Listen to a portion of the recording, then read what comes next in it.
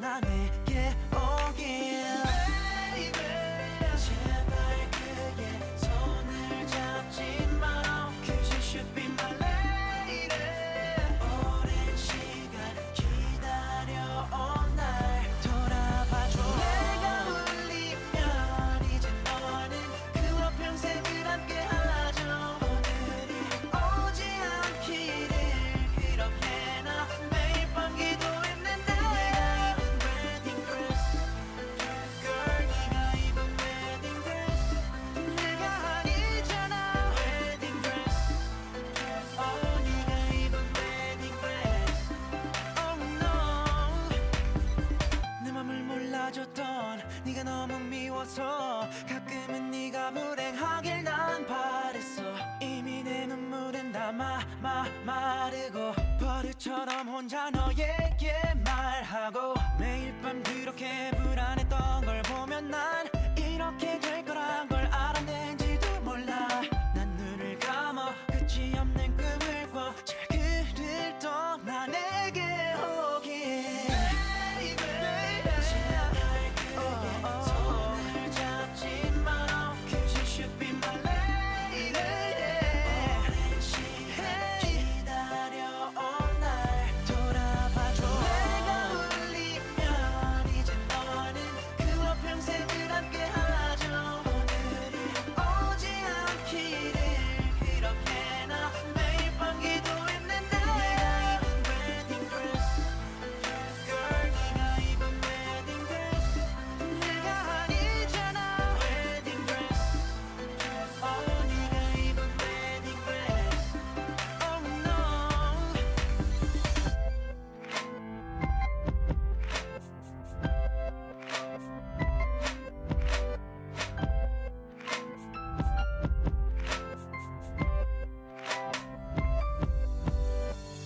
부디 그와 행복해 너를 잊을 수 있게 내 초라했던 모습들은 다 잊어줘 비록 한동안은 나 죽을 만큼 힘이 들겠지만 No 너무 오랜 시간을 착각 속에 홀로 바보처럼 살았죠 아직도 내 그녀는 날 보고서 하얗게 웃고 있는데 네가 입은 wedding dress Oh no Girl 네가 입은 wedding dress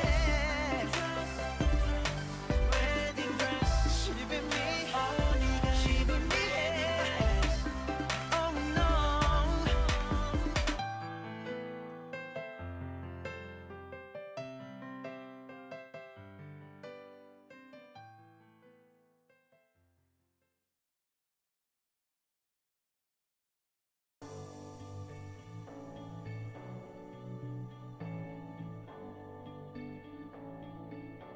I've been reading books of old, the legends and the myths, Achilles and his gold, Hercules and his gifts, and Spider-Man's control, and Batman with his fists. And clearly I don't see myself upon that list. But she said, where'd you wanna go? How much you wanna risk?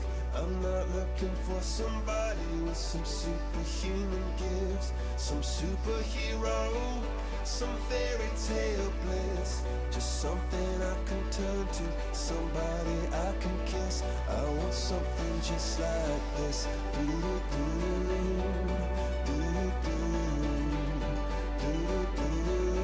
Oh, I want something just like this.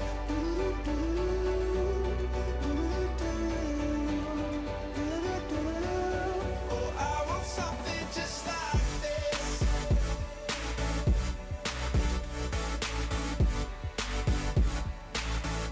I want something just like this.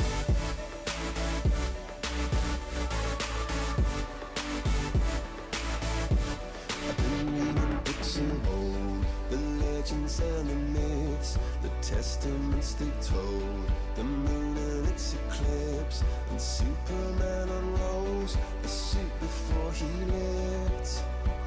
But I'm not the kind of person that it fits. She said, where'd you wanna go? How much you wanna risk? I'm not looking for somebody with some superhuman gifts, some superhero, some fairy tale bliss, just something I can turn to, somebody I can miss. I want something just like this.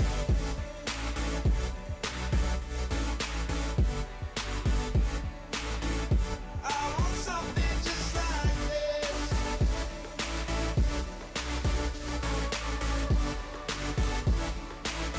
Oh, I want something just like this.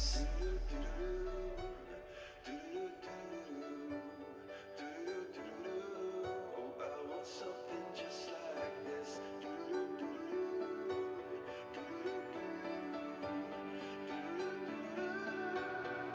Where'd you wanna go? How much you wanna risk? I'm not looking for somebody with some superhuman gifts, some superhero, some fairy tale bliss, just something I can turn to, somebody I can kiss. I want something just like this.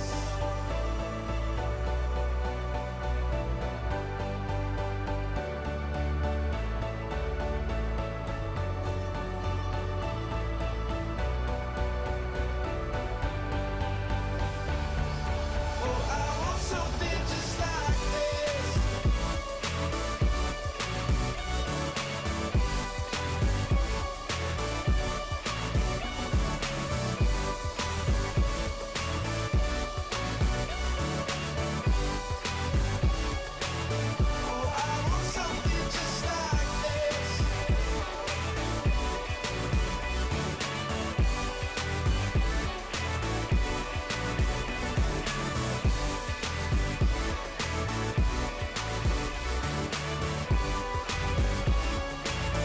Oh, I want something just like this.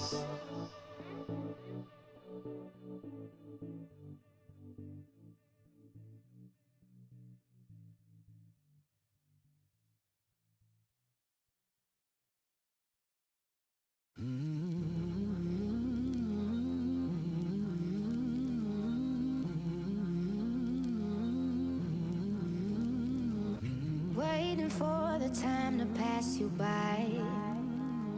Hope the winds of change will change your mind. I could give 1,000 reasons why, and I know you, and you've got to make it on your own, but we don't have to grow up, we can stay forever young. Living on my sofa, drinking rum and cola underneath the rising sun. I could give 1,000 reasons why, but you're going, and you know that all you have to do is stay a minute. Just take your time, the clock is ticking, so stay. All you have to do is wait a second. Your hands on mine, the clock is ticking, so stay.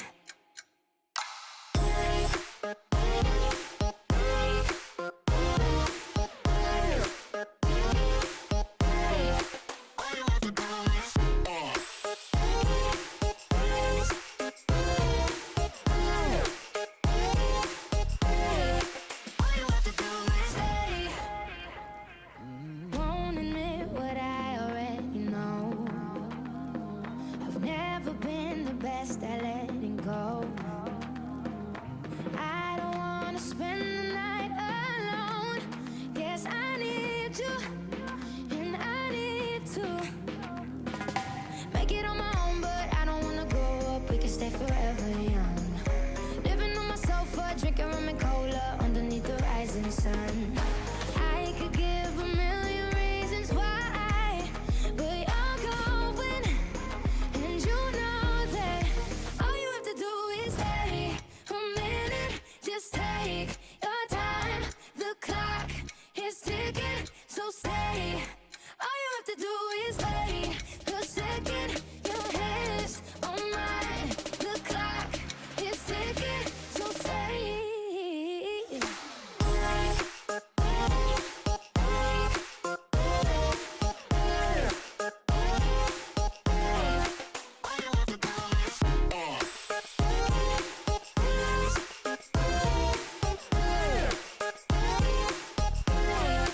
All you have to do is stay. stay. So stay. Yeah. All you have to do is stay.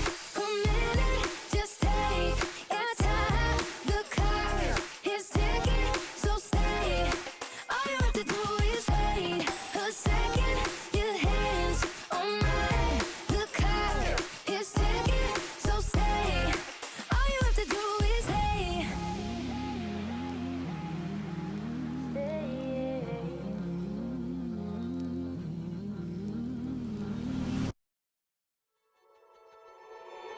I don't like my mind right now, stacking up problems that are so unnecessary. Wish that I could slow things down. I wanna let go, but there's comfort in the panic. And I drive myself crazy, thinking everything's about me. Yeah, I drive myself crazy, 'cause I can't escape the gravity. I'm holding on. Why is everything so heavy? Holding on to so much more than I can carry. I keep dragging around what's bringing me down. If I just let go, I'd be set free. Holding on. Why is everything so heavy? You say that I'm paranoid, but I'm pretty sure the world is out to get me. It's not like I made the choice to let my mind stay so fucking messy.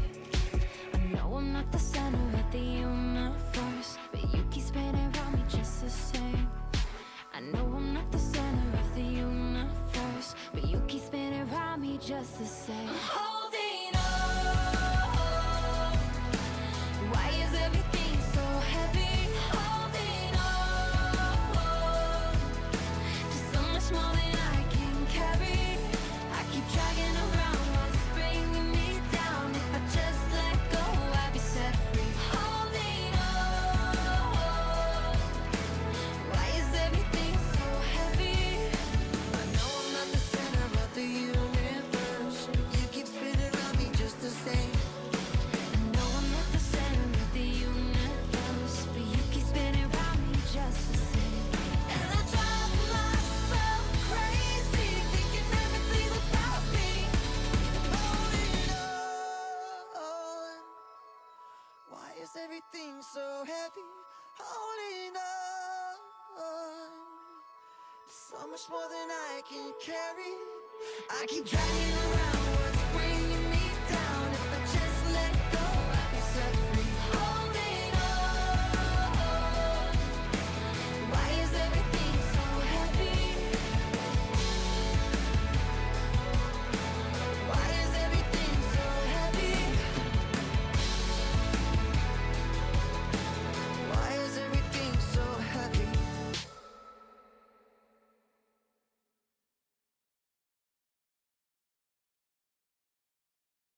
Ain't got a soapbox I can stand upon, but God gave me a stage, a guitar and a song. My daddy told me, son, don't you get involved in politics, religions, other people's quarrels. I'll paint the picture, let me set the scene. I know when I have children, they will know what it means. And I'll pass on the things my family's given to me. Just love and understanding, positivity. We could change this whole world with a piano, add a bass, some guitar, grab a beat, and away we go. I'm just a boy with a one-man show. No university, no degree, but Lord knows everybody's talking about exponential growth and the stock market crashing in their portfolios, while I'll be sitting here with a song that I wrote, saying love could change the world in a moment. But what do I know? Love can change the world in a moment. But what do I know? Love can change the world in a moment. The revolution revolution's coming, it's a minute away. I saw people marching in the streets today. You know we are made up of love and hate, but both of them are balanced on a razor blade. I'll paint the picture, let me set the scene. I know I'm all for people following their dreams. Just remember, life is more than fitting in your jeans. It's love and understanding, positivity. We could change this whole world with a piano, add a bass, some guitar, grab a beat, and away we go. I'm just a boy with a one-man show. No university, no degree, but Lord knows everybody's talking about exponential growth and the stock market crashing in their portfolios, while I'll be sitting here with a song that I wrote, saying love could change the world in a moment. But what do I know? Love can change the world in a moment. But what do I know? Love can change the world in a moment. I'll paint the picture, let me set the scene. You know the future's in the hands of you and me. So let's all get together, we can all be free. Spread love and understanding, positivity. We could change this whole world with a piano, add a bass, some guitar, grab a beat, and away we go. I'm just a boy with a one-man show. No university, no degree, but Lord knows everybody's talking about exponential growth and the stock market crashing in their portfolios, while I'll be sitting here with a song that I wrote, saying love could change the world in a moment. But what do I know? Love can change the world in a moment. But what do I know? Love can change the world in a moment. But what do I know?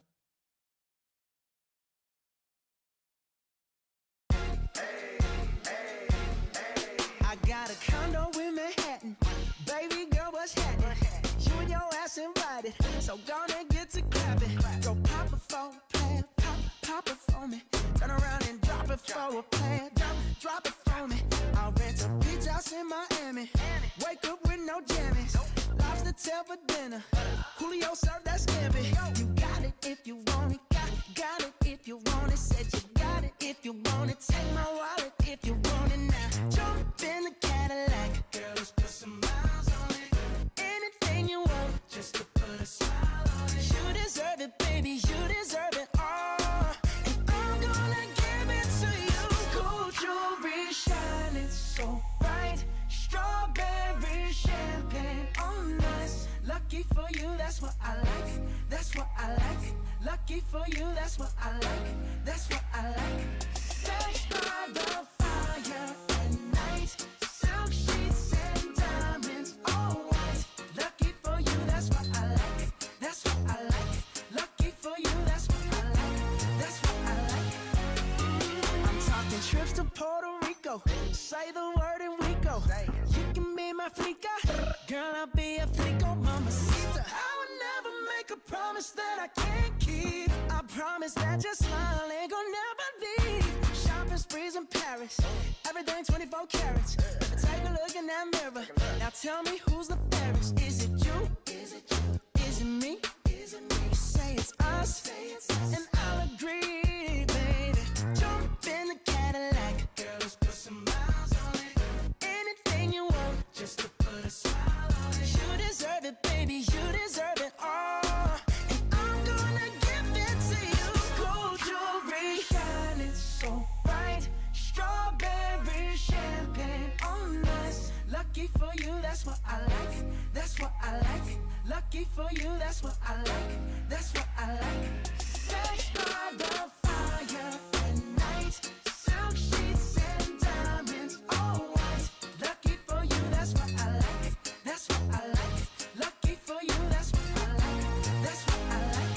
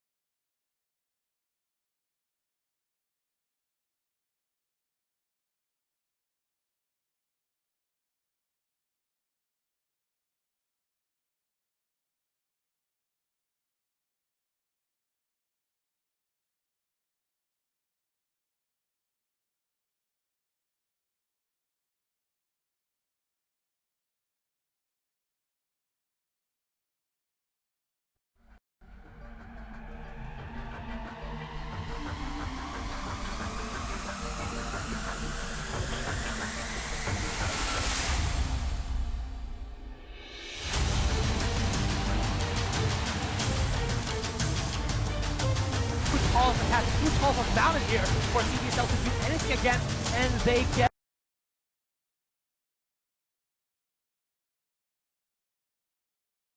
it. This is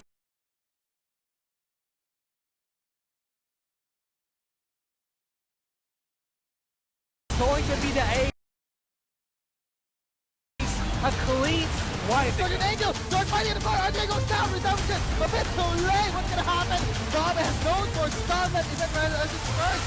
Daigo is jumping in, he's in the middle of the fray, here comes the tidal wave, jumping in and jumping out. Daigo digging really good. Back for the switch, but not gonna do much. Nard is just going to be a buy one, take one deal for JBL. They have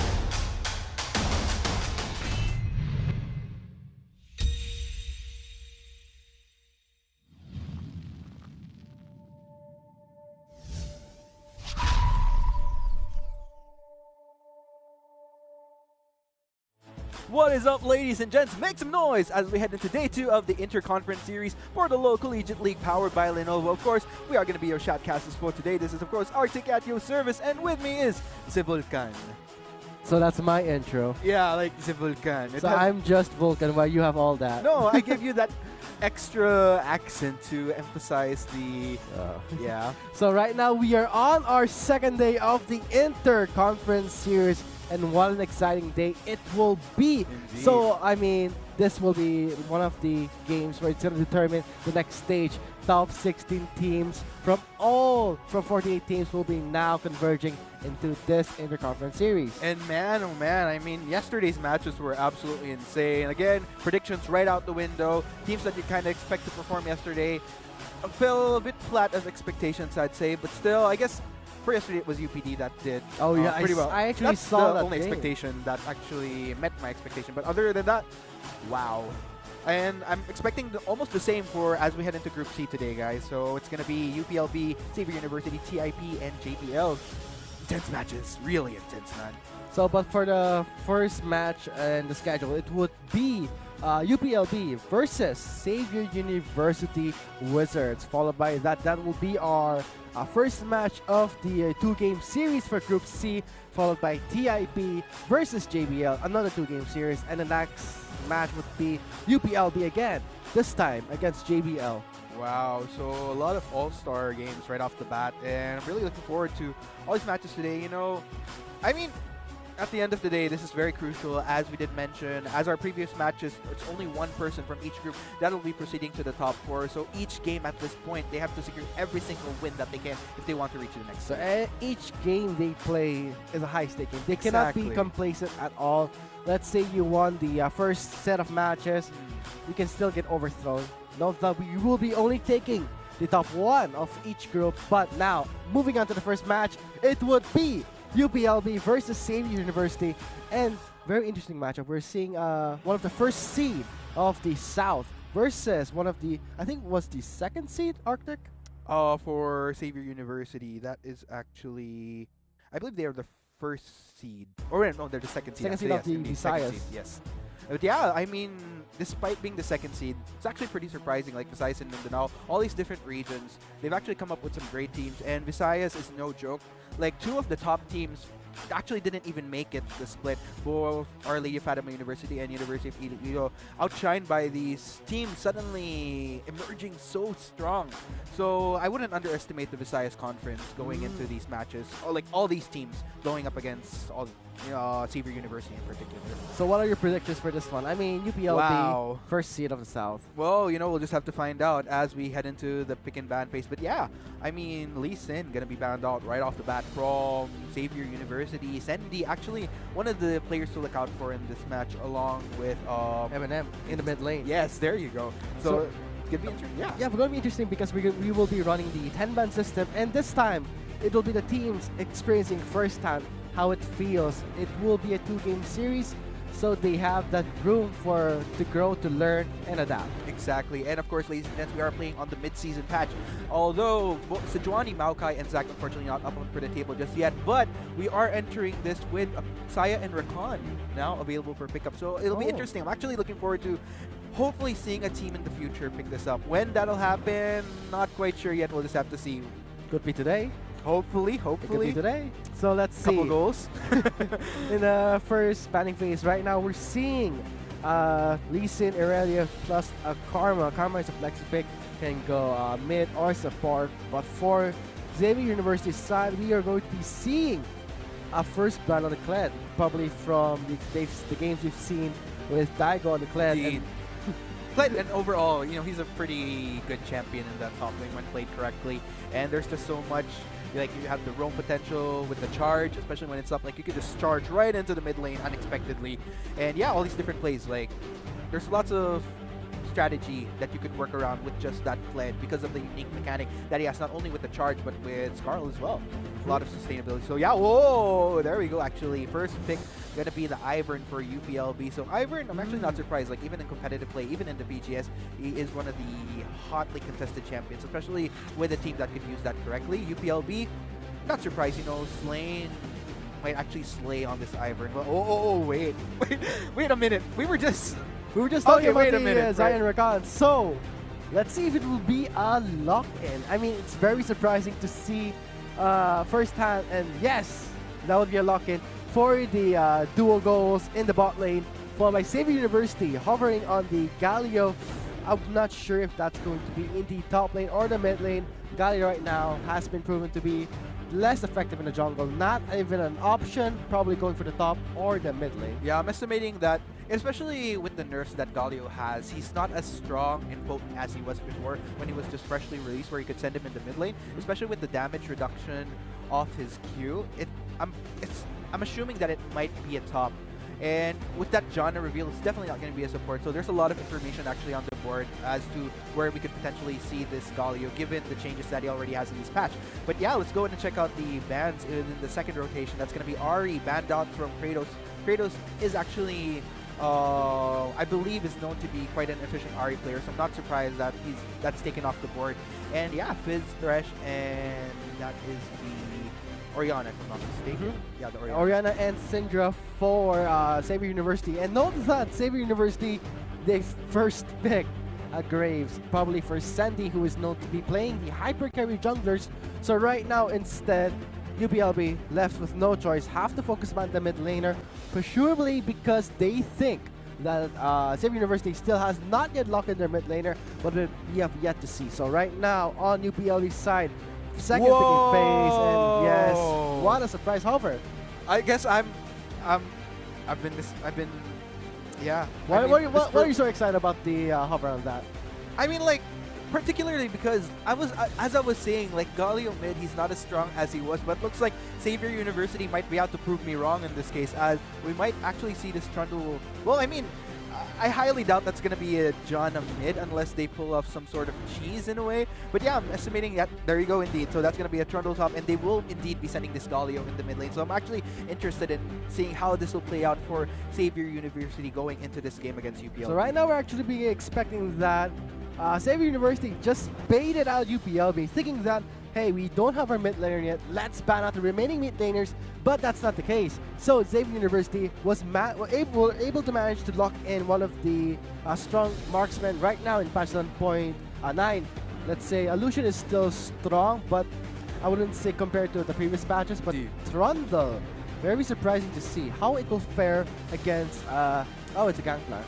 Yes, indeed. What can you say about the Gangplank? I mean, I was expecting maybe a more high-tier top laner, but yeah. a Gangplank against a Trundle, I'm not sure how it's going to turn out. Yeah, it's interesting, and I'm expecting, I mean, with the Trundle, even though he's not exactly within his prime as he was before, but still, we have seen some other games previously. I mean, just recently during the PGS promotionals, it was used by TNC Slando, wherein he saw much success, even though he didn't have the best time within the laning phase against the Poppy, but he actually emerged, he actually did quite well because of the split push potential that the Trundle has going into that mid and late game. So there's a lot of things going on for Xavier University that UPLB potentially has to answer to, but given UPLB's performance, I mean, this is a really interesting matchup that we have for today.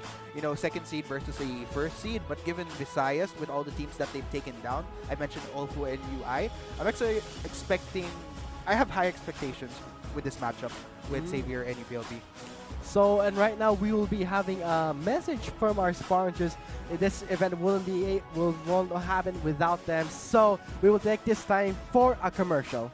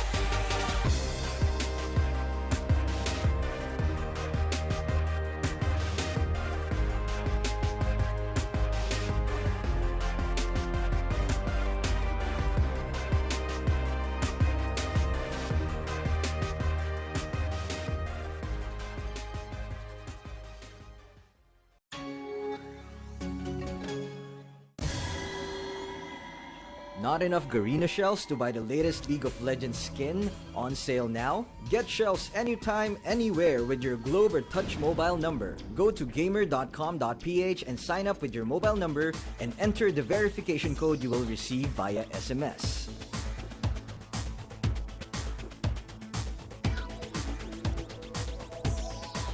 Log in and choose the game and pin you want. Check out to purchase the pin with your load or through your postpaid account and receive the pin on your phone instantly.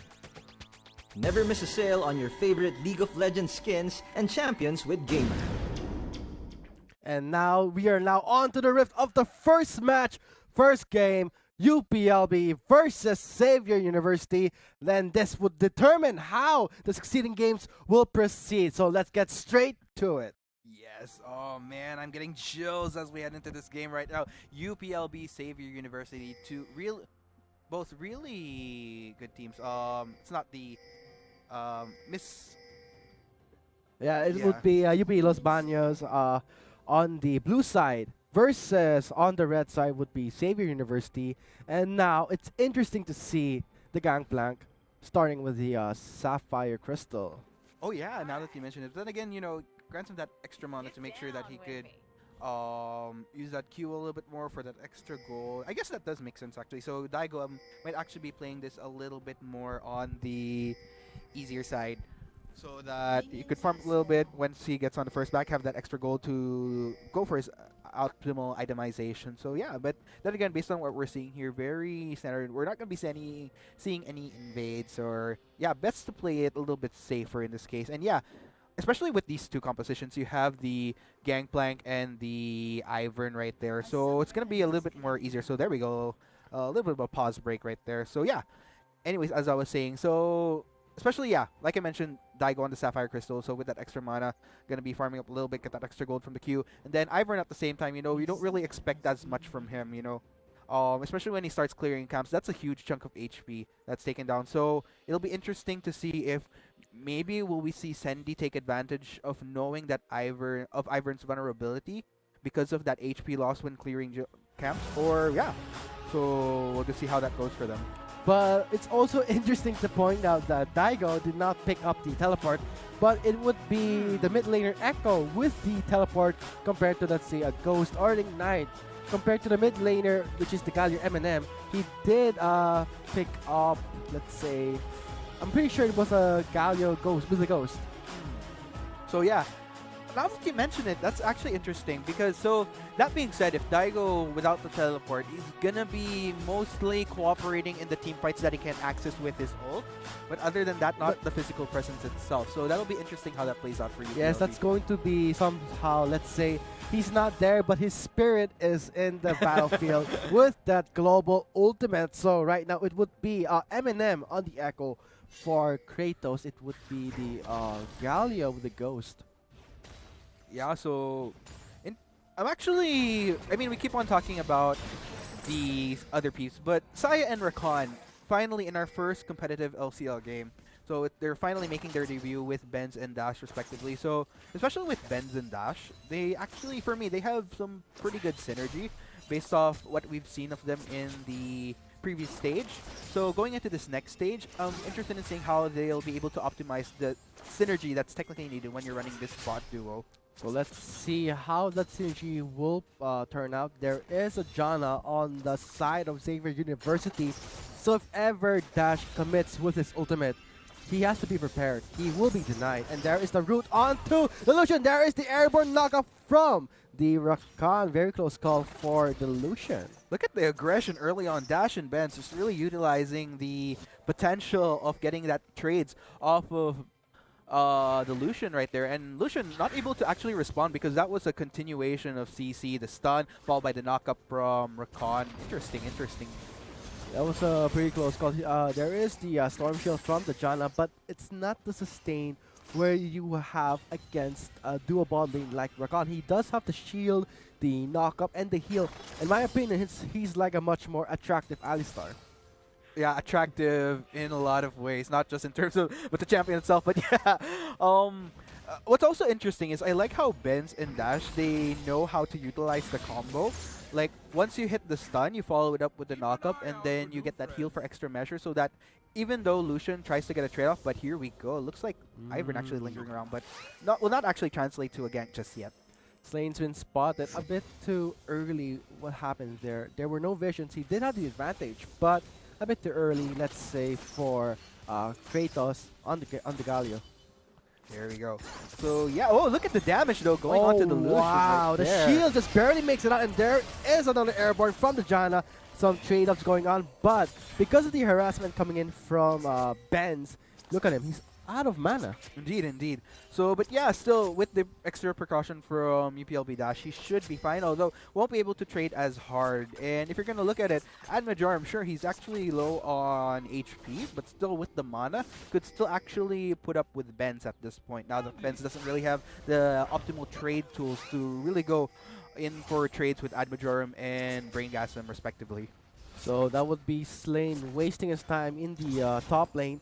A bit of a I can see that Slane wants to really put under pressure as an Ivern, but seeing how Xavier University is playing, how their lane phase, very safe, very conservative. They are not committing to harassment. If they do get harassed, they just back away. They know they can disengage. They have the Janna. Indeed, indeed, indeed. So, yeah, a lot of emphasis on this bot lane right here because of the Siren Rakan finally being seen here in this game. And who better to actually execute this bot lane duo than Benz and Dash of UPLB, given the level of play that we've seen from UPLB thus far. They definitely have not disappointed just yet. So when it comes to the late game, presumably maybe the mid game, who do you think UPLB should bank on in terms of bringing in the pain? Looking at the composition of UPLB, really late gamers. Yeah, definitely. And, well, there's actually a lot of I wouldn't say meat shields, but there's definitely a lot of champions that can't go down as easily. The Trundle, the Graves, because of the True Grit, and Galio just in general, quite tanky as a champion, especially once you start building up on a lot of items. There's definitely a lot of vulnerability with Admajorum right here, although it's somewhat, with the solution of the Janna, it helps in some way, although if Admajorum does get focused on early on, then that's going to prove to be a little bit problematic for XU. With that said, Eminem using the teleport to go back to his mid lane. So this gives, let's say, a signal to Xavier University saying that if ever they commit to a bot lane brawl, they can expect that they will have no response from UPLB, knowing that Daigo is not running the teleport. I can't stress enough that when a top laner does not pick up a teleport, you would expect that he will be staying in the top lane for his entirety of his life, just using the Cannon Barrage for the response. A nice two-man knockout from Benz, and right now a teleport coming in from Chubb. However, they are saying that Xavier University just displayed their, let's say, I wouldn't say aggression, but they know when to not start a fight. If they are going to instigate something, they have to realize that they have to finish it up. They have to clean up the fight, but if they cannot do that, don't even start the fight. Yeah, interesting actually that teleport was procced right there, but looks like there's a little bit of a 1v1 happening between this Ivern and Graves.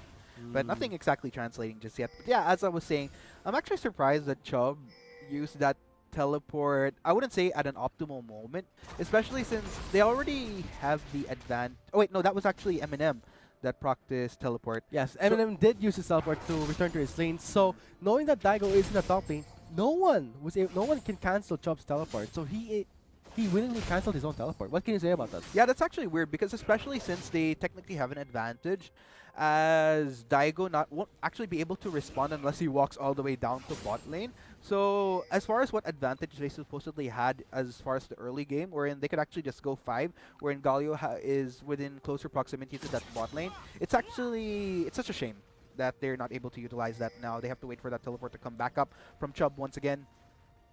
But note that Ben does have the red butt, so this will give Xavier University more of a, let's say, a warning sign. Let's not start a fight against Zaya and Rakan, knowing that they are the dual bot goals. I've seen them in action. It's very surprising that you cannot really gauge the damage coming from Zaya, because those feathers are something that she has to stack. And if she does recall those feathers, you're in for a lot of pain. Plus the bind, sort of like a Jin mechanic. I also noticed that it's actually tricky with this Galio if they plan on using him as an initiation tool in a way, because there's not really somebody that's to just really go hard in unless they just, it's basically just all walkers all the way. Like you have the Trundle gonna walk into clashes, Sendy would just dash in at most. And so yeah, probably the Janna, like a Flash Monsoon, but other than that, interesting how Galio. Probably if they could get UPLB to commit, but other than that, as far as them initiating themselves, not quite gonna happen. So right now we're seeing in the top lane, Sheen and Phage finished up by Daigo, but right now Slane hoping to redeem himself for a Project, but that won't happen. Not indeed. So yeah, still, both teams actually taking it easy. No first blood just yet. Everybody just taking their time, trying to get them farm. But especially for UPLB, that's technically what they should be doing. As far as who should be making plays as early on, I'd actually peg it on Xavier University just because they have that Lucian. But it's somewhat mitigated in a way because of the trait. But ooh, Here it comes, rooted onto Kratos, but he does burn his flash in the safety of the turret. But I think that Eminem and Slane is happy about that. They did burn a summoner in the mid lane. Yeah, exactly. Oh boy, retaliation comes from Sandy, calls up to Daisy for attack team. Hero's entrance will be expended for the damage reduction, but no kills will be translated to that. They're taking in time with Cindy, but Cannon Barrage from the top lane. Kratos is in a heap of trouble. First blood is on to Xavier University with Eminem picking up a kill. Right now, the chase will be going on to the riverside, but I can say that there is a Rakan, there is a Zaya. They have to at least not be too greedy. They did pick up the first blood. I mean, shouldn't you be happy with that? Yeah, indeed. And if you're gonna look at it, actually, it's interesting that I don't think Kratos didn't actually even need to go in with that entrance onto Graves. I feel like either way, you could look at it in two ways. Either there's that safety of nobody getting first blood yet, or sure, you did secure first blood, although there was still a casualty in the form of Kratos as a result. So it all depends on what Xavier University is trying to go for. If they feel that kills early on is much more optimal than trying to avoid UPLB scaling later on. This is actually good for Xavier University because they will be banking on Cindy, and we know that Cindy has been using those hyper carry junglers. So right now, a good addition for the first blood, but it's on to Eminem with the kill. So right now, we're seeing one of the key players on each team trying to snowball, trying to carry their team. But right now, I think Sandy has an advantage compared to an Echo, knowing that he did finish up the more defensive proto belt. That's actually, I actually agree with that.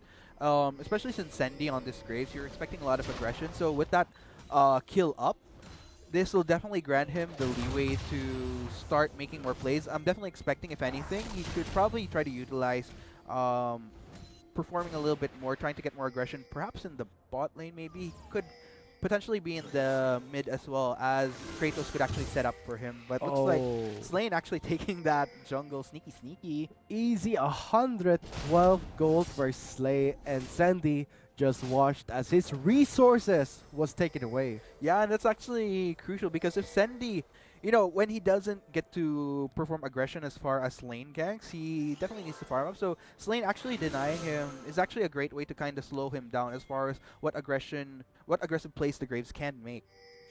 Interesting itemization coming in from Benz. He did pick up the Zeal and a BF Sword. Normally, what would you pick up on a Zaya? Well, There's been debates. I yeah, mean, there's been a lot of debates. I've seen some Zayas picking up Essence Reaver for the cooldown plus the mana regeneration. But right now, 3-man gang onto the mid lane, and now Kratos, with no form of escape, is forced to give a kill onto Eminem. I'm actually surprised. Oh, flash in from Amajoran, but there's the Cannon Barrage from Daigo. A help response from the top laner right now. A teleport from Eminem. Convergence will not connect for a stun, and I think Xavier University will be forced to back away. Exactly. I don't think Eminem actually needed to. That was very sneaky of Dash. Yeah, dashed right in, but didn't actually translate to anything. And actually, he's the one that was forced to back out in the end. But yeah, Eminem actually, well, they did try to make something out of it. So I'm actually not surprised that Eminem continued to teleport. Didn't translate to anything, but still, job well done to UPL. He still did get Kratos in that mid lane with the 3-man gank. Wait. Looks like Slane is spotted on the top side river. Subjugate is onto the Candy Boy. He's taking a lot of beating, but here comes the Cupcake Daisy for the response. More of a safety. Man, these cupcakes are making me hungry a bit, but dang! But with Why, that UPLB? said, I mean, Oh, wow, Mountain cupcakes are delicious, but I think a Mountain Drake is more appealing in this game. Yes, indeed. Enough of your hunger strike. Dude. Yeah, exactly. Just kidding. But yeah, this is actually going to be interesting. With that Mountain Drake, it'll actually allow this bot lane to push a little bit more harder. And I wouldn't actually be surprised if the first turret to go down for them would be the bot side maybe, or even the top, either way, because of the push potential both the Trundle has, because of the boosted auto attack speed from the domain, as well as Lucian, just the passive itself, because of the double auto attacks. And with Eminem picking up the blue buff will help greatly in his laning phase. But looking at Benz's itemization, I think we are going to be seeing an Essence Reaver. 2 long swords can build up the Colossus Hammer. Let's see, but there's been so much debate. Should Azaya rush an Essence Reaver or get an Infinity Edge? Or I've seen some Zayas rushing a Rune and Hurricane. Oh, what? What? Really? Yep, I've seen it.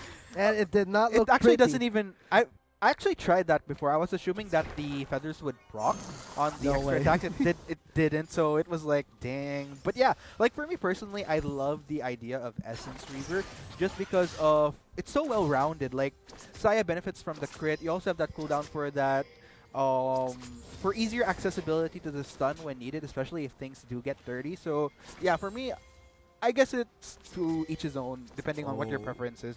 But wow, looks like a sneaky potential play coming in from UPLB if they decide to pursue this.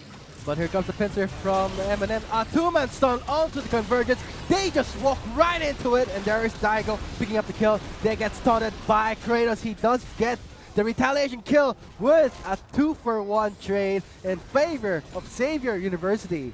Wow, that was the numbers game right there being played, but looks like another story is happening in this bot lane. Redemption? Sorry, not that would be the... It's really confusing to see that, but right now we will be seeing the first turret going in the hands of UP Los Baños. Wow, both sides, but yeah, in the end, first turret still going into UPLB, so good for them, getting that additional gold to their advantage right there. But wow! Flash in from Dash! A 2-man log up onto the bot lane duo. Right now, Slate is there for the assist. Redemption for the heal, but there is the Monsoon to disengage. Xavier University does not even want to deal with a 3-man gang from UPLB. Interesting actually how Dash is trying to make all these plays. Nothing quite fruitful just yet, although I do admire the attempts in a way as far as his cunning into dashing. Oh boy. A Rift Wow, Herald. there Yes! you go. Here it comes, the very much awaited Rift Herald. Let's see how Xavier University will be using this if they get it. Here comes Eminem with a stun onto Chubb. He is very low. There is the chrono break with Eminem picking up the kill. And right now, Daigo is onto Senti. Very low, but it would be Eminem blinking red, still getting the double kill. The Rift Herald is very low. Where will the eye pop? And that will answer for a Rift Herald with UPLB snatching it away from Xavier University. Yeah, and they're going to be giving that to Daigo. Very interesting indeed. And yeah, it's such a shame because Xavier University, especially since I feel that they have a lot more potential as far as sieging objectives. That would have been a very juicy Rift Herald for them Feels if they were bad. managed to secure. But yeah, feels bad, man. UPLB in the right place at the right time. Was able to get it. Looks like Daigo will be boy. releasing the full wrath right there. Let's Sugod, see. mga kapatid! Wala na yan! Basag boom! That Damn is it. so satisfying to see. But right now, I think Daigo is happy with that. But wouldn't you normally keep using the Rift Herald to keep pushing the top lane? Yeah, I'm actually for me it's definitely a you want by having that turret down right away. It definitely gives Daigo a little bit more room to roam around because that was one of the issues that we've kind of had with him with not having that teleport up. It's like you're seeing this a really friendly animal. Say, looking so and stops in the midway, say hello, but then goes rushes into the turret. But right now, Kratos goes in for Eminem, hoping to get that juicy bounty. But I think Eminem is a very slippery target. He does have the chrono break plus the face dive. Just one of the many advantages of playing that Echo for Eminem. It's definitely working for him thus far for 1-1. So yeah, he's actually doing pretty good justice for this Echo right here, and it's only going to get stronger, only going to make it harder for Xavier University as UPLB prolongs this game. If they transition to that mid and late, going to make things very tricky for XC. I think Daigo did not use the Rift Herald properly.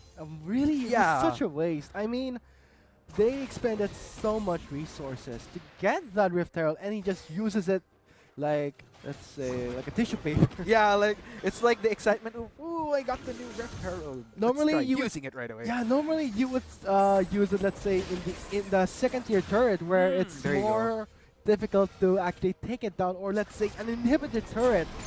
He just got it fresh and he just used it already. I mean, Exactly. He could have at least used the passive of the Void Glimpse, the Empowered Recall for more added pressure, but that's a pretty much of a waste. Yeah, indeed. I mean, it's probably the excitement. You know how it's kind of like a scenario when you're playing Pokemon. You catch a new Pokemon, you want to use it right away. And you go to the box and you accidentally release it. yeah, there you go, there you go. Oopsie.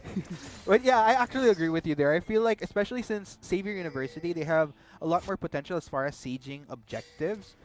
With the exception of the Ivern perhaps in clearing jungle camps, but what was that thought right there? My lord, 3-man gang onto the bot lane with Benz picking up a very easy kill onto the support of Xavier University. Right now, they have lost control of the bot lane, so this will transition for UPM Los Baños, taking in the Ocean Drake. And Xavier University really have to start making plays here because otherwise if UPLB does scale in later on, they're going to have such a tough time. Ooh, tagging in Daisy a bit too early, probably for the Ocean Drake. Although I actually do kind of like Xavier University's competition. They have a lot of meat walls in the form of Strongbow and the Galio and the Jana for extra protection if things go down. But looks like something will be going down. Maybe not quite. That would be UP Los Baños picking up the Ocean Drake uncontested, very easy. But right now into top lane, the pressure is on onto UP Los Baños, but I don't think Chop is pushing very effectively in my opinion. True. Because the tricky part is that looks like they are sieging this mid lane though. But question is, will this? Yeah, looks like Xavier University's mid lane outer turret will survive another day. For the meantime, but yeah, definitely Xavier University, considering that the comp they have, I'm finding their pacing a little bit slower than what you'd expect of when you have such champions like the Lucian, like the Graves, where you could just really exert a lot of aggression, but looks like they're struggling to find their footing in this game. Chop, I don't think Chop is gonna make it out here alive. He does get exhausted, plus the Cannon Barrage. And with Daigo with 214, more gold will help him build. Against the Trundle, he does have the Yomu's Ghost Blade. Not much lethality. Normally, he would go for, let's say, sorry. Lethality would be a good pickup, but if ever Chop is stacking more and more armor, he would go for the Last Whisper. Yes, indeed. And it looks like Dash and Eminem gonna try to make something out of Sendy here. Oh, Sandy's really having a hard time showing what he's got. He has to be the one to help his lane. He is the one to pick up hyper carry junglers. But right now, we're not seeing Sandy performing to his team's expectations. Indeed, this is a different Sendy from what we've seen in the conference stage. But then again, this is probably the effect of going up such a high caliber.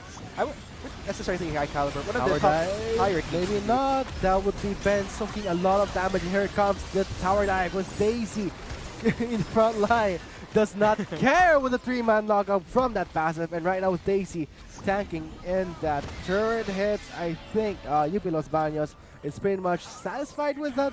Slowly chipping away the mid lane outer turret. But right now, Slane, a pretty close call. And now, let's see, we're seeing Daigo moving towards the mid lane this time. But Sendy's not there. Plus, Adamajorum, no mana. Not to mention, no more ultimates. He actually spent a lot of time trying to push that mid lane and didn't really translate to anything. Sure, Daigo kind of got a split in the top, but the creep wave didn't even reach that lane. It's only going to give free farm to Chubb. Oh, come on. Go for the recall. So that would be, let's say, cool off for Zion Recon right now. But as what you said, I think Saving University is really sieging really well. Exactly. I mean, if they did have the Rift Herald, this would have changed the flow of the game. But right now, Daigo going for a very aggressive dive with the Cannon Barrage. And look at that. With the help of the Thunderlord's Decree, he picks up a kill onto Braingasm. Indeed. That was very actually, I'm actually surprised at Braingasm, you know, especially with the positioning that he had in that fight. Not exactly the most optimal. Maybe he wanted to try to defend, but as a result, that's a casualty right down for XU. Oh, look like Chubb will be... Oh, look at the clear coming in from the barrels. Chubb, I think, is regretting his decision. He does get slowed from the barrel, but I think mid lane is more interesting looking at the potential fight that could have broken out. But UP Los Baños, they know their limits. They'll be backing out. But I think we might be seeing what happened there.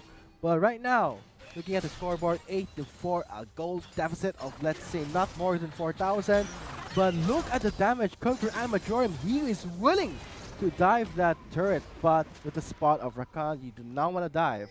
Nope, not at all. And yeah, that was a good attempt, though. It's just that with Benz's kit on this Saya, able to avoid death right at that last minute. So yeah, let's go ahead and check out this replay though to see what happened. So Slane actually taking the bulk of the culling right there. Benz actually couldn't take it himself. Wow. No balance whatsoever, and does go down. Good for Admajorum. It was like there was a magnet attached to Slane.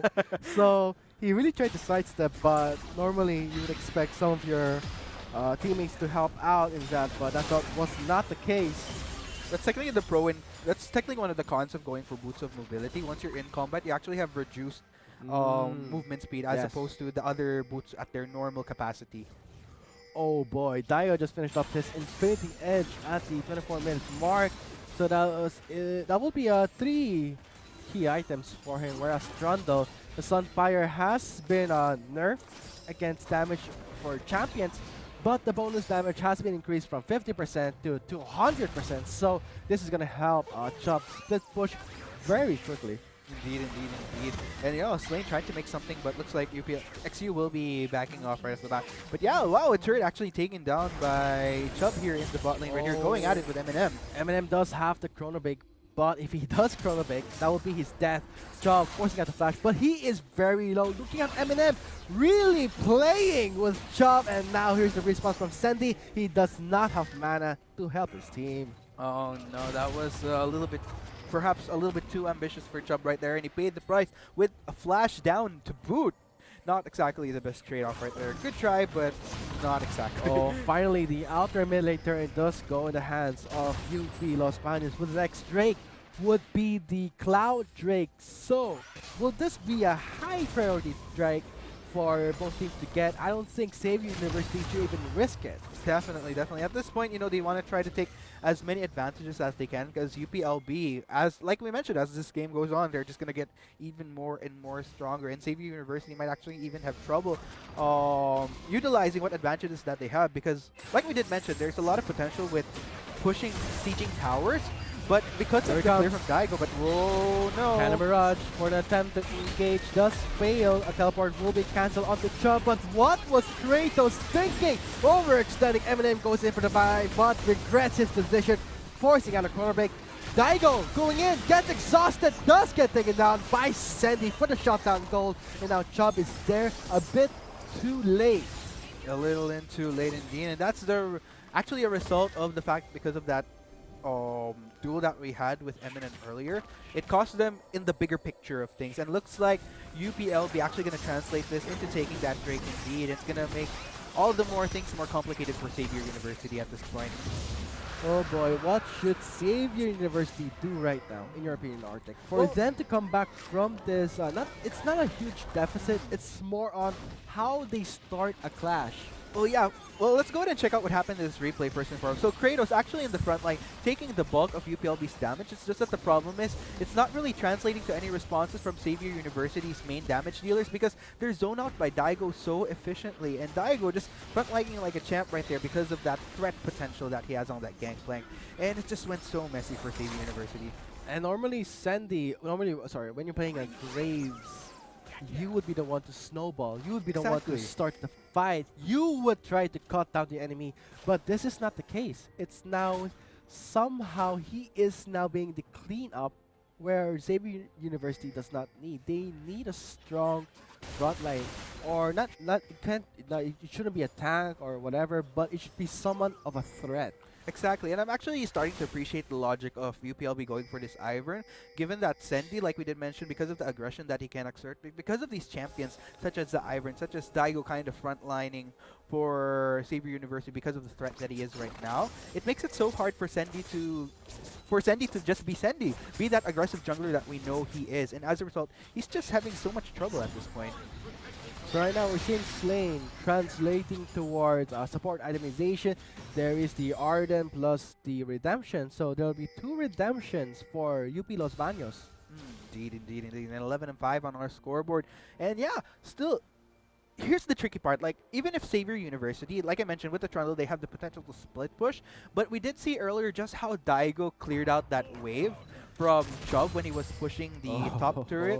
Look at the barrels, just the damage that it deals onto those minions, which makes it so hard for Xavier University to even siege turrets in the first place, because they instantly lose out on the wave.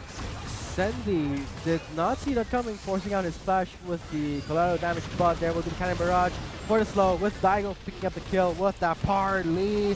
But right now, Majoran trying to find his moment to enter the clash, and right now Dash connects it onto Slain. There is redemption for the rejuvenation.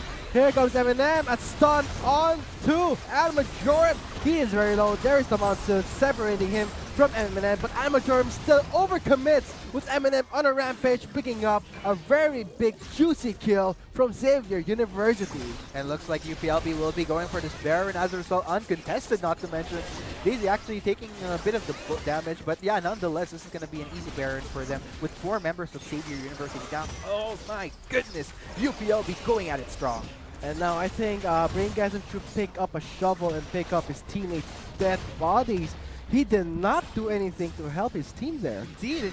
And this is what's so tricky about Xavier University. Wow. Whoa. What was Feels that? good, man. Yeah, that feels so good. And so very satisfying. Dang, man. UPLB on skyrocketing out of control right now. And I don't think Xavier University can even keep up with them at this point. Because the thing that's happening here is actually Xavier University, they have somewhat of a good composition. It's just that, again, the primary damage dealers, the Graves, the Lucian, they're not able to do as much because they keep on getting zoned out by elements such as Daisy, such as Daigo to an extent because of those barrels. And even though Kratos, like, he gets into the back line, but there's just no follow-ups happening because of UPLB's threat in the front line. So this is a 2-game series. Let's hope whoever wins or loses this game, they can use that knowledge and carry it towards the second game of the match 1 of UPLB versus Xavier University. But right now, I don't think this is the right time for you to even stay in your jungle, knowing that Xavier University not investing so much wards on their own red side. And here it comes, Chubb taking in the hero's entrance damage reduction. He cannot even get near, but he goes in for dash. There is the Cannon Barrage onto Chubb. Very nicely placed cannon rush by Daigo. Very effective, zoning at the members of Xavier University. Braingasm goes down, giving the double kill onto Daigo. Oh no, and especially with that Baron buff, this may potentially be the game. Those are very heavy death timers. More than 30 seconds left on 3 members of Xavier University with only Chubb and Ad Majorum to defend. What could happen now? What could happen now is hope that Xavier University can carry the knowledge onto the second game and deny UP Los Baños in the first match for a clean sweep. And there we go, Tower 1, Tower 2 down. That's gonna be the Nexus. Ladies and gentlemen, winners of the first game, congratulations, UP Los Baños. What a game it was, but I gotta say, Xavier University, they really had a good draft, but they did not utilize it very effectively. Yeah, and I really found the Galio somewhat problematic with the composition that they have. I kind of saw what they were going for, where they have this meaty front line. It's just that the Galio, given the kit that he has, and like I mentioned, the nerfs, it kind of prevailed in this game. He's not really dishing out the damage that he can, even though he goes in. And I feel like Xavier University had such trouble as a result. You know, the Galio was more of a meat wall than actually having a solid AP carry that could deal AP damage. Yes, that's very unfortunate for Xavier University. But hope is not lost. This is the first day of the Interconference group stages of Group C. So they have to take it in towards their second game. But here are the end game stats. And wow, look at this. M&M actually just really doing good on this Echo. And even Daigo to an extent, 8-8 on this Gangplank. All across the board, actually, UPLB did absolutely fantastic. Even with this debut of Saya and Rakon, utilized it quite well. As Xavier University, they did try. I saw what they were going for, but hopefully, as you mentioned, with the knowledge that they've gained from this first game, they draft it a little bit more smart. And look at the damage from Daigo. Barrels galore indeed. I think someone in the stream right now would be very happy to see that a Gangplank is effective in the LCL. Yeah, and who else to demonstrate that than Daigo? Daigo, one of the ex-pro players of Naga Esports. So right now, guys, there you have it. The first match between UP Los Baños versus Xavier University, with UP Los Baños winning that game with great executed macro play. But do not go away. We will have our second game after a short break. To the convergence, they just walk right into it, and there is Daigo picking up the kill. They get started by Kratos. He does get the retaliation kill with the start onto Chubb. He is very low. There is the chrono break with Eminem picking up the kill, and right now Daigo is onto Sengi. Very low, but it would be Eminem blinking red, still getting the double kill. The Rift Herald is very low. Where will the eye pop? And that will answer for a Rift Herald with UPLB snatching away the barrage. For the attempt to engage does fail. A teleport moving cancel onto Chubb, but what was Kratos thinking? Overextending, Eminem goes in for the buy, but regrets his decision, forcing out a corner break. Daigo going in, gets exhausted, does get taken down by Sandy, but the shot down goal, and now Chubb is there a bit. Goes Eminem, a stun on to Almajoran. He is very low. There is the monster separating him from Eminem, but Almajoran still overcommits with Eminem on a rampage, picking up a very big juicy kill. So Xavier did the first match for a clean sweep.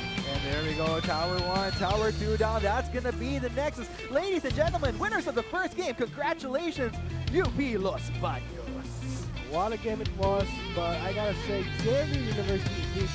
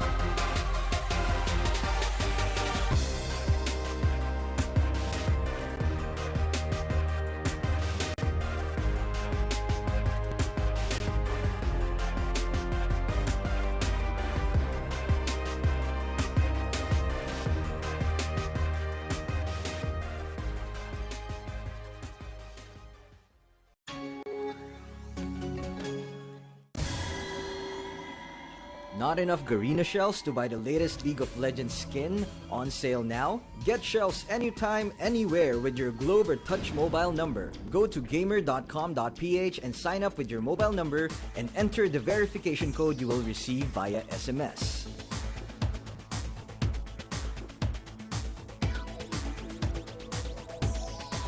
Log in and choose the game and pin you want. Check out to purchase the pin with your load or through your postpaid account and receive the pin on your phone instantly. Never miss a sale on your favorite League of Legends skins and champions with Gamer.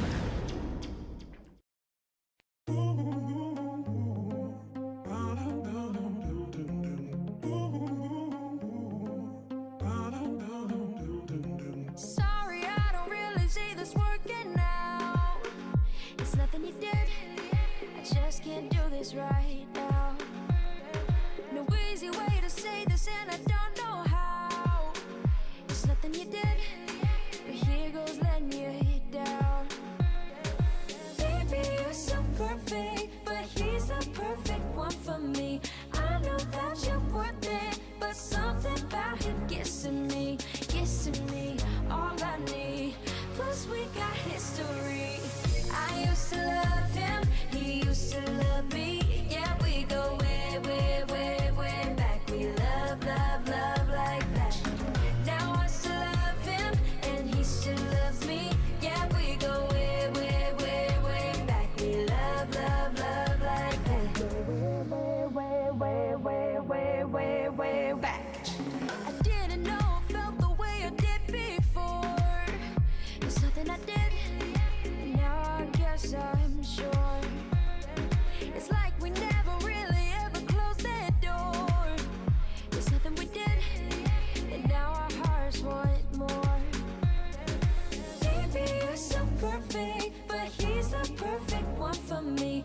I know that you're worth it, but something about him gets to me, all I need. Plus we got history. I used to love him, he used to love me. Yeah, we go way, way, way, way back. We love, love, love like that. Now I still love him, and he still loves me. Yeah, we go way, way, way, way back. We love, love, love like that. Way, way, way, way, way, way, way back.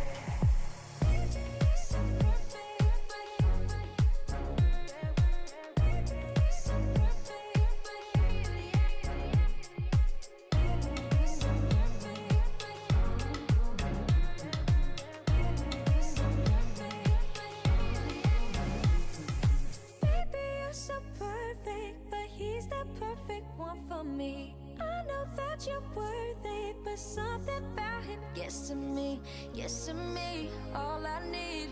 Plus we got history. I used to love him, he used to love me. Yeah, we go way, way, way, way back. We love, love, love like that. Now I still love him, and he still loves me. Yeah, we go way, way, way, way back. Love, love, love like that. I used to love him, he used to love me. Yeah, we go way, way, way, way back. We love, love, love like that. Now I still love him, and he still loves me. Yeah, we go way, way, way, way back. We love, love, love like that. Go way, way, way, way, way, way, way, way back.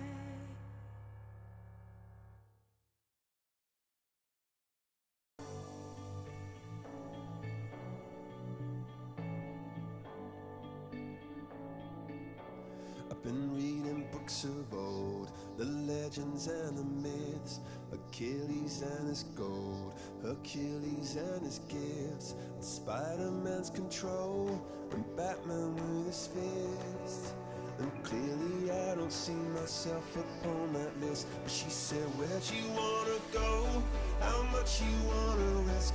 I'm not looking for somebody with some superhuman gifts, some superhero, some fairy tale bliss. Just something I can turn to, somebody I can kiss. I want something just like this.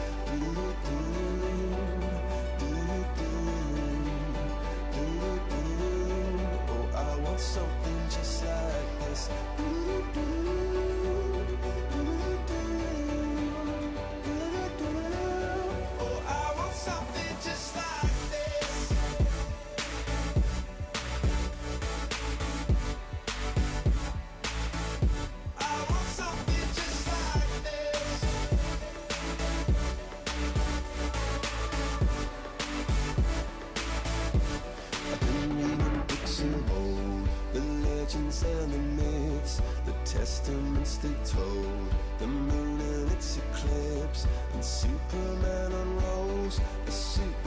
he lived. But I'm not the kind of person that it fits. She said, where'd you wanna go? How much you wanna risk? I'm not looking for somebody with some superhuman gifts, some superhero, some fairy tale bliss. Just something I can turn to, somebody I can miss. I want something just like this.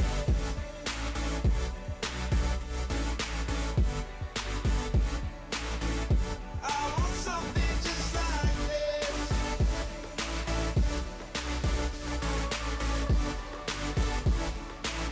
Oh, I want something just like this.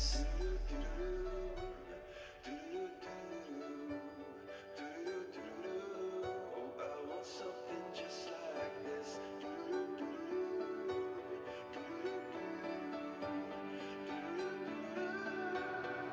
Where'd you wanna go? How much you wanna risk? I'm not looking for somebody with some superhuman gifts, some superhero, some fairy tale bliss. Just something I can turn to, somebody I can kiss. I want something just like this.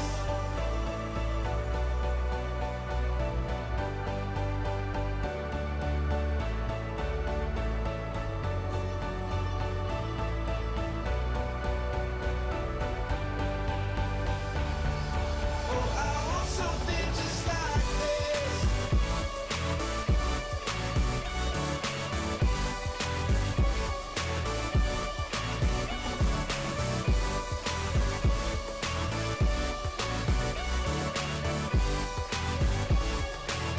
Oh, I want something just like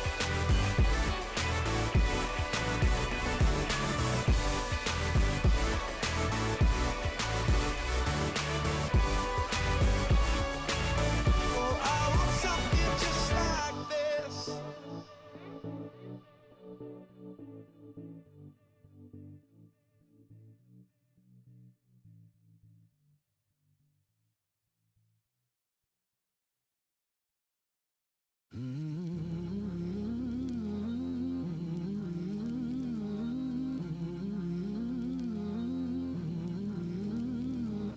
Waiting for the time to pass you by. Hope the winds of change will change your mind. I could give 1,000 reasons why, and I know you, and you've got to make it on your own, but we don't have to grow up, we can stay forever young. Living on my sofa, drinking rum and cola underneath the rising sun. I could give 1,000 reasons why, but you're going, and you know that all you have to do is stay a minute. Just take your time, the clock is ticking, so stay. All you have to do is wait a second, your hands on mine, the clock is ticking, so stay.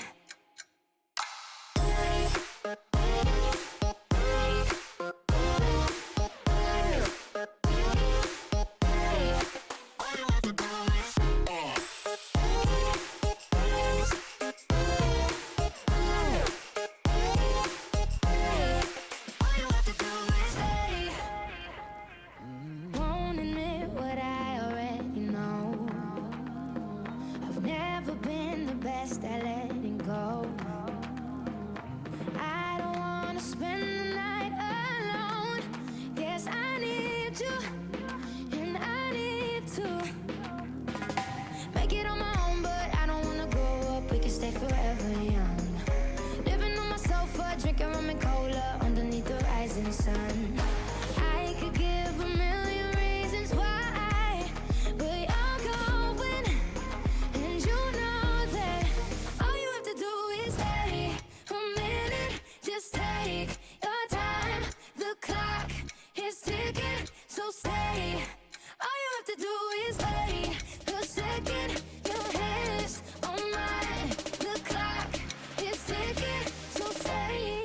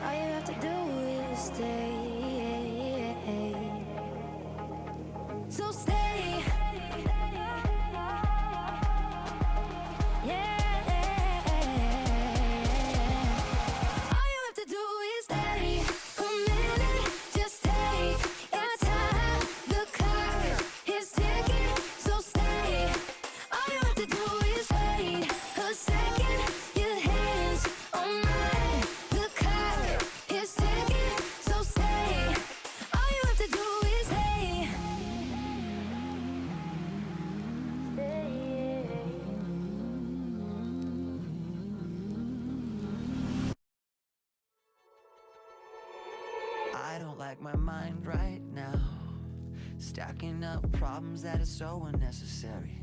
Wish that I could slow things down. I wanna let go, but there's comfort in the panic. And I drive myself crazy, thinking everything's about me.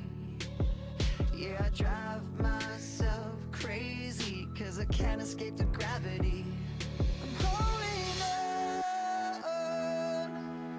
Why is everything so heavy? Holding on to so much more than I can carry. I keep dragging around what's bringing me down. If I just let go, I'd be set free. Holding on. Why is everything so heavy? You say that I'm paranoid, but I'm pretty sure the water's out to get me. It's not like I made the choice to let my mind stay so fucking messy. I know I'm not the center of the universe, but you keep spinning around me just the same. I know I'm not the center of the universe, but you keep spinning around me just the same. I'm holding on. Why is everything so heavy? Holding on to so much more than I can carry. I keep dragging around what's bringing me down. If I just let go, I'd be set free. Holding on. Why is everything so heavy? I know I'm not the center of the universe, but you keep spinning around me just the same. I know I'm not the center of the universe, but you keep spinning around me just the same. And I drive myself crazy, thinking everything's about me. Holding on. Why is everything so heavy? Holding on.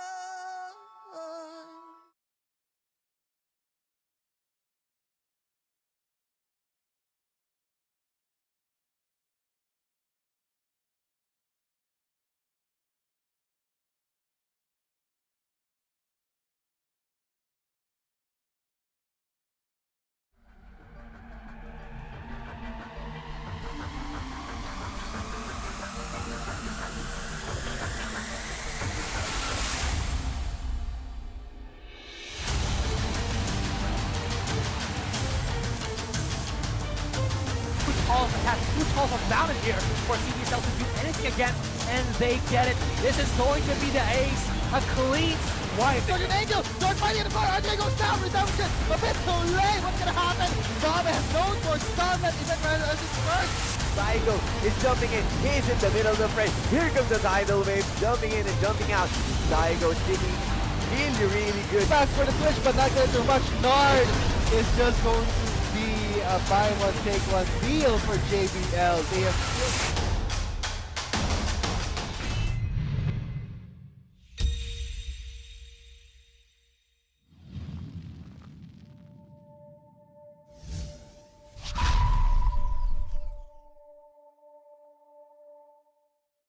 Hello guys and welcome back to the Interconference Series group stage of Group C. We will be your shotcasters. I am Vulcan and joining with me is my co-caster Atlas. And of course, coming into the Lenovo LoL Collegiate League 2017 spring term, the Interconference, as you always say, is where the LCL truly begins, because this is where all the teams have been narrowed down to the strongest from each region. And we just saw that. We just saw a really convincing victory coming from University of the Philippines Los Baños in the last game against Xavier University Wizards. And coming from that game, this is going to be up to Xavier University to deny 3 points from the group stages from UPLB. So what can you say of that game one? What did Xavier University did wrong? I think it all started from the draft, because I think the Lulu ban was apt. I think the Thresh ban was also apt. But I think they focused too much on trying to shut down Daigo by banning out the Kled. But just one ban against Daigo is not enough. So you see here, they're also going to ban Kled again, but I don't think it's efficient. They should have just banned Ivern straight up earlier. And because Ivern was really the cause of a lot of their problems. Slane couldn't be his hyper carry self because Daisy was denying so much of his damage, and Ivern himself, rather, Sandy couldn't hyper carry because Slane was just denying him with Ivern. I mean, what can you predict from UP Los Baños right now and Xavier University? Right now, Xavier University would be on the blue side, where they get the first pick priority. But right now, I'm not pretty Yeah, I sure. think UPLB will be the one to ban Ivern Yes. now because they are red side, and giving that away to the first pick is just way too costly, which is what Xavier University should have done. Yeah, we've seen the Ivern in action, so let's see right now. UP Los Baños still thinking for that second ban, but to our viewers out there, note that we are still running the search and win trivia because on the first game we did not see any mix. So right now in this second game, we will have 2 search and win trivia links. So be prepared and keep your attention on the stream, and we will try our best to point out key details that might pop up in the trivia. But of course, you also have to pay so much attention. It could have been a small detail in the game because UPLB Xavier University, this game is probably going to be as explosive as the last one. The support man from Xavier University will be against Dash. The Rakan, actually banning out one side of the half of the Rakan side combo. It's actually huge, especially if you're banning out Rakan, because Rakan I think is stronger and more useful as a support. I think he's coming into one of the high-class supports, in my honest opinion. One of the strongest. And they're also going to ban out another support here, Dash, because UPLB did ban out the Lulu here. Still no Ivern ban from both sides. It might, which is I'm really scared because of course Sandy does play a lot of hyper carry junglers, but if he can adapt to that Ivern, if UPLB doesn't ban it out, then it might be very hard for UPLB.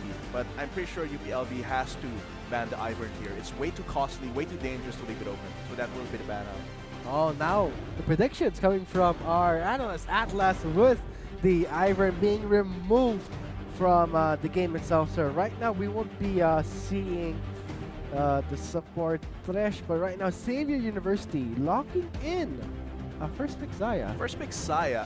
Without the Rakan, she's a bit weaker, but it is because of her attack speed doesn't get shared. It's like, it doesn't get shared with Rakan.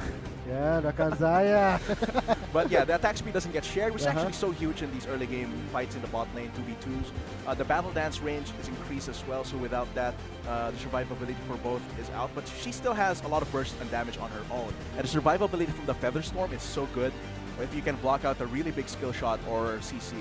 And in lane, the Blade Caller, just put all those feathers back. The root plus the burst coming from it is huge. And it seems like Kratos will follow up on that with the Ahri. Lots of assassination potential here. Last assassination potential, but is a Bard a good substitute for Rakan? I'm not pretty sure. I mean, Zaya really has to be babied out in the laning phase. Yeah, and Bard, either you really try to stay in the lane, you lose out on your chimes, you usually have a weaker lane against someone like Nami Lucian, and having to roam around, it might help out Kratos with his Ahri, but I don't think they will be able to get the maximum value out of the potential of the Saya if they go Bard. Of course, M&M on that LeBlanc. I think, yeah. Wow. That's scary. That's very scary. They left it open for Eminem to pick it up, and we just stated in game 1 that key players you should watch out is Eminem in the mid lane plus Sandy. I do think that Eminem is the best player on the team here, and not having any bans against him is actually so dangerous because that means he's open to do anything he wants, whether it's the LeBlanc, LeBlanc or the Orianna or the Syndra or even the Aurelion Sol. He can pick that up. Leaving the Eminem to do whatever he wants, he can just adapt. And an adaptable mid laner is so dangerous. So this will be our second banning phase right now. Oh boy, Xavier University banning out the Graves. Plus, right now, UP Los Baños can totally shut down Sandy, knowing that Xavier University will really depend on Sandy being the hyper carry junglers. And now, Kha'Zix is being taken away from Sandy. Lots of assassination potential taken away from Xavier here. Hype carrying potential away from Sandy. And the ban out here is, of course, the Lee Sin against Sandy. And the top lane Fizz, which is actually a really good pick against a lot of Daigo's picks. Whether it be the Gangplank, which is banned out here. But I don't think the Gangplank and the Colette bans are necessary. Because if you ban those two champions out, Daigo still has other champions in his pool. He has the Jax, he has the Darius, and he hasn't. I don't think he's pulled out any of the really meta picks here because Daigo's champion pool is very special. So I think he's gonna go for another one of his pocket picks. Might be the Jax, might be the Darius. Might even be the Yasuo. He has been known to play a lot of Yasuo in his Naga days, so we might be seeing that here. The Rumble will be the pickup here for Saber University, which might be a good pickup against UPLB, but of course the last pick coming from UPLB still has not been revealed. Might be a tech counter against the Rumble. It seems like it will be the Jax. It's weird to see that Xavier University ban out the Thresh, and note that we're seeing a team that normally would first pick the Thresh onto Worlds. Worlds has been really proficient, efficient, on point with the Thresh. So to ban out their Thresh and not even prioritize pick Xavier University, this is a different team, in my opinion, that we're seeing right now. It's like I'm really not seeing the macro play and from earlier as well as the draft. I think the draft is lacking so much here. I think here they wasted 3 bans. The Thresh ban I don't think is super necessary for this game. I think the Lulu ban, even though UPLB did ban it out, if UPLB left Lulu open, of course they're red team, so that means they have to be more careful about these first picks. But banning out the Kled and the Gangplank I think are so unnecessary, because the way you play around against UPLB is the macro play. You don't focus too much on the champion pools because their top laner has a lot of weird picks. The mid laner is really the one they should have focused on. Eminem, if you take him away from his picks, it's going to be so oppressive for UPLB as a whole. This is going to be a very difficult game for Xavier University, knowing that they are not sticking to the usual playstyle they did in the conference series. Note that the Interconference series, the group stages, is a completely different playground. Let's say you are the bully of a small playground, you take away toys, but right now you're entering not a playground, but let's say you're coming into that bouncy castle thing with all the plastic balls, and then it has its own gang of bullies, and they bully you back. That's what it is right now. We're loading on to Game 2 of the first match of today for the second day of the group stages, the Interconference series of the Lenovo LOL Collegiate League between Xavier University Wizards and University of the Philippines Los Baños Excelsior. So right now, Xavier University would be on the blue side with UP Los Baños on the red side with a score of 0-1. Let's hope that Xavier University can deny a clean victory from UP Los Baños. And going back to what you said, I was thinking more of a, let's say, Tom's World, where you're trying to play this arcade game, but there's just one can say, "Oy, pare, alis ka dyan. Ako na," like that. So that could work. But the analogy, the point is the same, is that you can't be as oppressive as some conferences do have a higher average skill level. Very true. So coming into the interconference is really a huge test of what can happen here. I bet you just like that recall, didn't you? Yeah, the pop star Ari Chroma with that SNSD theme there. Nice. What does SNSD stand for? Come on. Yeah, we all know that you're into K-pop. I'm not that much of a Korea buheb. But that is going to be usual lines of scrimmage for both of our teams. Lots of pings coming from here, really trying to defend the entrances to their own jungle. I really hope that Xavier University, in the top lane, Chubb, he does, in my opinion, the game between Chano and the Gangplank, he should not have kept pushing. Yes. He should have froze that lane, deny farm, and right now we are going to be seeing Daigo on the Jax, probably, let's say, a Thunderlord's Decree or a Fervor of Battle. Trying to go for that hyper carry top lane again. Or Undying. Really good, for really the good tank scaling. build, right? So seems like that will just be the lanes, or standard starts here, but it seems like both of them will be starting here the bot side. That's a lot of damage. So right now, let's see. It's known that Kathy sometimes plays the mid or support. That is his role, more of a sub. But right now, we would be seeing Kathy more on the support side compared to some games that we see Kathy on the mid lane. So right now, it would be Kratos getting that burden, the weight that he has to perform. And knowing that Sendu is known to pick hyper carry junglers, what can you say about a Rengar? Is that a hyper carry jungler? It's not really a hyper carry because later in the game, it's much harder for him priority champions, especially if it's a Lucian. There's going to be a gank coming here from Slane. Not going to have a lot of value, but really nice skin there with the Dark Star Kha'Zix, really new, just 250. But coming into, it's going to go for a repeat gank here because Xavier does not have wards here in the top lane, and it seems like Chubb, he has a feeling that something might be up. So much time is being invested in the top lane, knowing that Chubb does not have his flash. But we're going to be seeing, here it is. Slane showing his cards in the top lane. Chubb forced to back away, but looking at the retaliation coming from Chubb, he burnt the flash of Slane. He's pretty much happy with that, and that ends the fight in the top lane. And since Sandy is around here, it might push out Daigo from the lane, or rather the pressure coming from not having a jungler and the enemy jungler probably waiting around the bushes here. And what can you say? What should Xavier University do to deny UP Los Baños of the remaining 3 points they have today to play?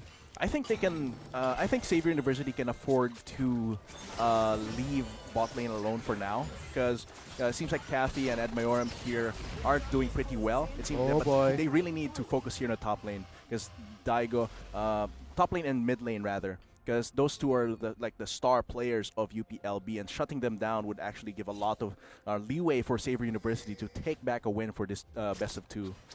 Sandy playing a Rengar, normally he would go for a really hard carrier, hard jungler like a Lee Sin or a Cassius, but right now, here comes the flash in by Kathy. A really nice 2-man stun with Kathy picking up the first blood. First blood could have gone to Admayoram, but of course the Aqua Prison was there against him. Oh, Kratos. Oh boy, he does not have enough mana, and here comes the dive. Plus!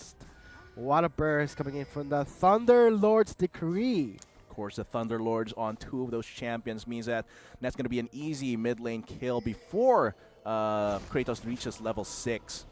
And of course, coming there in the bot lane, that's really one of the powers of that Saya pick. Even without Rakan, she can have that snare. She can have that damage burst from that snare, as I said, with a Blade Caller. And if that can have a follow-up from the support like Kathy, that could be very effective. And Kathy showing himself in the mid lane, forcing out Eminem to burn his flash, and seeing how from the kill that, the assist that Admajoram got from that kill in bot lane, he did manage to get the BF sword compared to Ben's just picking up the Vampiric Scepter, building into the, let's say, the Bilgewater Cutlass. For the Blade of the Ruined King, gonna give him a really early power, good early power spike, but the BF sword is gonna make the short-term trades against Ben's much more effective. And the Vampiric Scepter is naturally redundant. It is the right build path, but when you have someone like Nami who has really good sustain, ooh, that's not something you want to good. Forcing out his... Oh, what an outplay coming from Admajoram! What a sneaky play. He did pick up the kill, and right now Ben's going in again onto Admajoram. Here comes Kathy from the base, and that was such a slick move coming from Zaya. That was clean, incredibly clean coming from Admajoram. And here the roam from Kratos, the charm barely missing there, but does bring out the flash from Slane. Which is pushes Slane away from the river, and having that information that he is probably going to recall, it's actually huge. Such a bait coming in from the bot lane, but right now Daigo sticking in towards Chubb. I gotta say, Chubb should at least deal with this Jax properly, but seeing that the Rumble is having a difficult time, he did pick up the Doran's shield, whereas it's more health regeneration. He does not anymore block damage. And he doesn't have the damage as well to fight against Daigo, even if he goes all in. And look at that, the oppression coming from that matchup. Oh boy. Kathy paying the price for his punishment, but right now here comes all in. The flash is going to be really helpful. Here comes Eminem with the teleport. Magical Journey is on, but Eminem will still stick it on to Kathy, gets picked off, and Admajoram gets the tether, gets rooted on top of that, but no follow-up will happen for a tower dive. And this might actually be... Nope, actually no, Slane is around here waiting around the wings, probably going to go for that Ocean Drake if they can. I would go for that immediately. Let's say if you do take the Mountain Drake, I'm not pretty sure, let's say very early before the 10-minute mark, you might get 5 Drakes in total. But seems like he will be playing it a little safer here, trying just immediately coming back to lane for to continue that. But look at Daigo, always pressuring here, which is why Chubb now has almost like barely half of Daigo's CS. And not- it's really Sandy should be helping this top lane. Yes, we are seeing a step up from Xavier University, especially at Mayorum in the bot lane, picking up a very really nice start. 2 long swords and a BF sword. That is the lead you want if you want to control the lane. Not to mention the trade-offs. The sustain coming from the Nami won't be even that much, knowing that you will burst out the enemy. Yeah, and really Sandy, he can't really go mid lane because once Eminem's level 16, just go double distortion as in and bot lane. Really good disengage and mobility. The speed boost coming from the passive of Nami as well as the healing. It might be so hard, but here he really needs to help out Chubb here. But of course, Rumble can operate, can have a lot of impact in the objectives, even if he's a little behind in items. But still, that's not an optimal. That's not a really an optimal situation you want to be in. And as long as Chubb doesn't die solo against Daigo, it should be okay. But Sandy really needs to help that top lane. Right now, we're seeing Chubb checking some face checking with his skill shots. He does not want to get ganked. It's gonna be Slane here in the top lane, going for lane gank here. It will be very dangerous. If Chubb gets killed here, it'll be so bad. Here comes Sandy for the assist. Oh wow, Daigo overcommits. He does flashes in, but not enough damage. What? But what was that? That was so greedy. Coming from Chubb. Greed is very good right now. Yeah, Greed actually gave them an unnecessary kill on Daigo too. Oh man, Helping Chubb that should Jack scale not up. even He think should have, yeah. He should not have went back in there. That was just a free kill for Sandy already. Daigo did not have any more damage mitigation. Even with a Bilgewater Cutlass, it's not going to be enough against Sandy, even if they suspected that Slane was around, which they did not because... So the gank was pretty much useless, but right now, Cassie overcommits. There is the Temper Fate onto Benz, leaving Dash to fend up for himself, and he does miss a lot of feather shots, but right now, Benz does get the Ignite onto him. Not enough sustain, but it would be Cassie picking up his second kill. Another kill here, and yeah, the Blade Caller missing there with all those feathers was really bad, but of course the Ignite plus the damage coming from Bard will be enough for that kill. Unfortunately for Xavier University, that kill did go on to the support once again, but still, gold is gold, experience is experience, plus they have a little more control here, and that's what I meant about how Sandy can just leave their bot lane alone. And in the mid lane, these are two very mobile assassin mid laners, so it's gonna be a skill matchup here. Oh, And look at that might that actually trade-off. manifest. Ooh. Oh man, so much damage absorbed by Kratos. He should not even try and challenge Eminem, knowing that, as you said, very proficient on the LeBlanc, and seeing that he will be rushing the Hex Deck Gunblade. The Gunblade, lots of point-and-click damage, just add to the potential of assassination from Eminem. And as I said, it's a skill matchup. It seems like it's manifesting here a lot. Eminem really just taking out Kratos here.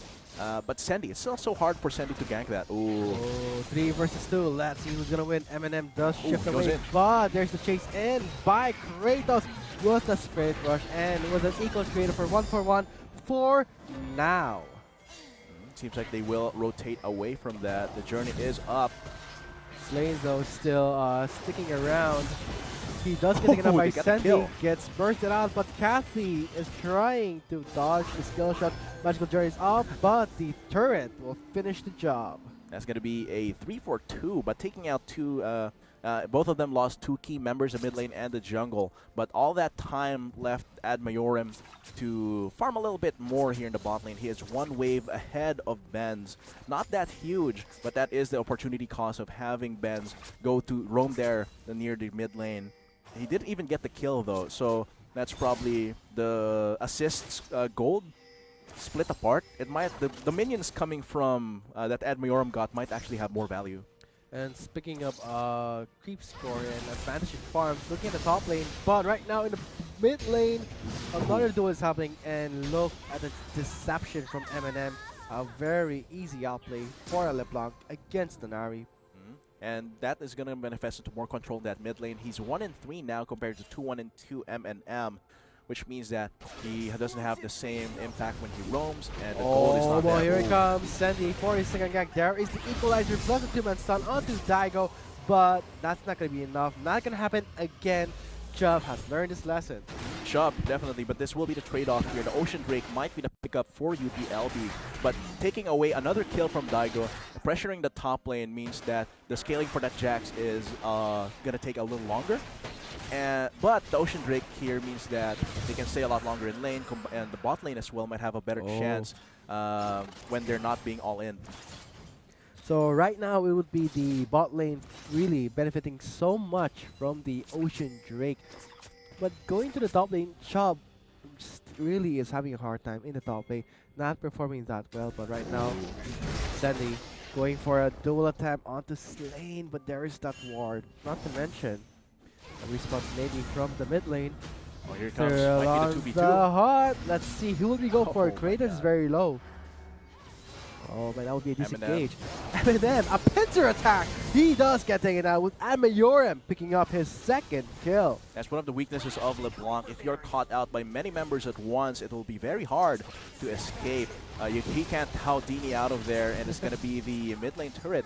Lots of damage against UPLB. It is going to be the wave building up as well. Attack speed from Admayorum will definitely secure this mid lane turret. Will Daigo be able to trade for a turret there in the top lane? It doesn't seem like it, but he is a Jax with Blade of the Ruined King.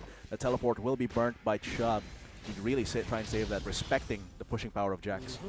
Xavier University playing it completely different from game one. They feel more confident, knowing that they won't be oppressed by that Ivern. So this gives Xavier University a fighting chance to deny UP Los Baños of a clean game. And knowing that Admayorum does have a really nice KDA so far, but when it comes to the late game, I'm not sure if that will be the same situation because, let's face it, a Jax will be pushing so much, pressuring so much in the lane, and not to mention the newly reformed Rift Herald is going to benefit split pushers by a lot. They do have a few minutes to take that Rift Herald still if they want to take it. I want to see another Rift Herald just demolishing a turret straight up from so much health. I kind of want to see it used effectively, not just use it once and leave it alone. Normally you would, when a fight does break down in the bot lane, let's say 4 members or 5 members are in the bot side, pop that Rift Herald. And while all the focus is there in the bot lane, you're continuing to push onto that top lane, which is so good, being able to get maybe 2 turrets or 3 if... or why not 4? Go straight into the Nexus. That is too insane.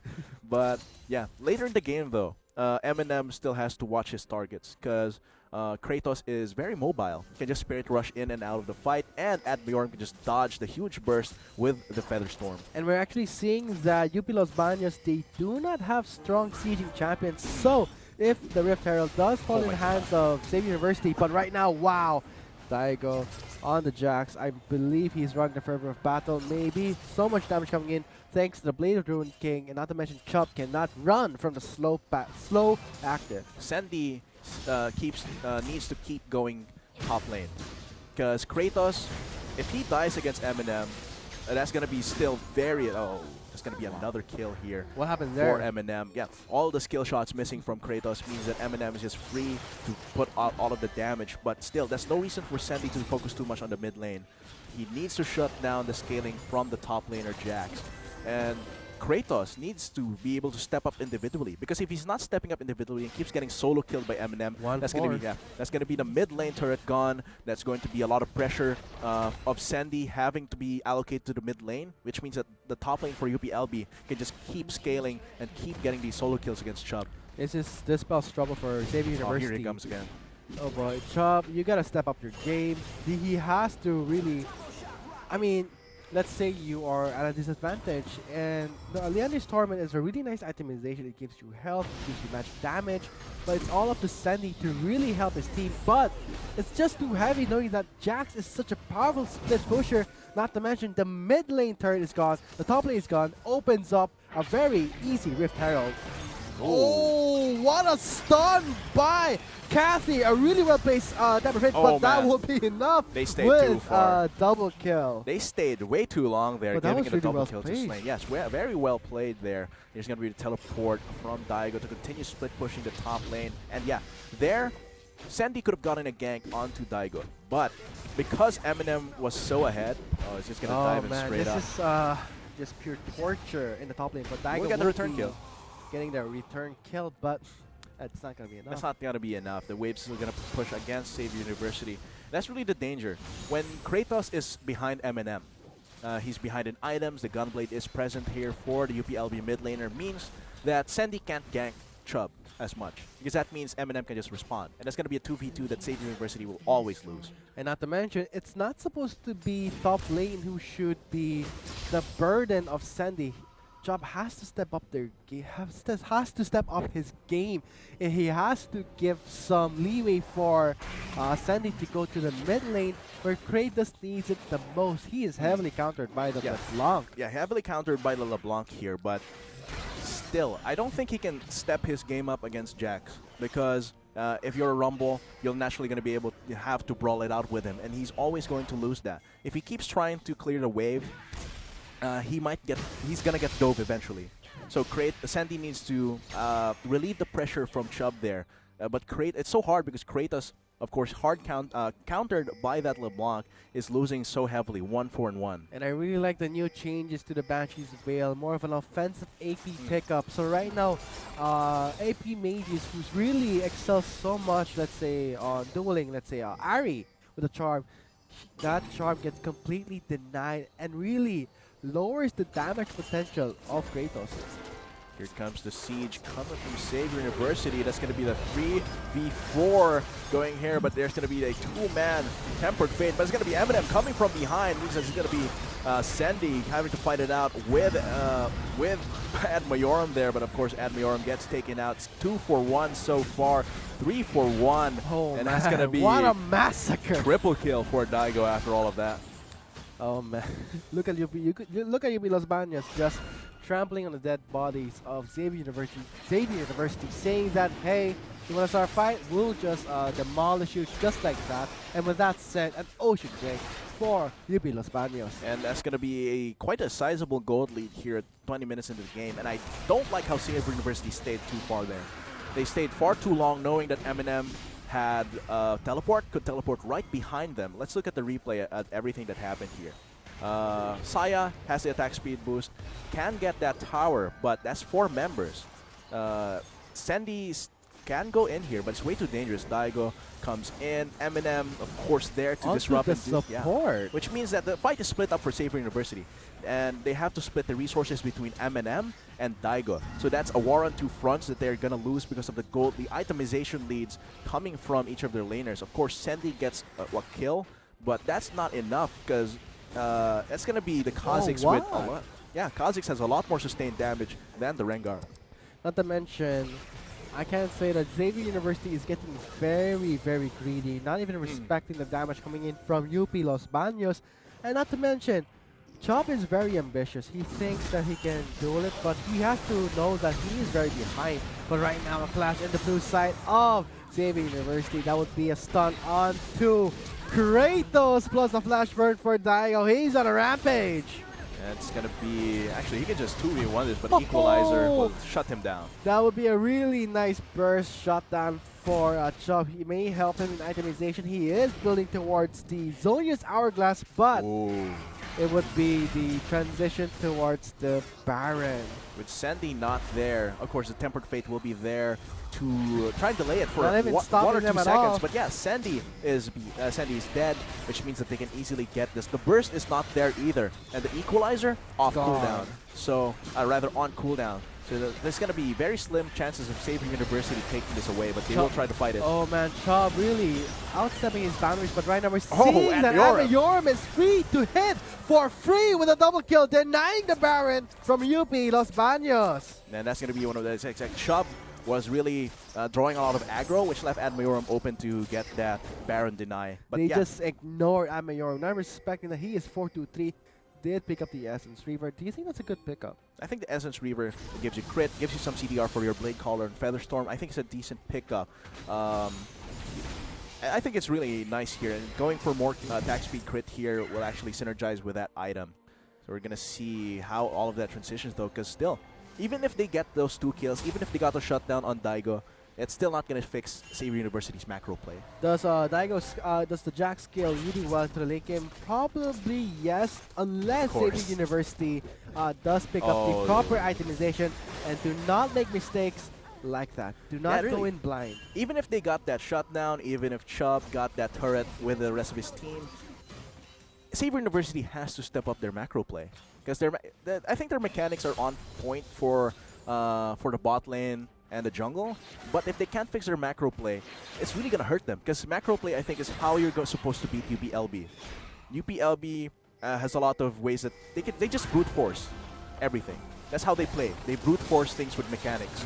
The macro play, if it's not there, UPLB will lose if the macro play is used against them. But here, they can just overpower. Sandy just got overpowered by the LeBlanc Spurs. There is the equalizer. That signals the back for UP Las Vegas, but they're going in yet again with Chubb popping the zone nest, dealing continuous damage. But look at Kathy. He is like the marksman right now, but Admayoram, though. free to hit, picks up a very easy kill, does get landed stun onto Daigo. He does go onto Admayoram, Burst plus from him, the though. shutdown with the counter strike really helps him out. And now Daigo follows in with a third time. He does get a double kill, but he is happy knowing that Kratos is blinking red, but giving Xavier University the ace. And that's going to be Kratos surviving after all of that. What a messy fight. Yeah, it's a very messy fight. And if both teams are going to have messy fights, even though UPLB lost that by like a hair, they're still going to be ahead in the game. Even if it's 2K, let's look at how messy that fight is. Of course, Sandy goes in, gets bursted down. And here comes... Daigo's still not here. He's going to try and clean up here from the flank. But look at all the damage, and this is so messy. Of course, Admayoram gets a really good blade caller there. He can just free hit so much. He's going to go for the teleport play Completely here. ignored. Yeah, because I don't think they can ignore Admayoram here. And So right now, they have to watch out for Admayoram with the plays. And not to mention, looking at the replay. And here, not respecting Daigo's yes, burst. there it is. Gets the shutdown. But of course, Kratos can get that easy kill against that AD carry, against Benz. I don't think Daigo cares giving the shutdown gold, knowing that he will be continuously in the lead. Not to mention the key players to watch out for. A next clash does happen would be Admayoram. Kratos right now, not really a star player in this It's 3-7 game. and 2 on that 3-7 Ari. and 2 does not have enough Oh, damage. Sandy might get caught out again. He was dangerous near that ambush there. But Oh, Denver Fade not landing on anyone. Ben's picking up a very easy double kill. I don't know what Xavier University was thinking. Just not grouping up, knowing that UP Los Baños is very ahead. And look at that. Admayoram does dodge the stun. Daigo goes in for the flash dive. Still, he got what he wanted. And the magical journey will follow up to Kathy. But the turret just traced him like a heat-seeking missile. and that's going to be the equalizer to try and deny the push. That's not going to happen too much. That's not going to happen. Two members left to defend the inner mid lane turret, but right now Xavier University having a really hard time sieging, knowing that Admayoram is gone. Kratos is not stepping up, plus Chubb catching up slowly, but he should not have given the lead towards Daigo. He should have never given the lead. I think it was on Sandy as well, because you know, Rumble is always going to lose against a fervor of battle Jax in a straight up fight. So that means Sandy needs to step in.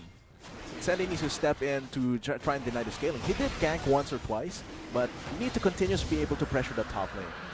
And for the and really, the macro play is how you're going to beat UPLB. Because in my opinion, I think UPLB is one of the weakest macro plays across the interconference. So, or rather, in the group and overall in the interconference. So using that macro play against them is going to be very effective. But since Xavier University has really weak macro play right now, the rotations are not there. The ganks earlier kind of tapered off coming into the mid game.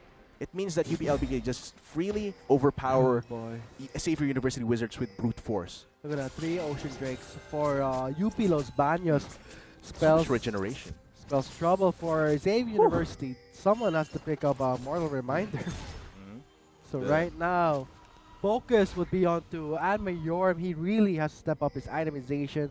Let's see, a static shift, good pickup, crit chance, and now an Infinity Edge. This might be what Xavier University is looking for. And right now, the Baron is free for the taking with UP Los Baños first ones to respond. Yeah, and Eminem has a teleport here, Daigo as well. So both of them, they might opt here for a 1-3-1. All That is a summoners up. classics.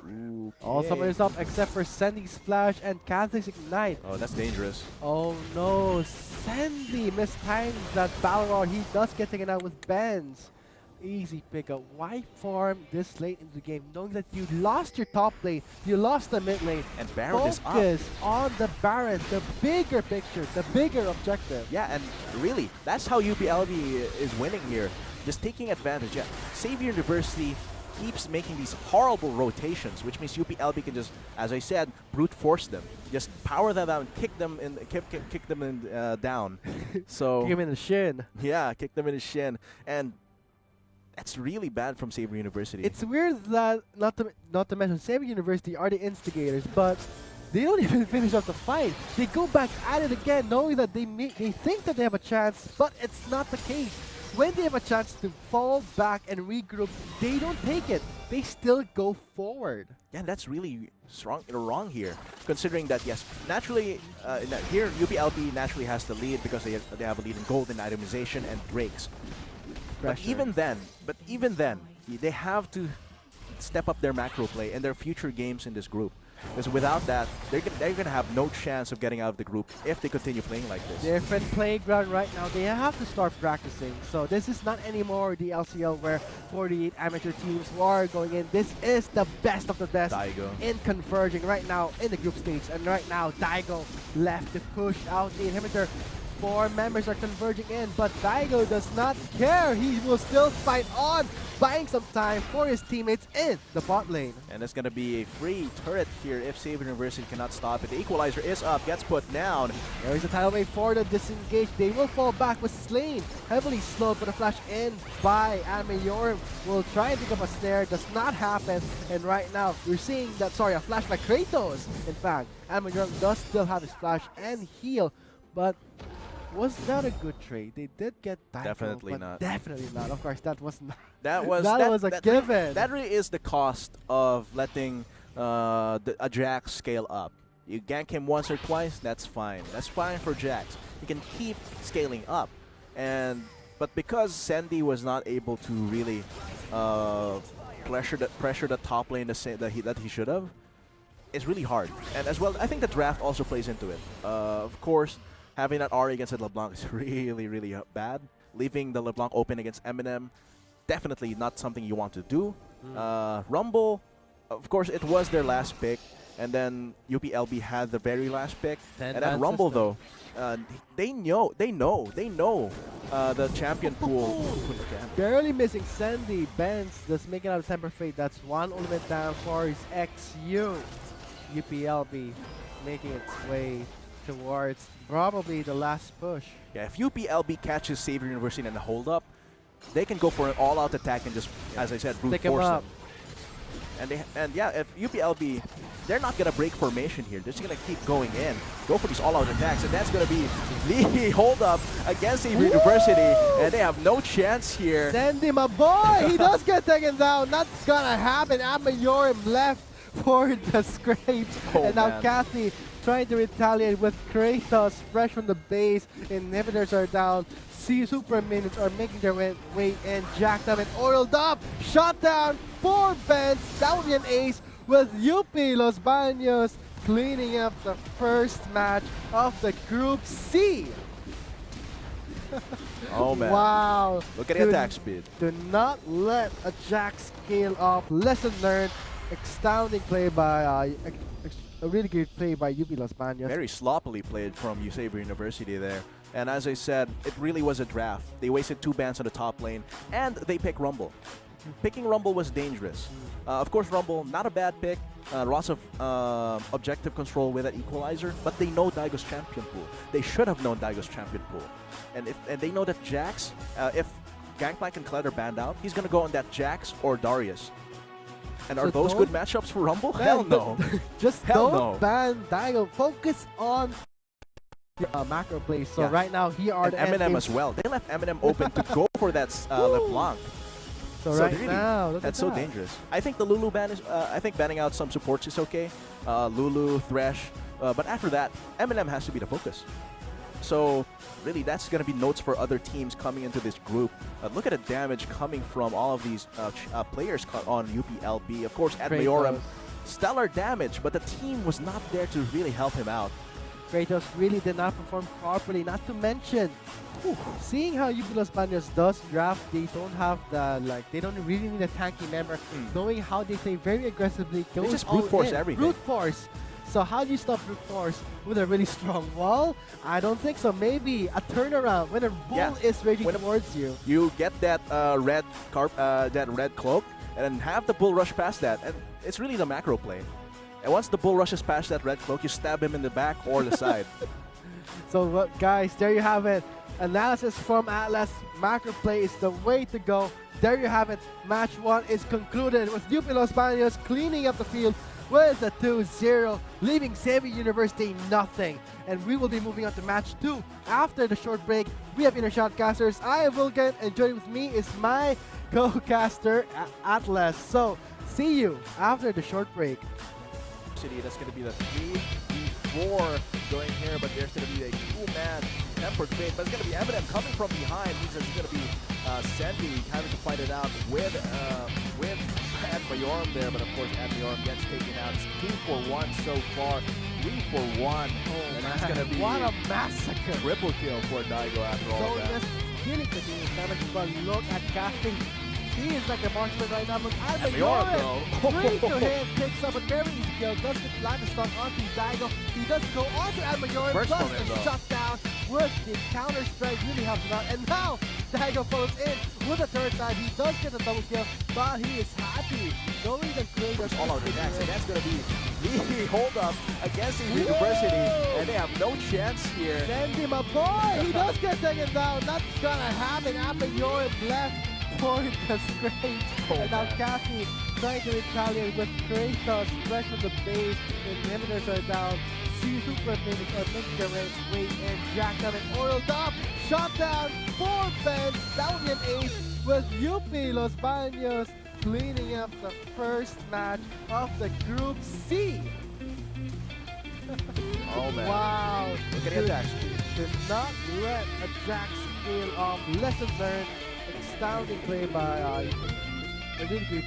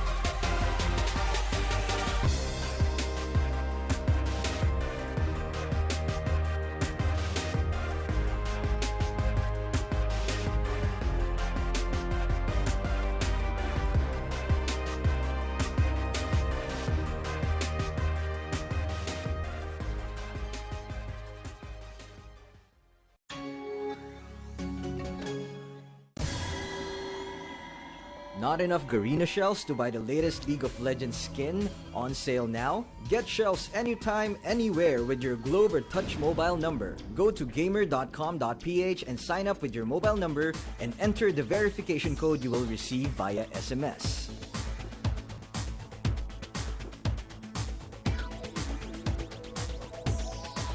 Log in and choose the game and pin you want. Check out to purchase the pin with your load or through your postpaid account and receive the pin on your phone instantly. Never miss a sale on your favorite League of Legends skins and champions with Gamer.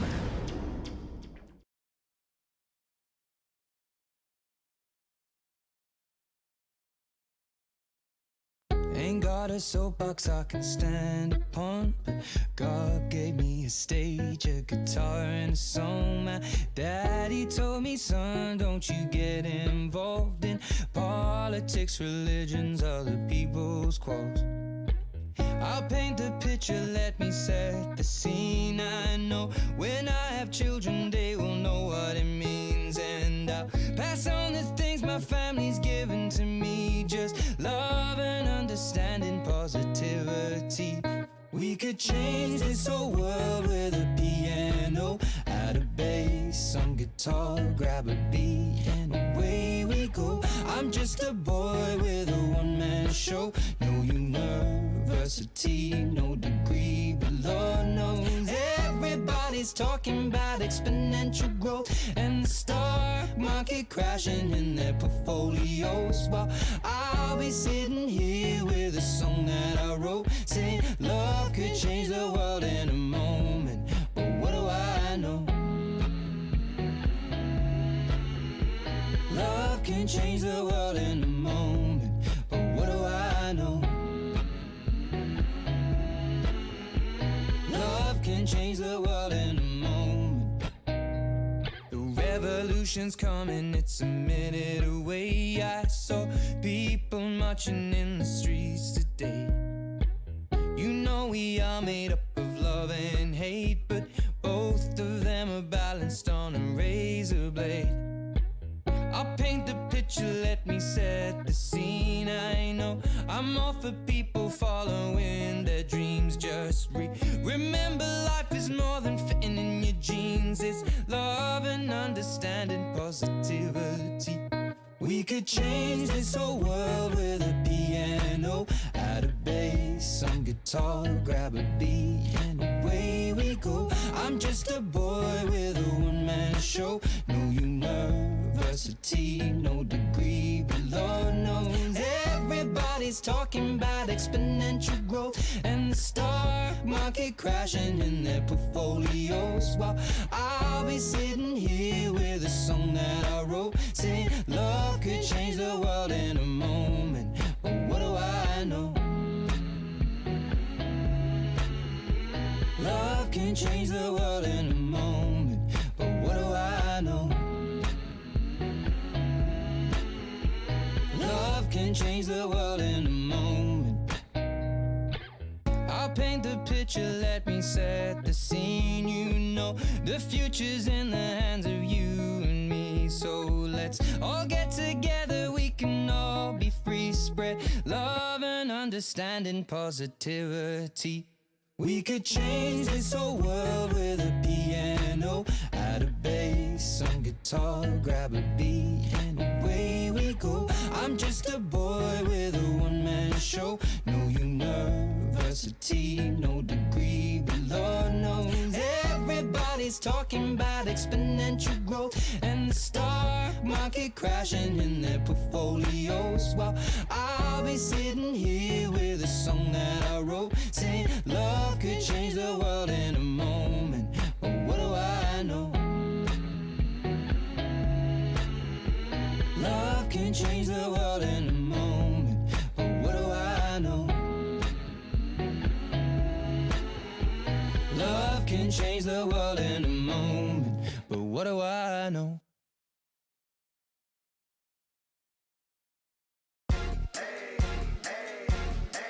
I got a condo in Manhattan. Baby girl, what's happening? You and your ass invited, so gonna get to clapping. Go pop it for a plan, pop it for me. Turn around and drop it for a plan, drop it for me. I'll rent a beach house in Miami. Wake up with no jammies. Lobster tail for dinner. Julio served that scampi. You got it if you want it. Got it if you want it. Said you got it if you want it. Take my wallet if you want it now. Jump in the Cadillac. Girl, let's put some miles on it. Anything you want, just to put a smile on it. You deserve it, baby. You deserve it all. And I'm gonna give it to you. Gold jewelry shining so bright. Strawberry champagne on us. Lucky for you, that's what I like. That's what I like. Lucky for you, that's what I like. That's what I like. Sex by the fire at night.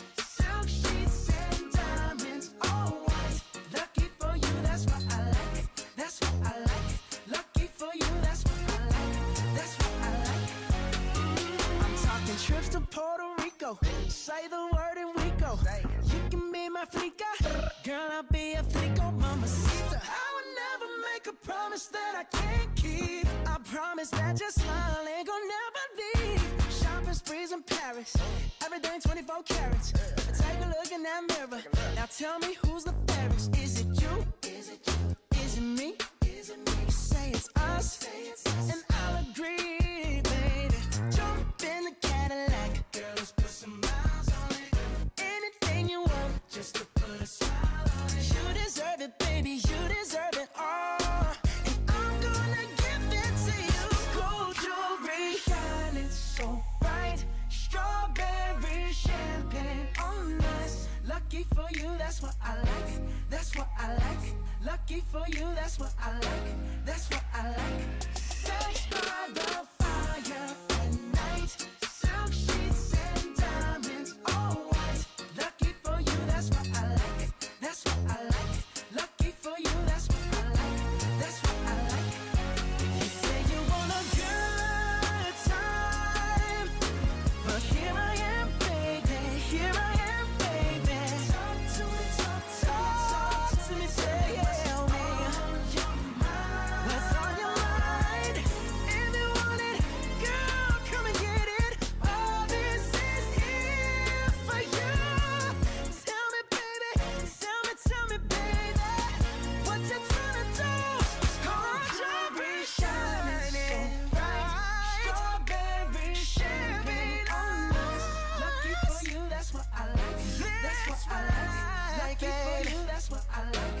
That's what I like. Sex by the fire, night, silk sheets and diamonds, all white. Lucky for you, that's what I like. That's what I like. Lucky for you, that's what I like. That's what I like.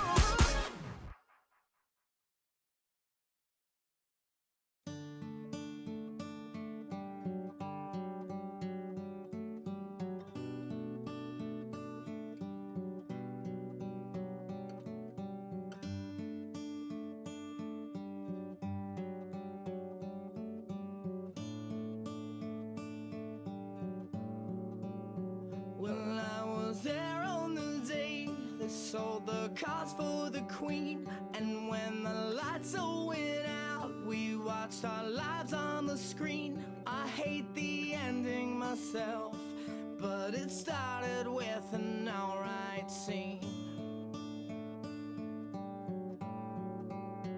It was the roar of the crowd that gave me heartache to sing.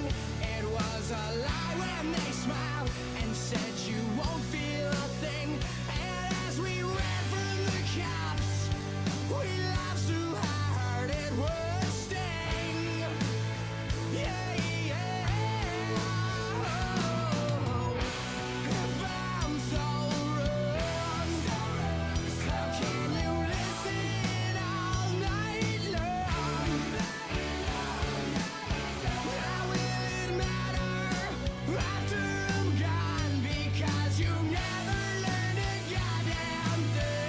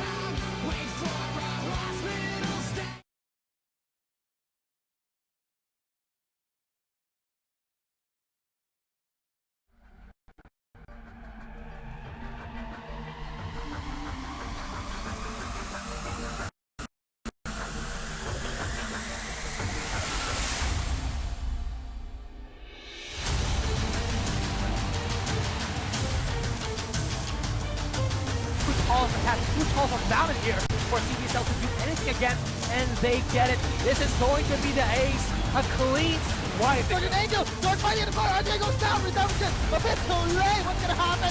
Rob has no more stun that even as his first! Daigo is jumping in. He's in the middle of the fray. Here comes the tidal wave, jumping in and jumping out. Daigo sticking really good. Fast for the Twitch, but not gonna do much. Nard is just going to be a buy one, take one deal for JBL. They have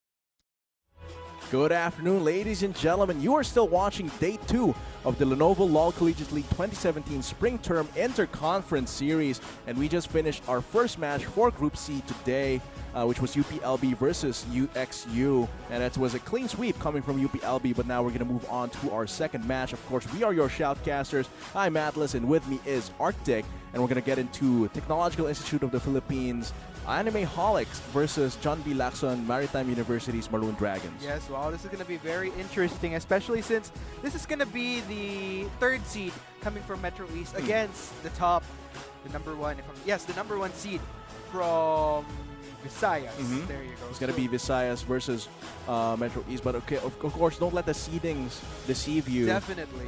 Because a lot of our the Metro Manila teams, they are quite powerful on their own, but of course, JBL, definitely a contender. Yeah, definitely. I think they're really strong. Especially since, I mean, sure, we could say that Visayas and Mindanao, there's a difference. But anyways, before we get into that, let's go into the pick and ban, as we see here on your screens, ladies and gents, between TIP and JBL. The ban, first ban is going to be the Renekton. Wow, actually. Lots of respect here against Renekton for Shy here against JBL. There's going to be a Shan ban out against TIP, and there's going to be Twitch ban out. Jeez has been known to really pull out Twitch a few times, really proficient on that champion. The Ivern, pretty standard. What do you think of the other bans coming in here with Lee Sin? Wow, there's definitely a lot of respect. I mean, because definitely if you're going to look at these two teams, as far as who I'd peg are really strong, the respect bans definitely make sense. I mean, well, I guess Renekton in itself, he's pretty OP.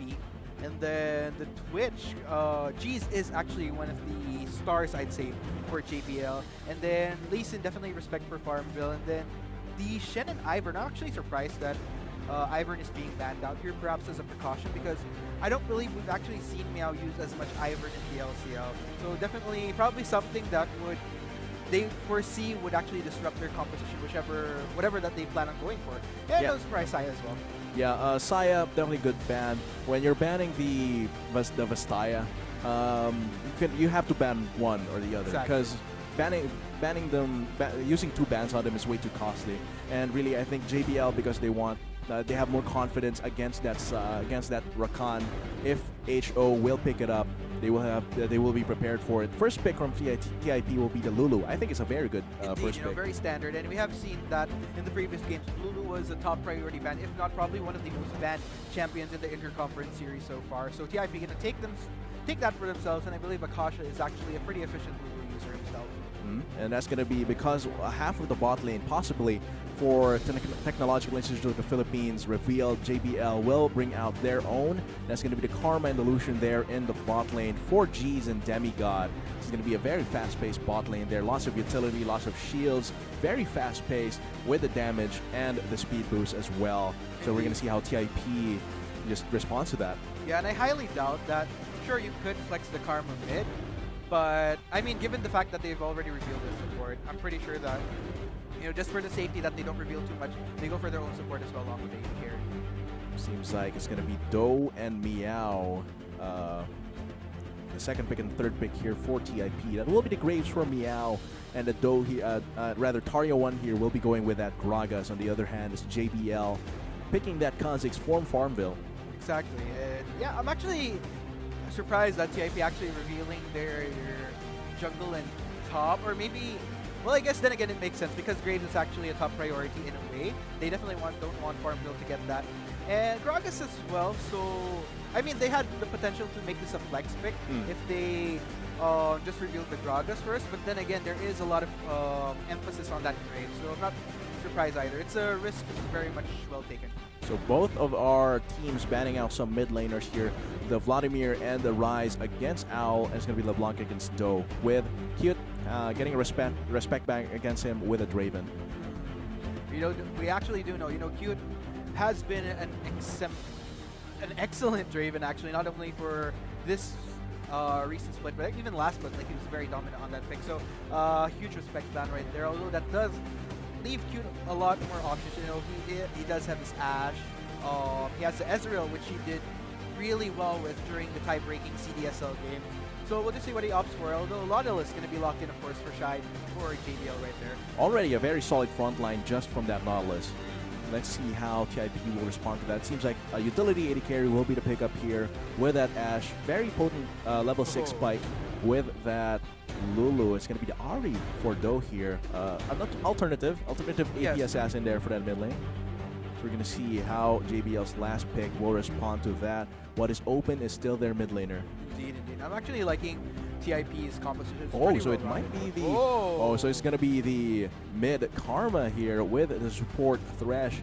That's going to be so much utility here for Shai, and a very solid front line as well. Really good flex pick move by JBL. But yeah, let's go ahead and look at the... Oh, for... Yeah. There we go. For... Okay. There we... Okay, we're still waiting for the swap top. Yeah, that's going to be a Lucian for G's. And then a mid Karma for Owl. So looking at the compositions here, I really like actually how TIP has drafted. There's definitely somewhat of a balance. They have a good level of engage, disengage, you know, just almost the complete package you'd expect in a composition. They can go for pickoffs as well with the burst that they have. While JBL, it seems like they're really banking everything on G's here. Exactly, and that's actually a good move to make. I mean, aside from G's himself being who I'd consider almost the MVP for JBL, at the same time, TIP as well. As far as their own MVP as well, it definitely lies on Cute, so it's actually a pretty good matchup here. And I like how JBL is emphasizing a lot on this solution, just so that if they could get an early shutdown on Cute, then TIP would actually have a hard time getting things going. So it's going to be the bot lane here, kind of the focus for this game. But of course, it's still going to be up to Mayao and Farmville. The junglers, this is a very jungle-centric meta. The mid lane also has a lot to do with it. So I think Mayao and Do need to work together. If they can work together, they can roam top. Or they can roam bot, which might be more effective because their stars are there in the bot lane. Definitely. So yeah, if the mid lane and jungle get ahead, it's going to be so hard for all other lanes because there's going to be a roaming party, roaming duo right there to really let the other lane snowball along with them. Yeah, I feel like in this case, Meow definitely has his work cut out for him. I feel like if we're going to look at the two bot lanes, the side that actually needs much more jungle presence, I'd say it's definitely TIP because G's and Demigod, Lucian and Braum, like, oh man, it's pretty classic that you'd expect, where in Lucian with the passive, Braum with the passive, there's such great synergy to get that stun right off the bat. It's easily all in. Exactly. So definitely expecting G's and Demigod to just go full on aggressive right off the bat during the early phases of the game. They can deny a lot of damage and more importantly, the Enchanted Crystal Arrow with the Unbreakable as well.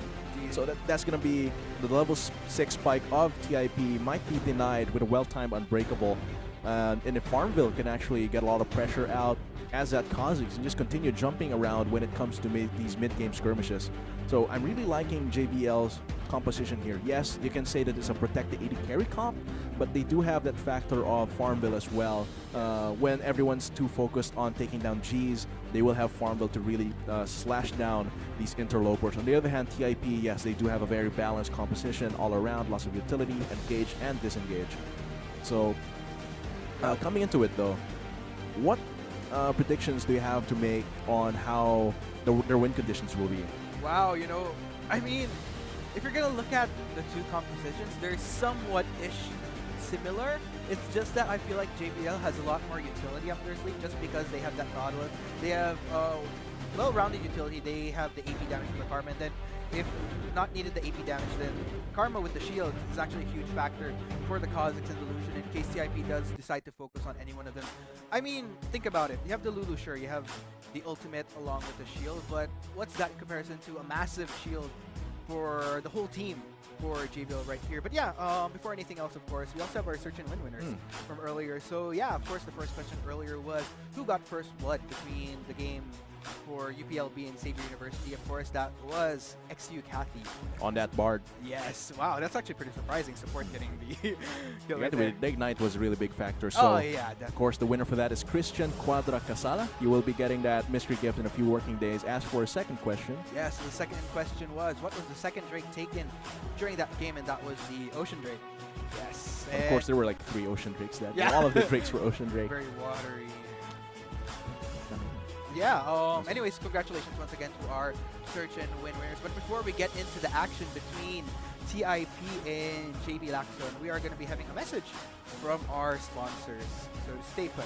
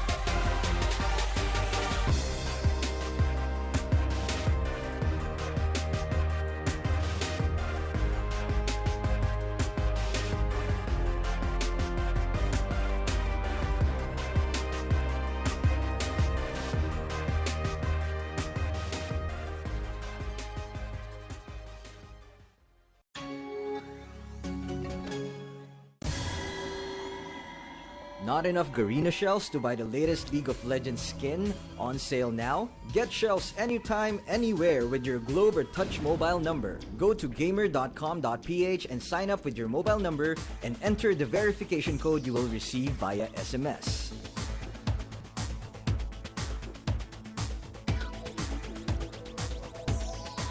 Log in and choose the game and pin you want. Check out to purchase the pin with your load or through your postpaid account and receive the pin on your phone instantly. Never miss a sale on your favorite League of Legends skins and champions with Gamer.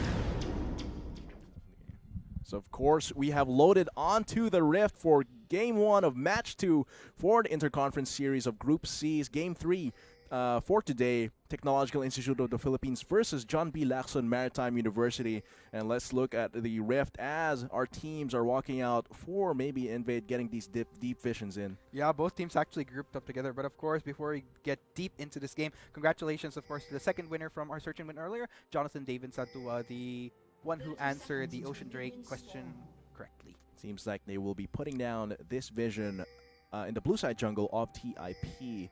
A few pings here, but seems like JBL is none the wiser. Oh, Tario one does reveal with a barrel roll. Good premonition, good instinct there by Tario to actually use that cask to spot out JBL. Because like if he went straight into that, that would have been a very easy first blood for JBL right there. With the snares, with the slows and bursts as well coming from the team. But that is information gained by TIP. But of course, Graves usually they start there in the red side with those Raptors. Very easy level 2 coming from that camp. And good on TIP actually, spotting out JBL, knowing that they were on the blue side of their own jungle. They immediately went for offensive wards within JBL's jungle, so they're easily going to be able to spot out Farmville, going to be starting off this blue buff. There's going to be bot lane, bot side starts for both of these junglers, with a blue buff being taken by Farmville. Ooh, Owl. Actually taking away one. That won't be enough to stop Meow from getting level 2 though. Indeed. He will still get level 2 after this Raptor camp. Look at Meow juggling this Raptor count right there, as expected of a grade.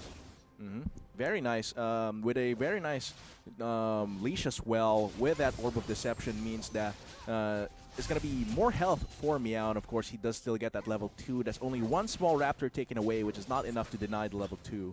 And already, TIP getting so much damage against this JBL bot lane. Wow, actually, I was actually expecting somewhat the opposite, wherein it would actually be Cheese and Demigod getting things started with the trades, but looks like Cute and Akasha actually did a great job at getting G's to a substantially low amount of health. Yeah, maybe level 2 they have an advantage, but level 1, the range and the poke coming from this bot lane duo of TIP means that JBL is going to get pushed into their turret level 1. Yes, indeed. And it looks like trades are just happening right off the bat. We see a lot of health bars actually being depleted as far as the early phases, like top, mid lane, bot lane. It's just happening all too fast. And given how both sides are playing out this game, I wouldn't actually be surprised if we have an earlier first blood in comparison to our previous games, where it takes about 10 minutes later on. So yeah, let's see how this plays out. It all depends, of course, on how Meow and Farmville will be transitioning into these ganks for the first few minutes of the game. They might transition either to the mid lane or the top lane with how they are positioned in the map right now. But seems like, yep, that's going to be Farmville spotted out by the Seer's Orb plant there, which means that that's a lot of information actually gained. There we go. That's the Sun I'm talking about. Getting so much damage on Akasha, but Cute gonna go on a retaliation barrage of his own. And still, yeah, both G's and Demigod in quite a sticky situation with such low health bars. And they have to pop their potions there, get some health back up. Of course, they do have the Relic Shield, a little bit of health sustain for them, which will be very helpful, but being pushed into this tower means that there's a small CS lead on the side of TIP. And the tricky part is that, if you're going to notice, G's actually went for the longsword as opposed to a Torrent. So as a result, you know, there's a kind of a... maybe he was actually thinking that he could go head-to-head with Cute. But in the end, you know, it would have been actually ideal if he had that extra lifesteal and health to boot, you know, just so that he'd have a little bit more staying power in this lane. But with virtually no potions whatsoever, this might actually be trickier for him trading. Yeah, because of all that poke coming from Cute and Akasha, it means that he burnt all 3 potions, biscuits actually, in that lane, which means that TIP actually gained a lot more value. He hasn't, Cute hasn't used his own potion yet, so that means that TIP is going to stay in the lane a little bit longer than Cute will. Indeed, indeed, indeed. And yeah, so far, everything else.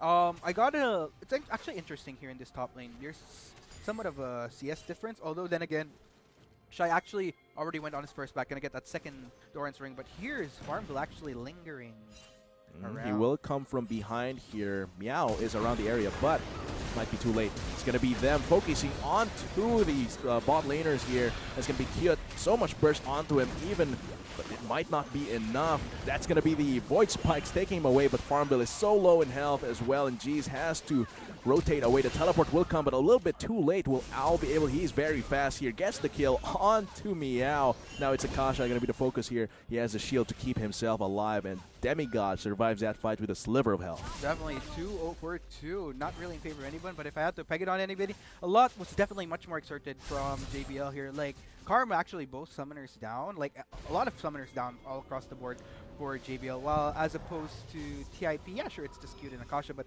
definitely reduces the responses within the next few minutes from Owl with that teleport now off the board for a few minutes. And Meow dying there wasn't too debilitating, because the only camp that he lost, that was available to him, was a Raptor camp. So even if he died there, not a lot of resources and time lost as a jungler. But of course, that's still going to be a kill to both junglers after that fight. So they're going to scale up a lot faster with their damage. Yeah, look at this. Tari and Shy juking it out again, both actually with the Doran's ring. So, you know, a little extra ability power doesn't hurt anybody. And considering that their attacks, that extra health doesn't, it's an extra bonus. Plus the mana sustain as well, so they can continue in the lane.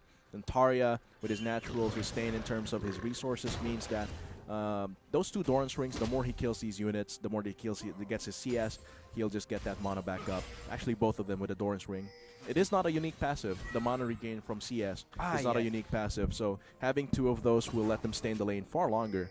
Yeah, that 10 extra mana boost per CS is actually pretty darn nifty for both the Gragasons and all. So though, looking at Tarya though, it's pretty low on mana right now in comparison to Shy. It looks like Farmville and Meow actually spotting out each other. More information for both sides. So this is going to be bot side for both TIP, but of course JBL should know that TIP has cleared their entirety of their bot lane jungle. So now Meow has to rotate up there to get his gold and XP, which means that Farmville now is kind of free to try and go for a gank here in bot lane, but has to recall instead. Indeed, here we go. Cute getting a little bit onto G. He's not quite standing into it, but They're yes, going for it. There we go. This is the Frostbite actually, so that's not a lot gained for both sides, but it does reveal to TIP that the Farmville is still there at the bot side. Yeah, and even with the Farmville, with the response from Farmville right there, still G's and Demigod took a substantial amount of damage as a result. So it'll be actually very interesting. And Cute now at level 6, actually with access to his Enchanted Crystal Arrow right now, gonna make the spot lane a little bit more deadly here. Gonna have to relentless pursuit out of that arrow. And if Demigod had hit the Frostbite, it could have been a kill against Cute. The heal was down, and then Akasha was not level 6 yet, so it could have been a kill onto them, but unfortunately for JBL, it did miss. Yes, indeed. So here we go. Everything else just, as we can see, let's see, where's Meow actually? He's actually still towards the bot, taking those Kirks right there. So we'll just have to see how maybe this could translate to bot lane, but then again, it's a little bit too pushed. So we shall see how this goes for the bot. But then again, Farmville here, I'm actually expecting, oh, there we go, actually, there's Meow. So actually lingering towards the bot lane, potentially might be going. They could go for a dive here, but there is a ward there, so Meow has to recall out. Might be too risky to dive that. It is a Braum. You do not want to dive a Braum who has exhaust and might even reach level 6 very soon. I actually like the confidence coming from TIP because of that deep ward towards the wolf camp of JBL. They actually kind of have that information that Farmville transitioned to the red side, which is why we're seeing a little bit more of a push from them earlier. So yeah, let's go ahead and see how this is going for Tarya and Shy, though. Things are quite silent right there, but yeah, again, as we did anticipate, there's definitely a lot more emphasis on the bot side. Farmville actually having gone for a second attempt, although it didn't quite work there, but still, yes, this is somewhat what we've been expecting. So yeah, just constant, very peaceful game here. A few gank attempts, but not really any blood spilled just yet. Game is very even, 2-2. The gold is almost exactly even as well. The difference could be like a potion or something, but really not a lot to make a difference. At this pace of the game, okay, that might be an engage coming here from the mid lane, but Owl will snare down Doe here. That's a lot of damage against Dow, but there is going to be Meow at the sides to help if Owl goes for the all-in. Yeah, and I don't think they're actually aware, but now with the with the plant actually being used to get some vision, they might have a little bit of idea as to who proc that, and that'll definitely be Meow in their eyes. But after that engage is going to be Owl actually ahead there. He does have his shields. Ooh, Akasha will be the focus there. Lots of culling, but the Winter's Bite not being able to finish the passive for Braum. Indeed. And Akasha, of course, will survive yet another day, although this definitely gives a little bit more of an advantage. Then again, Demigod's ult is down right now, and a lot of options still for Akasha. Oh, Farmville going in right there just to apply some pressure, scare TIP off of that river. They want to establish some semblance of vision control here. But right now, the game's still a bit slow-paced. The gold leads are the gold difference is minimal. Do you think that both teams want this kind of pace, or would JBL or TIP want it to go faster? Well, that's interesting, actually. As far as who I'd expect to exert some level of aggression within the early phases, definitely JBL. And we have seen some attempts, actually. It's just that they haven't really translated to kills, except for that first one, maybe with the 2-2. It might be a kill soon here. Oh, Akasha. That's going to be the focus on the gank here. Lots of bursts onto him, but that's going to be Farmville taking him out, tasting his fear. Cute might get dove here. Demigod will be tanking, but since Meow here, oh, that's going to be Farmville stunned out. Lots of damage coming from the turret, and that's going to be teleport from Owl cancelled here with Demigod and G's. It's going to be a 1-for-1 in the end. Akasha for Farmville. And the top lane is going to be quite a fight here for the top lane, but of course they're both very tanky. Doran's rings all around, so not really going to be a kill translated there. Exactly, just a farm fest all day. If anything, this is the Farmville right here happening in the top lane. Just farm all day between Gragas and Nautilus respectively. But yeah, still, as far as the trade earlier, I mean, a support for a jungler, definitely a good for TIP. Yeah, and Farmville really overcommitted there against Cute. Believed too much in his burst, but the Enchanted Crystal Arrow was available, which means that dive would never have gone well for Farmville. Actually like Meow's decision making in that, because he had two options. He could have helped out Cute, which there was a chance that since he was already tower diving, was already gonna die. Or he could have been a little bit more greedy to pursue the double members of JBL who were actually starting to retreat. But then again, there was such restraint, and at the end of the day, with all said and done, when Meow helped Cute out, he actually didn't have in Mono Linux, so good decision making from Meow. But yeah, that's still going to be Farmville overcommitting there. It's going to be the Conqueror Karma recall. Interesting. That's going to be from blue to red. Karma, new aesthetic. And that's going to be from blue team taking the red Drake, the Infernal Drake here. If they can take this, Meow is taking this quite well, but a teleport coming from Shy will be matched by Tarja, scaring off Meow from that objective. And now this might be the steal from JBL. Perhaps, as members of JBL actually starting to converge onto here with Farmville actually now within the vicinity, so might actually get dirty for TIP. Oh, Meow. That's going to be a Meow to focus here. Lots of CC onto him. Now it's Akasha. Look at the damage coming from the team. JBL takes out two members of TIP here. It seems like they also get the Infernal Drake on top of that. And there we go. Actually, Tarja trying to make some type of trade here by pushing out that top lane, but not quite enough. Will be clearing out this wave, though. I don't think he can clear it. I mean, that's a Gragas on triple Dorans now, actually. A pretty decent clear, but the tower pushing itself is quite slow from him. He will just get a little bit of damage here. Might go to around 60% health or 50, but yeah. Gragas not really a super big tower pusher. It will be around 40 to 33%.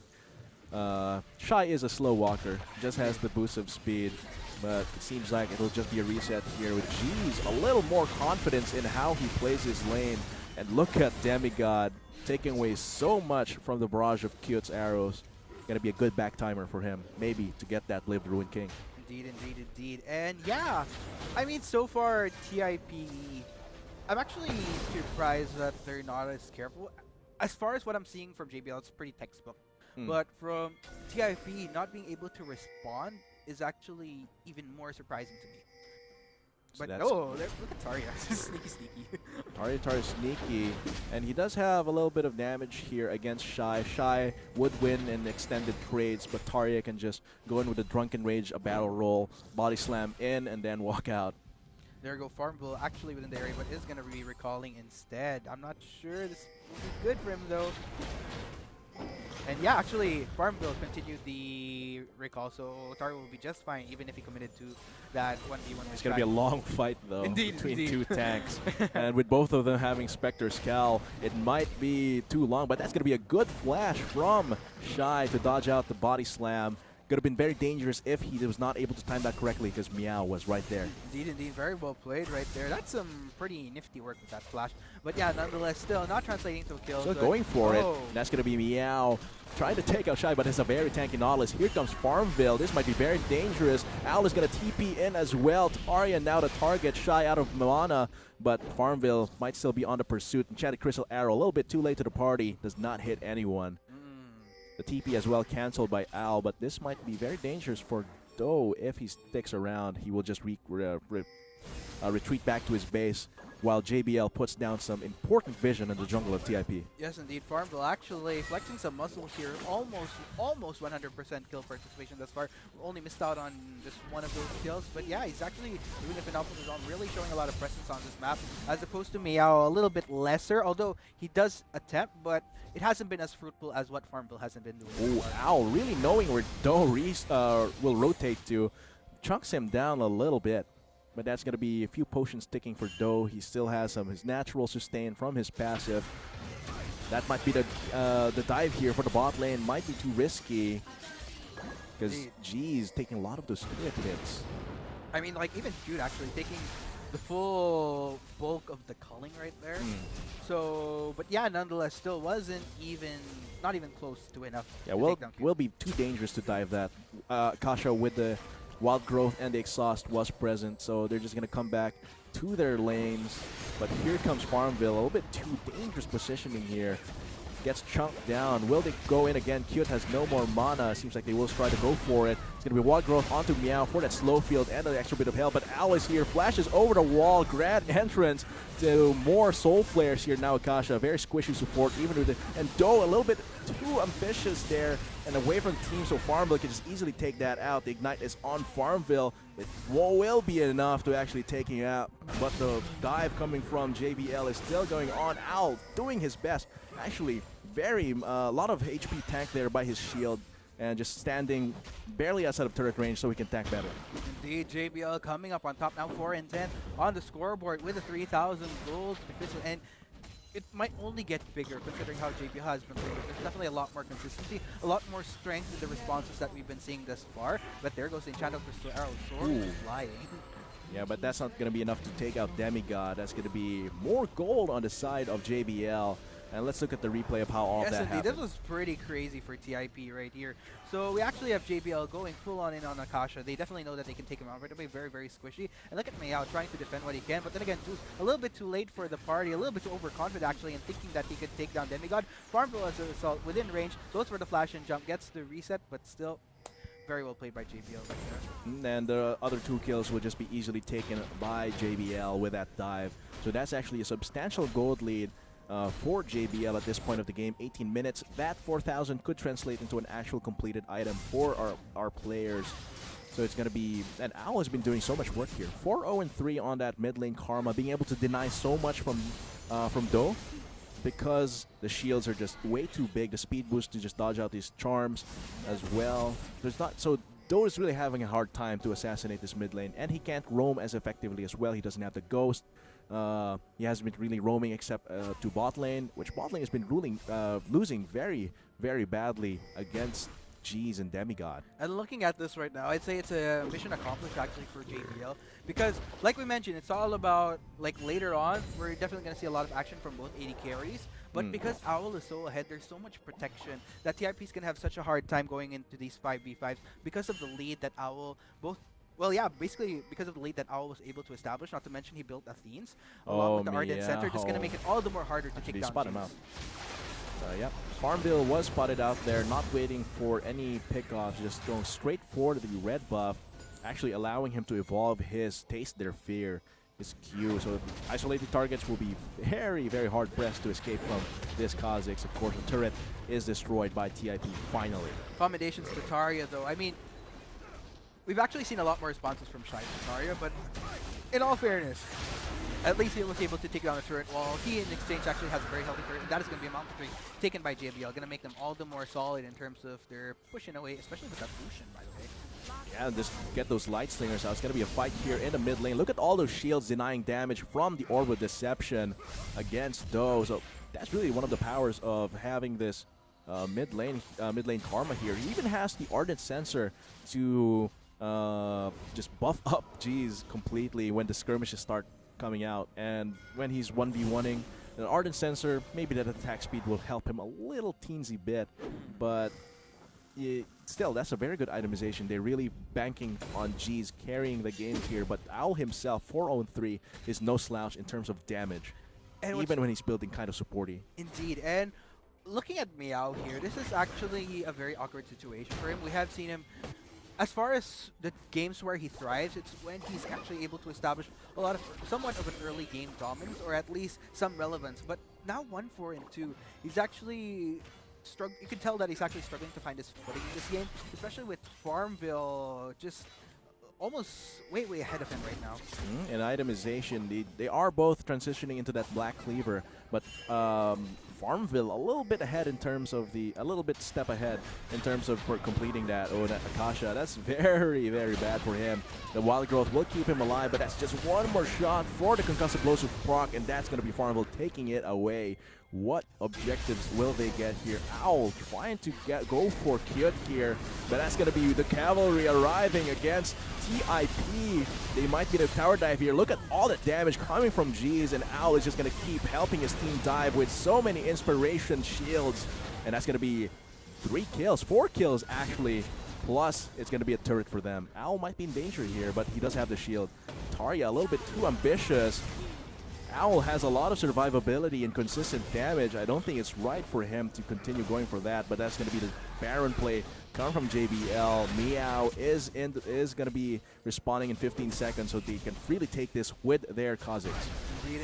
JBL just skyrocketing, and TIP, again, this is where their innate weaknesses are coming from, where they find themselves in a situation where they're way behind. And although there have been instances where they have actually been able to come back, but this is one of those instances wherein I don't think they actually have the tools to do that with the composition that they have. And JBL, like I mentioned again, it's all about, if you're gonna look at the two, it's all about who gets their AD carry going, who has that extra utility, that extra front line to make sure that it works out for them. And JBL definitely on top of that. And I haven't seen Tarya really do much with his teleport. Not able to pressure a lot to like deny these engages with explosive cast. Even in team fights where he can participate without using teleport, I haven't really seen very powerful explosive cast. Gotta be G's.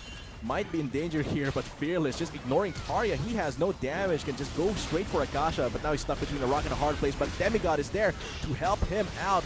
There's gonna be Doe going in, but it's gonna be Farmville chunking him down and scaring him away. Now that's gonna be Enchanted Crystal Arrow sniping him out, but too late for the party. They have already taken what they wanted, plus more this turret.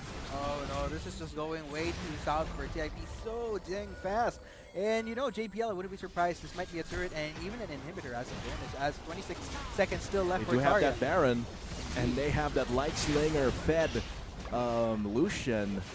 It's gonna be an easy inhibitor for them. Indeed. 4 and 16 now. TIP, it's very, very tricky for them at this point. There's not really, as far as how they could potentially come back, they can't really go 5v5 right now without a doubt, because Owl is so ahead with the utility that he can grant. Look at what he built. Like I mentioned, the Athene. I'm such a fan of this Athenes and the Ardent Center together, because it just makes Karma so solid as a utility provider. And plus the damage that Owl has. So it's tricky that perhaps DIP can thrive in getting pickoff, but considering how JBL is so grouped up right now, I don't think that's even possible at this moment. And of course, that's going to be the link, the bit.ly link for our search and win this game. Open that tab off, type that link, and complete the form with all the information that is needed, plus answer the trivia question correctly. If you're the first to do it, you will get that mystery gift in 5 working days. And looking at it now, TIP's behind by 9,000 gold. And against an what do you call it, the protect the AD carry composition like JBL has, getting behind means that you can't outscale them, because the AD carry is just going to be so powerful and so oppressive. What now, TIP, what can they do to take this game back? Wow, you know what? It's just so tricky at this point. Like I mentioned, as far as what they could only do, they could only try to withstand the aggression, especially since they still have Baron buff right now, so it's quite tricky. But there goes the Enchanted Crystal Arrow, not quite connecting. Yeah, this is really one of their tools to try and get back in the game. There's going to be another team fight here. 5v5 already. There's going to be Akasha and Meow taken down, plus Tarya as well. So they're still going for this dive. Akasha gets called down. Good, now in trouble. It's going to be a very low mobility AD carry, but has to flash out. And this will actually be the mid lane turret in favor of JBL. And Shy, after regenerating, can just come back, teleport back, and be the front line for his team. And with 3 members right now, they are going to be knocking quite fast. And I wouldn't be surprised. This may potentially be the game if they're able to push this fast enough. Because sure, 10 seconds on TIP, but JBL is just so ahead that even though with full health burst, I don't think TIP can even go up against it. But looks like JBL going to play the safe route, actually going to transition into this bot lane. And Shy just ignoring that turret, tanking it for Demigod. And they're really making good use of this Baron buff. They have taken top lane inhibitor all the way to an inhibitor, and then destroyed JBL's inhibitor turret. Look at these 2 tanks not giving a care in the world as to what tower damage they're taking. Let's go ahead and check out this replay here. So TIP actually trying to get some form of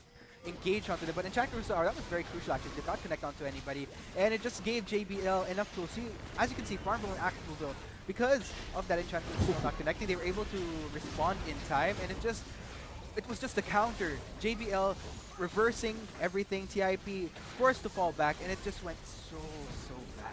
Yeah, it went south really quickly for TIP because one, the Enchanted Crystal Arrow was no longer there. Exactly. Which meant that it was a signal for JBL that, oh, hey, we can engage. And then the explosive cask went onto Demigod and to Shy. Exactly. Which means that the frontliners just became near to the front. And what's tricky is that if you notice, Akasha actually continues to get caught out. Yes. That instead of actually using the ultimate to support his teammates, for most of probably like 60 to 70% of the time, we've seen him use it on himself just for that self-protection, because he's basically almost the first one to go, not necessarily not necessarily because he's the squishiest, but it's because of the positioning that he's always in, where JBL could easily target him. And that means that the value for that Lulu is not there. Shy might be caught out here. Flashes the charm, but look at his health, still going strong. And that's a lot of resources against him. The Enchanted Crystal Arrow plus his Spirit Rush as well, which leaves JBL a little more open to push this bot lane, because no Spirit Rush means that it's way easier for G's to get to these turrets. Indeed. And here we go, JBL knocking on this turret right here, and it's going to be very tricky indeed. I don't think TIP can withstand this either. They, at best, especially with Enchanted Crystal Arrow down right now, they could only just flee back for now. Oh, that's going to be an engage here. Look at the damage against Tarya. And the team is split apart, but Shy, it just leaves Shy open to continue being a huge titan there in the middle of the fight. Farmville doing a lot of work here. Demigod blocking out so much damage. And Meow gets killed by G's under the fountain. And that's going to be game 1 of match 2 for day 2, the LCL Interconference Series, taken away by John B. Lacson, Maritime University Maroon Dragons. Wow.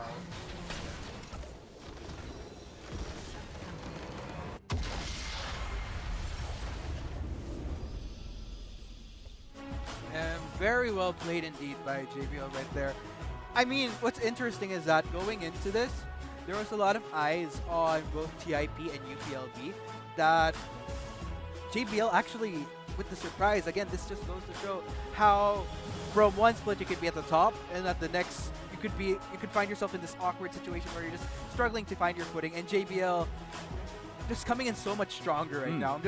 Very clean game from them. Indeed, actually. And I think that because of the roster changes this split, this term for TIP, it really hurt them a lot. Of course, Definitely.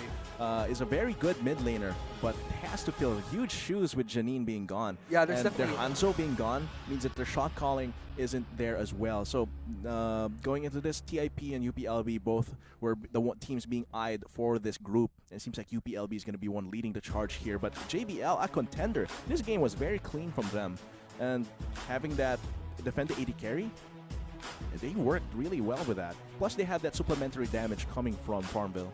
Yeah, and there we go. As the story tells, it's the battle of the AD carries at this point. Both sides, both AD carries exerting the most amount of damage, but as far as the compositions, at the end of the day, JBL executed so much better, and I'm a big fan. I feel like the Karma, them being able to secure the Karma was such a huge deal breaker as to kind of denying TIP what they were kind of going for, because JBL was able to take all those key champions to make that work for them. Even though the first pick Lulu, it was all on JBL because they just denied Akasha's chances to actually make value from that Enchanter support. So really very well played by JBL. So yeah, I mean, we'll just have to see how this goes. TIP definitely has a lot of work ahead for them if they want to try to get back into this game. So for the meantime, ladies and gents, that has been our game. Congratulations, of course, to JBL, but we still have one more match in this best of 2 between these two teams, so we'll just have to see who emerges on top in the next game. Of course, we have been your Shoutcasters. I'm Atlas, and with me was Arctic. We'll see you after the break for a second game. Now, that's going to be a Meow to focus here. Lots of CC on them. Now it's Akasha. Look at that damage coming from the try and get back in the game. It's going to be another team fight here. 5v5 already. That's going to be Akasha and the Meow taking down plus Arya as well. So they're still going for this dive. Akasha gets called down here. Now it's Rumble. It's going to be a very low mobility carry, but has to flash here. Look at the damage against Arya. And the team is split apart, but Shy, it just leaves Shy open to continue being a huge titan there in the middle of the fight. Farmville doing a lot of work here. Demigod blocking out so much damage. And Meow gets killed by G's under the fountain. And that's going to be game 1 of match 2 for day 2 of LCL Interconference Series, taken away by John B. Lacson, Maritime University Maroon Dragons.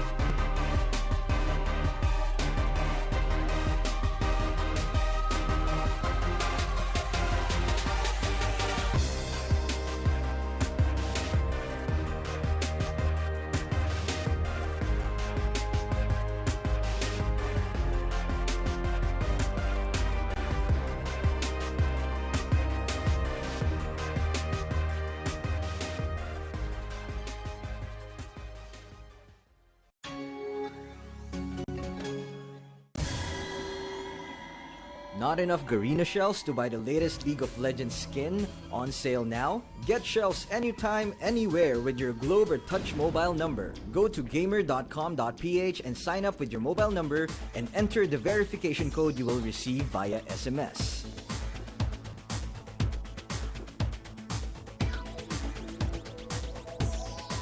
Log in and choose the game and pin you want. Check out to purchase the pin with your load or through your postpaid account and receive the pin on your phone instantly. Never miss a sale on your favorite League of Legends skins and champions with Gamer.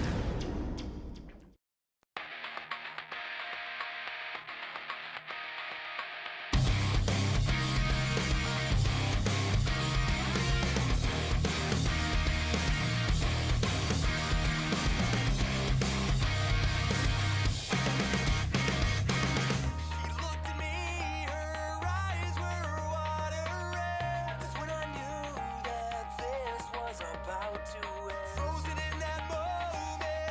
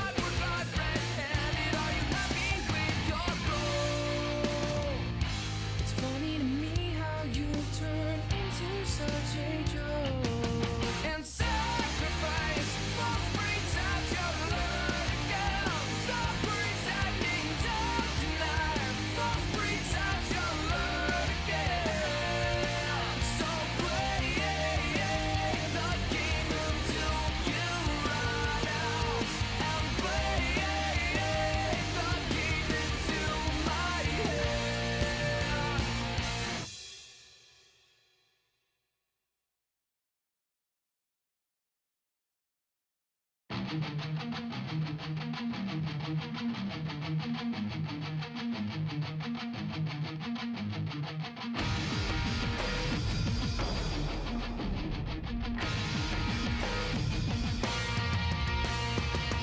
there was a time when we could learn all the simple pleasantries a follower should yearn.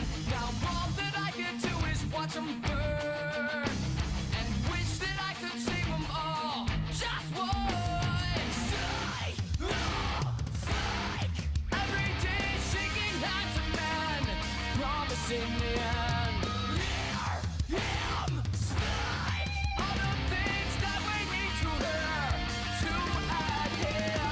Justify your secrecies and surmise your rise.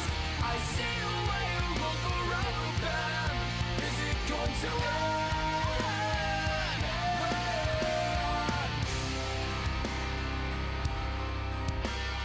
Visions I have seen have left me torn between the resurrection and the prophecy unborn.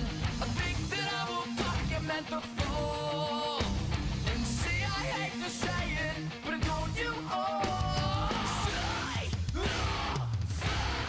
Every day shaking hands a man, promising the end. Hear him speak all the things that we need to hear to adhere. Justify your secrecies and surmise your rise. I see the way you look around them. Is it going to end? Justify your secrecies and surmise your rise. I see the way you look around them. Is it going to end? Your side, choose what's your side. What's the change in tone when you whisper? Who's to blame? Is my message clearer? Justify your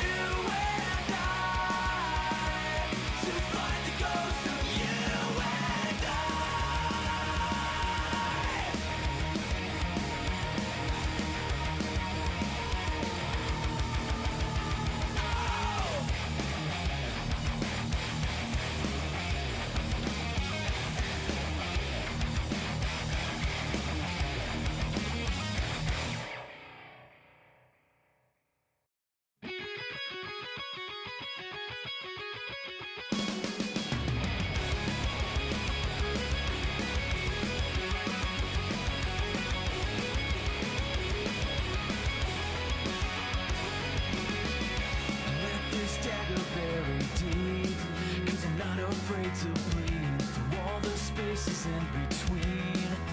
Never meant anything, 'cause I gave everything I had to build a promised land, a place where proudly I could stand.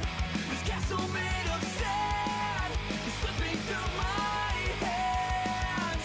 The dream is over now. Our hearts have been misguided, lost somehow. The dream is over now. Our fate has been decided. It's all been lost somehow.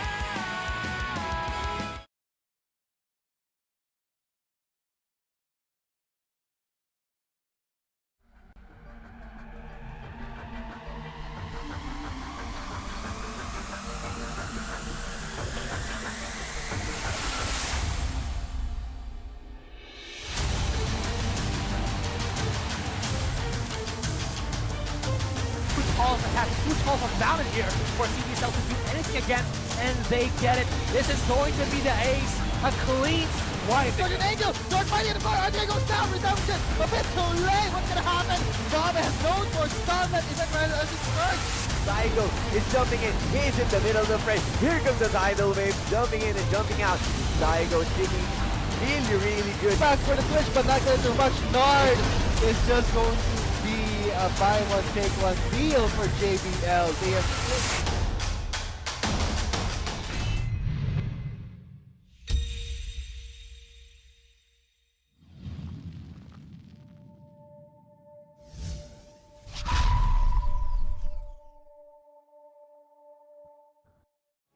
Ladies and gents, welcome back to the LoL Collegiate League powered by Lenovo. Of course, before anything else, we are going to be your casters for today. This is, of course, Arctic at your service and Vulcan. See, I give you a better intro now. this time. Thank you There so you much go. for that intro, Arctic. So, we're coming in from our second match of Game 1. How was it for you, Arctic? Wow, I mean, I feel for my boys. They used to be my players, but now, but with very good reason, because JB Laxon, they played that game so well. Clearly, they had all things going for them. They knew how their composition should be working. But of course, let's go ahead into the pick and ban as we figure out who will be winning this best of two. Will JBL be taking it all the way with a 2-0, or will be upsetting them with the 1-1? I hope for TIP's sake they do upset their stomachs so that JBL will not have that feeling that, hey, we can relax, lay back, just like in the first match where UPLB undoubtedly demolished Xavier University. So now going on to the second game, JBL on the blue side for the first pick high priority, whereas TIP is on the red side. So Yes. normally, what would you pick first in the drafting phase, like in your from your experience? For TIP, well, because what's interesting is that this is such a different roster.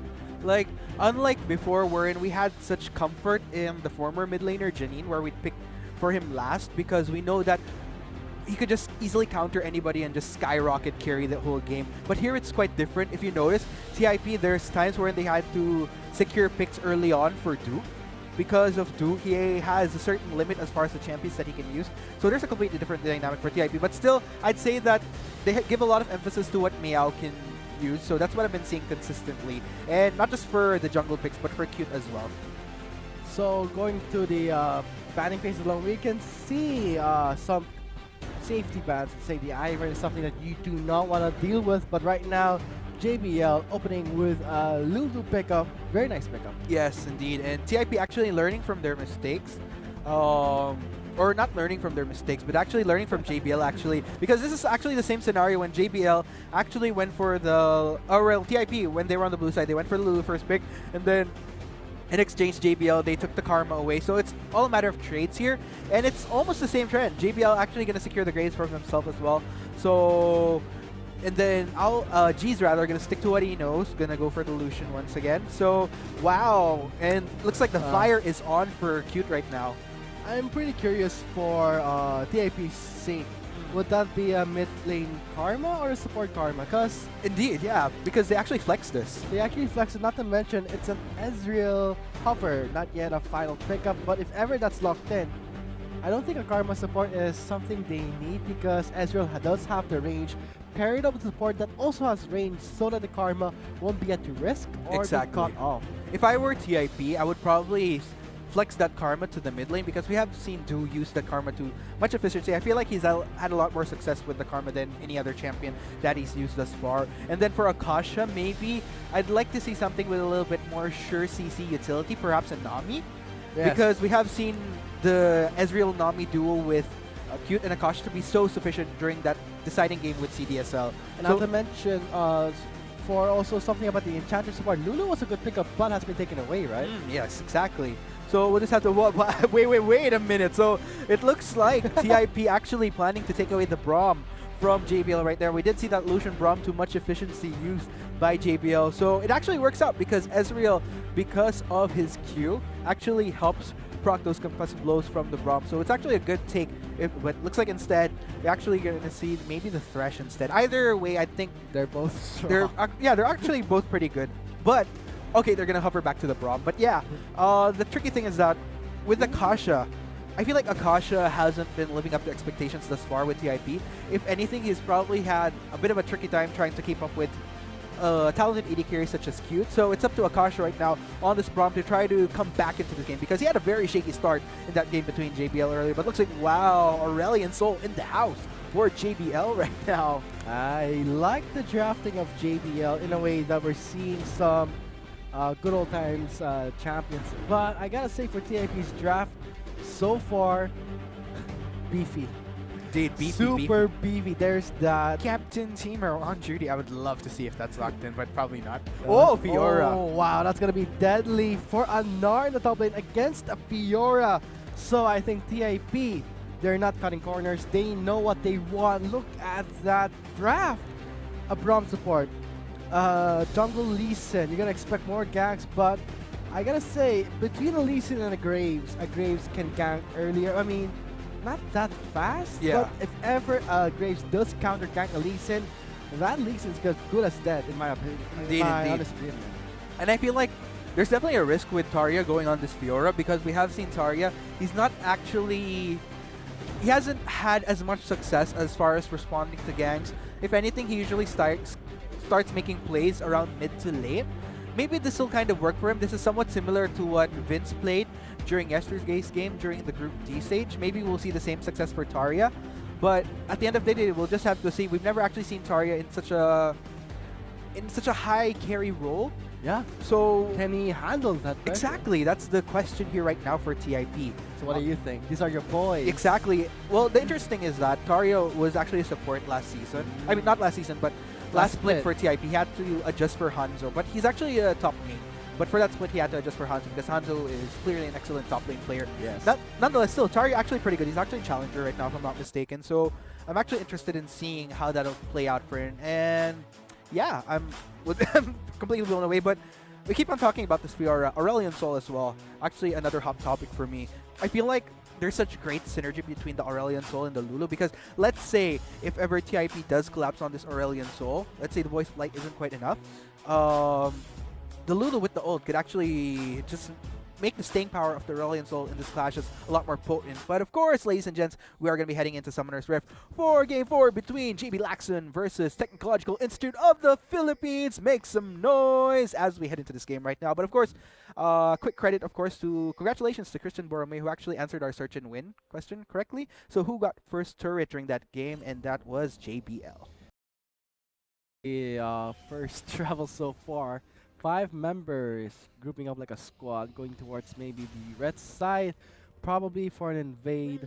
I've seen how TIP invades, same with how JBL answers the invade, but if ever a level 1 fight does happen, it would be on the side for TIP. They have more sources of crowd control from the Braum, but I gotta say, Lulu is there to deny any sort of burst. Is actually, and then Cute actually gonna get some damage onto Owl right there, flashing that badge right there. And I'm actually interested in seeing a player to look out for in this game is definitely Cute, because he's shown such exemplary skill on this R0. The way he kites, the way he plays this champion is absolutely insane, which was pretty definitive towards their win against CDSL. Whether or not he can pull this off in the same scenario and against such a strong team such as JBL. Again, of course, guys, take note that this is the first seed from Visayas that they're up against right now, so they definitely have their work cut out for them. I hope that we get to see some let's say, transition. I wouldn't say a transition, more of an adaptive play coming from TIP. If they do not learn from game one, they will face the same fate as XU from our first match. Indeed, indeed. And that's not definitely not a position they want to be in, because that just pretty much puts their chances of making it into the top four very, very somewhat distant, I'd say. You know Because what everyone I- counts. Yeah, that's it. You know what I like about the new Doran Shield? For me, it's like this really, really mini Spectre's Cow. Right. In a way, the passive, you regenerate health when you get hit. Same passive as you get from the more powerful item, which is the Spectre's Cow. But I gotta say, when they remove the damage reduction from the Doran Shield, Right. will that fare well against the Fiora? I mean, normally instead of a Doran Shield, wouldn't you pick up a cloth armor? Exactly. You know, that's actually a good point that you made right there, because with those changes, probably before it would make sense, but right now, but then again, I guess there is still that safety of having that extra health. Does grant, and this is a Gnar, technically, as long as Gnar is more in mini form. resource, yes. Yeah, exactly. There is still that safety, but in Mega Gnar, that might be a different story altogether. But we'll have to see how this is played out between Tari and Shai. Top for life. So let's see in the mid lane. An Aurelian Soul against the Karma. I gotta say, he has to abuse the fact that Owl does have this insane range, but pre-level 6, he has to play it really. I don't have that much damage. I better rush maybe. Normally when I first picked up the Aurelian Soul, I would rush the Rylai's Scepter. I'm not sure if that is a very gold efficient item. What can you say that Aurelian Soul can pick up? Oh, wow. There's actually, I guess, yeah, sure, that is an option in a way, because if anything, he wants to be a little bit more healthy to survive any collapses that TIP performs, especially since this is a Lee Sin Fiora. So there's a lot of people that could actually go in on him. So it depends on how this plays out for him. But yeah, I mean, there's a lot of options still, because, I mean, discounting Aurelian Soul as an individual, they definitely have a lot of tools to keep him healthy regardless as to whether or not he gets the Rylai's. I mean, they have the Lulu, they have the Gnar in Mega Gnar Very form that true. could easily shove people away. So yeah, there's still a lot of people, even without that health, for Aurelian Oh, Soul. that's very true. But if you put it that way, wouldn't a Hex Tech item like the GLP 100 be so good on the Aurelian Soul, right? That's actually a good point there. So with that said, he might rush for the Hex Tech item, which is I like to call it the Gulp. Why exactly? Because it's GLP 100, it's like a very long name, and not to mention, when you take in damage, you get some, I'm not sure if it's the mana or health, but when you deal damage, you get, I think, mana. So or the other way around, but I like to call it the Gulp. Yeah, okay, ladies and gents, you heard it here first. If ever it becomes a thing, Vulcan pegged it first. The Hex Tech Gulp. The Hex Tech Gulp. There you go. So right now in the bot lane, I gotta say that Cute in his support, Akasha, normally I would expect an Ezreal to be a bit more aggressive, but since it's a Lulu, I gotta say, they're very conservative right now. Indeed, indeed.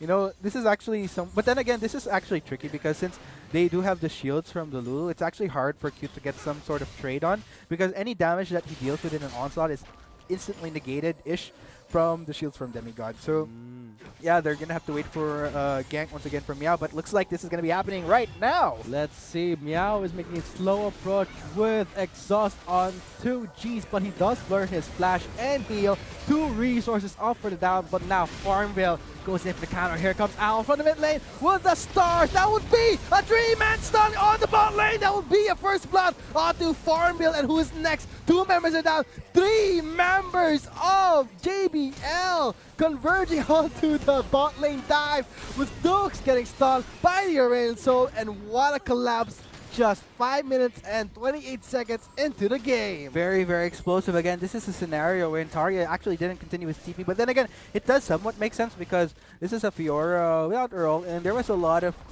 things going wrong for TIP right then and there. That was a crucial stun there from Owl, which secured a lot of kills. So let's go ahead and check out this replay here. So actually, Owl with the beautiful entry right here gets a stun. Look at that positioning as it expands. Actually gets 3 members of TIP right there. It's all a matter of a cleanup from the rest of the members of JBL, and Farmville just doing his work right there. Very, very well played. A lot of great coordination from JBL. So much commendation to that play.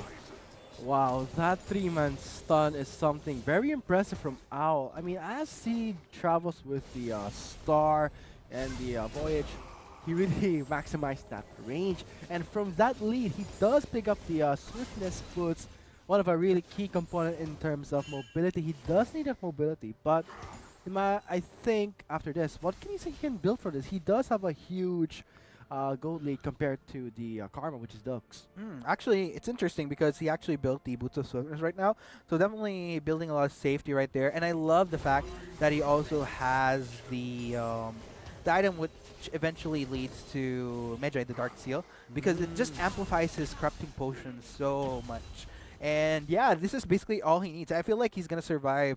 He's going to do just fine within these early phases now with such a lead. Oh, here it comes. And this is Aurelion Sol being Aurelion Sol right now. The roam is on, but gets spotted out by that control ward right there. So that kind of negates it.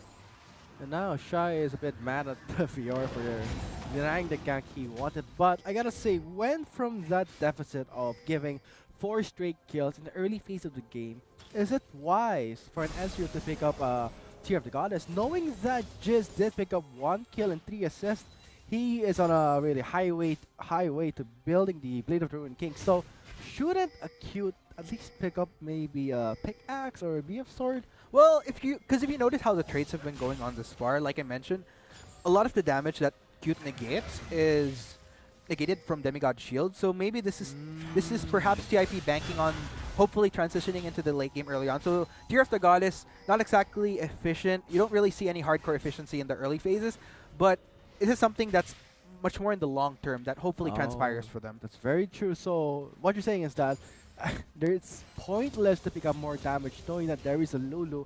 So instead, fix your eyes onto the late game. Exactly. And this is technically where a Ezreal really shines. And we've seen it time and time again in the LCL when Ezreal is picked up. Doesn't necessarily have the great time early on. Sure, there are moments where there are, but when it really skyrockets his late game, and that's where I expect you to just really, really thrive, given his mechanics on this champion. All in on to Cute. He does manage to stay alive with a hairline of health. And I think Jizz was a bit sad, a bit disappointed. He wanted more, but he got what he wanted. He is zoning out Cute so hard. Not to mention the first turret of the game will be going in the hands of JBL. Indeed, JBL making great use of the solution. This is actually what you'd expect of Illusion within the early phases. This is actually why Illusion is such a strong champion. If you notice his win rate as far as time within the game, it's usually within the early phases where he thrives. So this is JBL definitely utilizing the competition to their maximum right now. And everybody doing their job right well. Aurelion Sol, we did see his roams spot on. And that's technically what an Aurelion Sol should be doing. G's with the aggression. So here we go. Tarya and Shai might be going at it. Going any more of a tap in the back. But I think Tarya would be really facing the punishment against Nard, who knows how to kite the enemy. And going back to the Aurelion Sol that you mentioned, we are seeing that he is going for the Catalyst, maybe for the, obviously, the Road of the Ages, more mana, more health, survivability. So if ever TIP, okay, they're losing their eyes into the late game, that Cute will be this some sort of super carry. But they also have to realize that if they go towards the late game, they have to respect that Owl will be more of a god compared to Cute. Exactly. And I feel like, especially with the roam potential of an Aurelion Sol, given the fact especially, like, he doesn't even need to see, the Boots of Swiftness does so much work as is. TIP's vision game is quite crucial to make sure that they transition into the late game if that's what they're planning right now, because otherwise, if they don't, it's only going to grant JBL much more flexibility and roam across this map, which is something that TIP definitely does not want to happen given what their win conditions are. So if they don't want that much pressure, shouldn't they be the ones to at least seize control of one of the most basic lanes, which is the bot lane, where there's much Dragon's Den? Here it is! Oh no! Meganar is angry and Shy pushes him to the wall, but Tarya is retaliating, maybe to scare him off, and now we're seeing the top lane. Ooh, Cute with a true shot barrage. Will it be a Chamba barrage? Oh, We're fly, gonna see. fly! Oh! Oh yeah. Wow! Oh yeah! Voice of Light is on to Tarya, and he does secure the kill, and with Dukes flashing out on the Rage of the Stars, will it be enough? He is still sticking his balls onto the Dukes with a double kill. Yikes. This is Aurelion Sol being Aurelion Sol right now. Great play there, though, by Owl. I mean, even with the True Shot Barrage hitting, I don't think... Chamba Barrage, Yeah, boy. Chamba Barrage, exactly. That was 1 in a million. And it was just Shy, you know, with that last moment, walk back, walk into the True Shot Barrage. Okay, I think that was really well calculated for Cute. So Indeed. really great placement of the prediction for Cute. He does pick up his first kill of the game. So let's hope that he uses that effectively, or save it for really rainy day. But right now we're seeing G's picks up the Blade of the Rune King. Exactly, G's leads for G's indeed, 1-0-3. Again, the KDAs across the board for JBL. It's like we were watching a soccer match. Yeah, it's like, Goal! that was 1 in a million indeed. I mean, I actually kind of agree that was luck involved because if Shy, because Shy actually walked back. If he didn't walk back, if he just Oh, kind of yeah. recalled under turret, so that was very well calculated by Cute indeed. I got commendations to that moment right there. But yeah, again, JBL, look at the goal difference right here, 3,000. Look, both members actually low health, so they're not really able to do that much to Shy. It doesn't even matter that Shy isn't the best in KDA right now because he's basically doing his job, which is Gnar building. Actually, a Black Cleaver completed for him right away, so this is going to be very interesting for Shy. Makes him all the more... Makes it easier for him in a way to just go 1v1 to Fiora, and yeah, we'll just have to see how this goes for them. Does the Gnar still have that place in one of the considered the top laners right now? So far, I've seen in some scenes that we hardly see a Gnar. Yeah, exactly. But I feel like in this case, it's actually working quite well Oh, for him. flash in for Zarya- Farmville and the Drench line. Oh, sorry, the end of the line will be proccing the Thunder Lords. But it would be Shy picking up the easy kill. Yes, end of the line indeed. Resulted to the end of life for Tarya in that top lane right there. Things are not going well for TIP right now. You know, I see where they're going for what they're going for with this composition. It's just that JBL again, with the aggression that they're showing, really negating what TIP is doing. Sure, they might be banking on going into the late game, but if they don't respond properly, it's just not going to work for them. Good dodge there by Q. So going back to what we were talking about, the Gnar being the top lane. Why has he lost his throne and considered one of the most picked top laners in the previous seasons? What changed in Gnar? I guess it's not just the changes, but I'd say it's... Oh, airborne. hold that Oh, up, though. max range airborne will secure a kill with a shutdown for Cute. Well, because for Gnar, one of the potent items that made him really strong before him ultimately falling off was the Frozen Mallet. Once that got nerfed, along with that, there were a lot of champions in the top lane that emerged much more viable. So that resulted to his fall. Although so far, based on the composition that TIP has, this is actually working really well for Shy going up against this Fiora. And here we go. I was actually about to mention Farmville. Tarya gets... Oh, wait. That was more of a... dance around for the kill, but it will be Farmville picking up. And right now, Tarya is not having the best time of his life in the top lane with a KD of 0-3-1. And not to mention, he has yet to complete his main core item, which would be the Revenant's Hydra. But normally, wouldn't you want to, instead of rushing the Tiamat, go for maybe a Phage or a Black Cleaver, knowing that you are facing against Gnar? Indeed, indeed. Maybe he was banking on out-sustaining Gnar 1v1. It's just that Farmville actually on point because he's been continuously ganking this lane. And this is actually a good thing because unlike before wherein the mistake that there was this mistake in the game yesterday where they, even though the Fiora was behind, they just kind of discounted the Fiora and left her free to farm. So this is JBL actually playing it correctly wherein they're not giving any space for the Fiora to just farm, and at the same time, they're making sure that there's no potential for her to get back into this game because of the snowball going on with Strafe. Continually ganking, denying any form of carry potential from Tarya. That's very correct. You do not ignore Fiora just because he's very behind. He will be continuously farming. It's like this. Some food tastes better when they're left out longer. There we go. Exactly. So you do not ignore that. When the time goes by, the gold advantage won't even matter for Spat because if ever everyone is locked in items, the goal will just be more of a novelty compared to more of an advantage, more of a liability, giving you a safe, a false safety, seeing that hey, this target is 0-3-1, a CS difference of 34, we can ignore it. But that's not the case. We're seeing that in the top lane that they did manage to get Rift Herald. Let's see how they will use it. But the grand challenge is onto Shy. Tarya challenging that Gnar, hops over the wall. Oh, But in the reverse another side, fight here.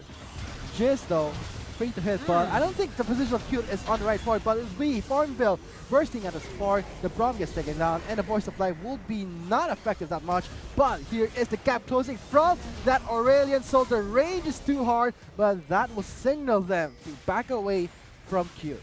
Oh man, it's so tricky. And with this Rift Herald, actually, Oh, we've been yes. pegging how the Rift Herald wasn't used optimally. Now it will be used most optimally. But this was the most optimal situation we've Yes, seen. 2 members so are far. down. Exactly, 2 members, and they're just gonna push very, very hard on this turret. If anything, they might actually get 2 turrets out of this. Cute. What are you thinking? Managed to skate off from that stun range, but let's see if they will still stick to the mid lane, knowing that the death timer onto Meow will be up in not now.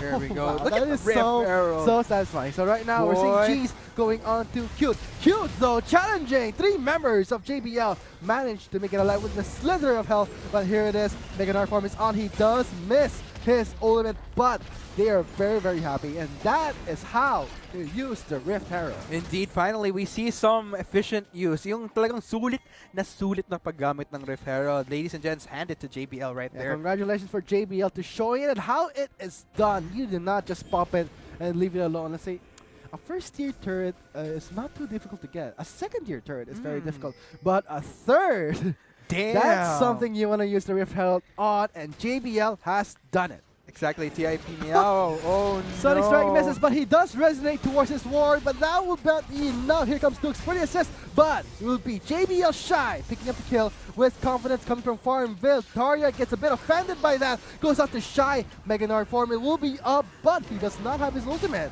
Gets slowed by the... Oh, Voice of Light does get parried, he does get stunned, but it would be Farmville picking up a really easy kill. Cute goes over the wall. A huge, huge mistake that you do not use your arc and shift to engage the fight. But right now, 4 members of JBL are very, very low. They're still sticking it to Akasha. Not to mention, Dux is very low on mana. He's still committing to it. And Farmville gets taken down by the Frostbite of the Braum. And now there'll be a stun landed onto Dux with 3 members of JBL.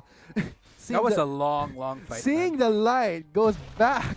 And now... Jeez, pushing in this bot lane. Jeez, He does indeed. not care, and he shouldn't, because see how many members of TIP was invested towards the top lane. They didn't even get what they wanted. I mean, it's like when you pay, you know that Jollibee Chicken Joy hack, where you Right. don't order an extra rice, you just order Yeah. 2-piece chicken. It's that situation right now. Oh, Man, I'm hungry.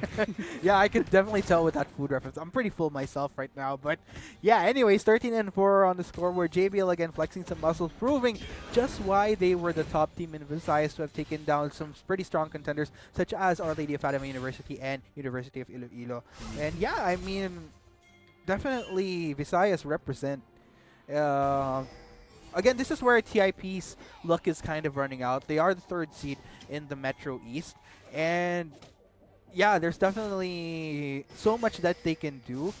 They're just pretty much crippled at this point because of these heavy roster changes. And I mean, sure, they tried to go for this carry with Tarya, but they just didn't fulfill any win conditions to actually make it effective. Shai does not have his flash, so I would have been seeing maybe Flash in Meganar, so Exactly. that won't be happening. So yeah, the heavy roster changes is really going to change the flow of how you play around new members. So far, TIP heavy roster changes, but JBL, from that heavy roster change, they are still adapting very quickly, very well. Look at the macro play, 7 turrets in the hands of JBL.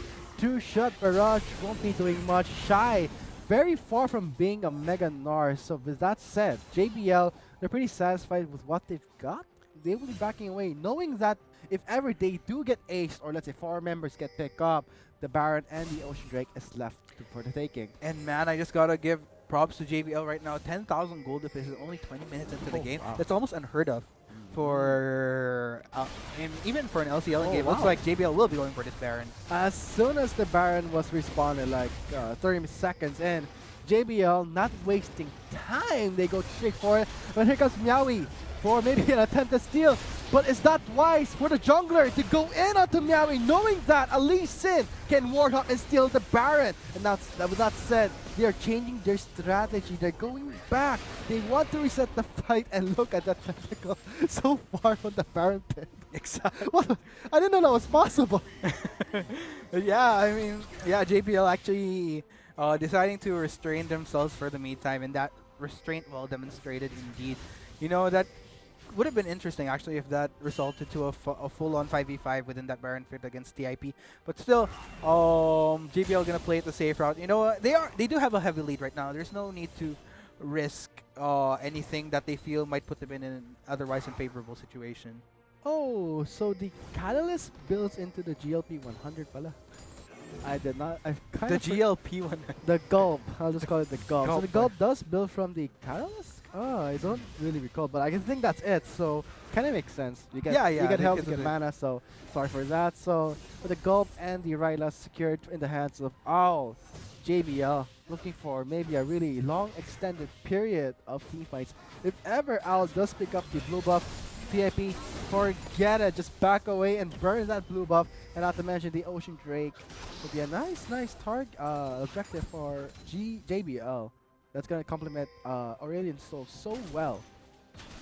And yeah, this is gonna be very tricky for TIP. TIP definitely doing what they can to prolong this game, but yeah, I mean, it's only 20 minutes into the game. Like, what can they even do at this point? If you're gonna look at Cute's itemization right now, he's only completed a Mana Mune, not even at the next level as to building up that maximum mana to upgrade it. And oh man, I don't know, TIP in quite the slump right now. I'm not quite sure how they could even come back. Fiora 0-4, Lee Sin 0-3. It's just so tricky. It's like we did not see that when you play a Lee Sin, you tend to really abuse the fact that Lee Sin is such an aggressive jungler in the early phase of the game. But seeing how a Graves does get picked up, I think Meowie was a bit scared to even counter jungle against a heavy first champion like Graves. So in the end, Meowie just got castrated in his own jungle, knowing that he cannot even itemize. Now he's transitioning towards a defensive item, which would be the Deadman's Play. Normally you would see Lee Sins, who are very ahead, picks up the Black Reaver. And I don't think they're within the potential to even pick off right now, because I feel like if Meowth were ever to make an insect play, like he'd just get get taken down right away.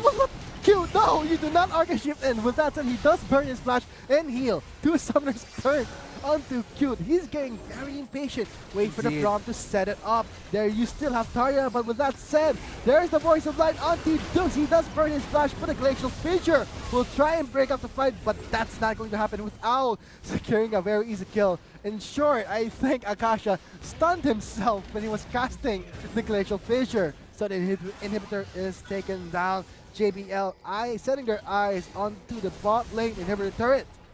Dang, and JBL looks like, I don't know, Akasha gonna be up in a bit, but I don't think with the lead that JBL has and just the distance they are, all levels across the board, all levels up on TIP. If anything, it's only Cute and Lucian it's only Cute that's actually up to par with his counterpart. So I don't know, man. Like, I think TIP is way too behind to even utilize their supposed late game advantage. Okay, that's when you Arcane Shift in, knowing that there's only 2 members. You don't Arcane Shift in when there's 5 members saying, "What's up?" Yeah, exactly. And there's the Nar, like, "Hey, bro, just hammer into the wall, stun him, lock it down, and kill one of the high priority targets of TIP." But is it worth it to invest that much resources onto Cute, where he deals minuscule damage, and to Tarya, he's more of a liability right now. He has Indeed. the only way he can come off of this is maybe a split push. It's possible, definitely, but even with a split push, if you're going to look at his itemization, sure, he has the Ravenous Hydra to clear waves a little bit more faster. But other than that, what kind of makes it hard is that Owl, with the roam potential that he has, he can easily respond to whatever pushes that Tarya goes for. So it's tricky indeed, which is why I really like the draft that JBL, just the Aurelion Soul, I feel like is such a smart choice because it negates whatever other options TIP has. Oh boy. I like the new itemization on that Aurelion Soul, knowing that the Banshee's Veil does not build defensively anymore, builds for more AP. So with that said, if ever Owl does cast his Center of the Universe enhanced range, he will not shrink. He will not shrink back to his small state because he does have the Banshee's Veil. But right now, Akasha being one of the apple of the eye for Owl, but we're seeing that Farmville is there. Same with Demigod. Ultimates are up for all sides of JBL, but for TIP, they do have their ultimates ready. But will it be enough to fend off the incoming advances of JBL? We'll just have to see that happening. Look at Shy Right. though with the split push right there. This is what technically what Tarya would be doing if ever he were ahead, but that's not exactly the case. And instead, he's actually forced to have to go with the team to try to get back into this game. But it's not even happening. That's a turret down, taken down by Shy. Tarya can only do so much. Great macro play coming from TIP. 8 turrets while TIP is left nothing. Right now we're seeing that another mistake done by Akasha. He does burn his flash. The glacial fissure is there. A huge AoE slow to fend off JBL's advantage. They did. I think I saw a teleport being used. I'm not pretty sure what happened there. And this, my bad. yeah, it's going to be resulting to a Baron take from JBL, knowing very well that TIP actually exerted a lot of resources off of that trade. But look at the damage. Meowly forced to shrink behind his enemy's allies team. The two-shot barrage has been expanded. If Farmville's down, opens up for an attempted Baron steal. Oh no, but would this be the Baron actually regenerating the health right away? Here comes yeah. Jeez though, trying to make Healthier something out of resets. this. Tarya stuns it onto Jeez. He will be the eye for that, but Owl is completely ignored, dealing so much damage, and not to mention the slow. And that would be an easy triple, followed by Jeez left to alone. Maybe a quadra. Get a penta. Come on, TIP. Be a good sport. But Whoa! they know they will not allow that to happen with TIP cleaning up the field. But here comes Shy though, actually going for the split push. This is another problem that TIP needs to address, as they are knocking on this Nexus right now. Here comes Meow though, gonna try to defend this turret right here, but then again, with the time that they spent in that Baron pit, gave enough time for Shy to actually take down objective one by one in the base of TIP. Very weird to see that a Nar is the one split push. Exactly.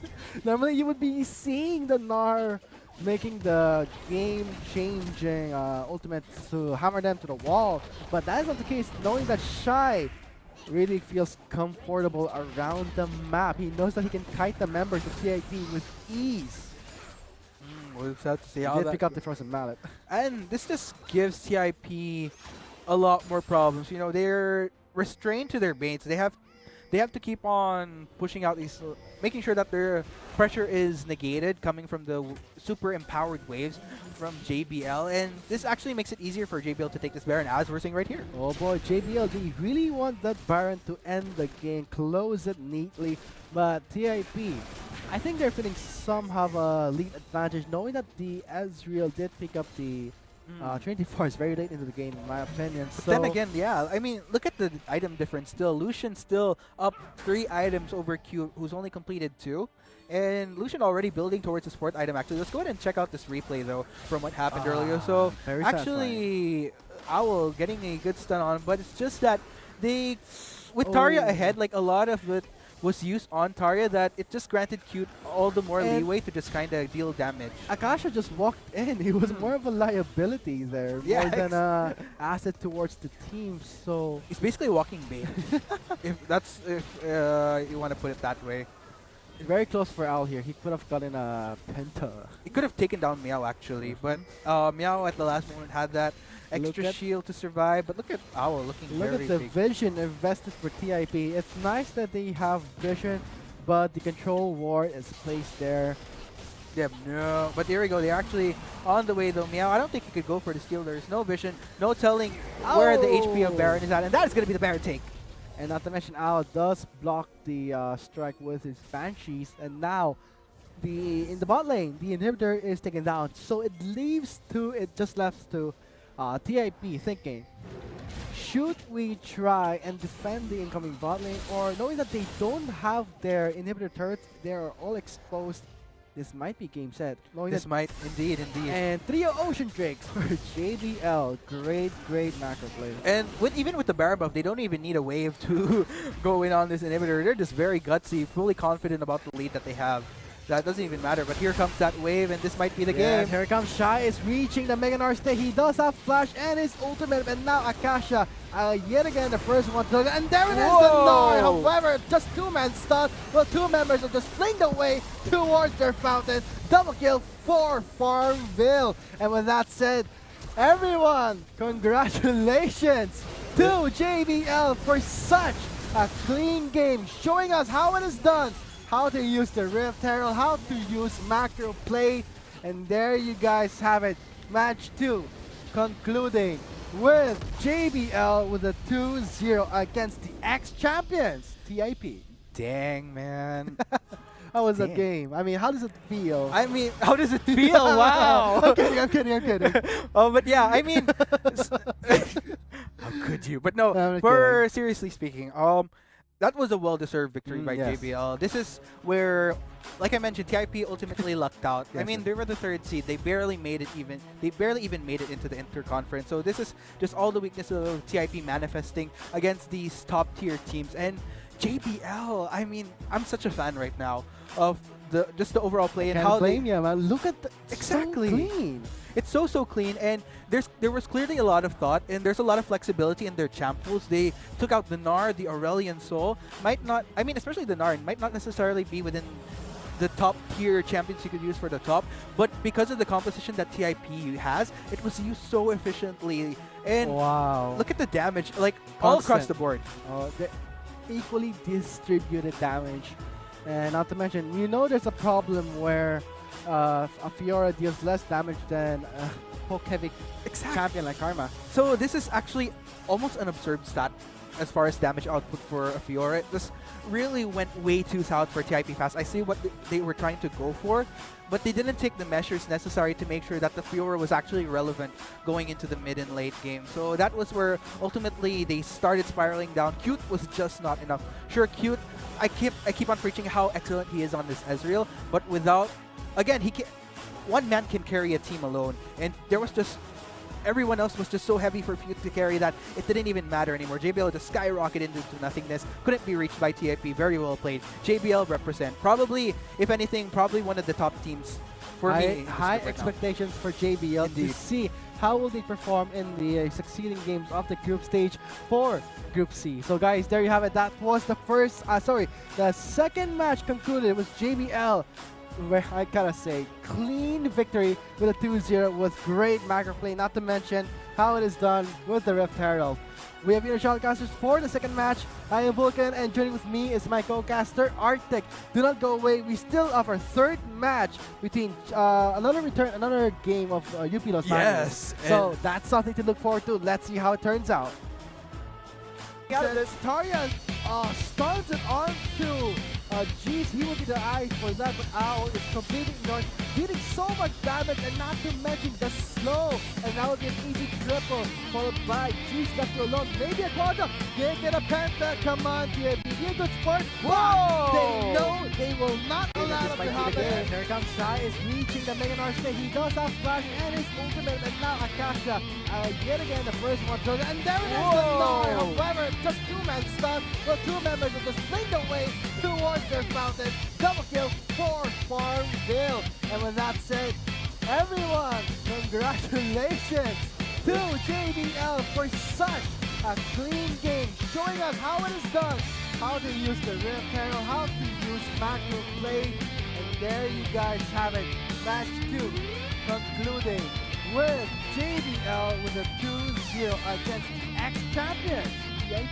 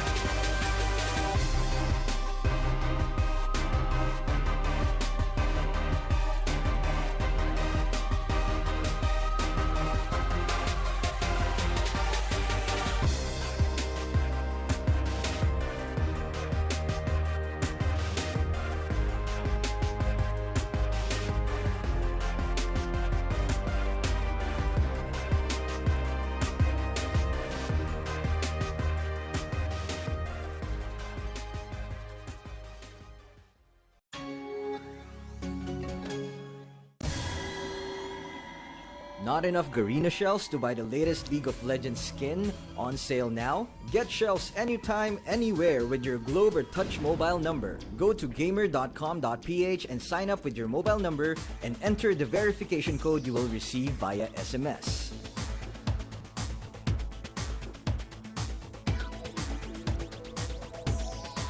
Log in and choose the game and pin you want. Check out to purchase the pin with your load or through your postpaid account and receive the pin on your phone instantly. Never miss a sale on your favorite League of Legends skins and champions with Gamer.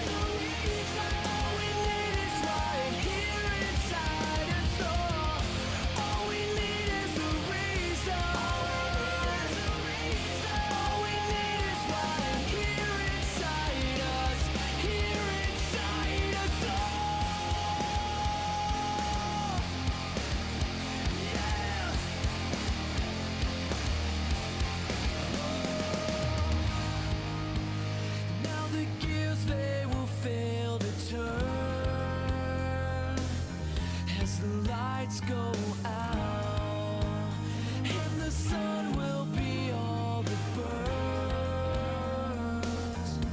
on our way down. But right now we have to understand the problem and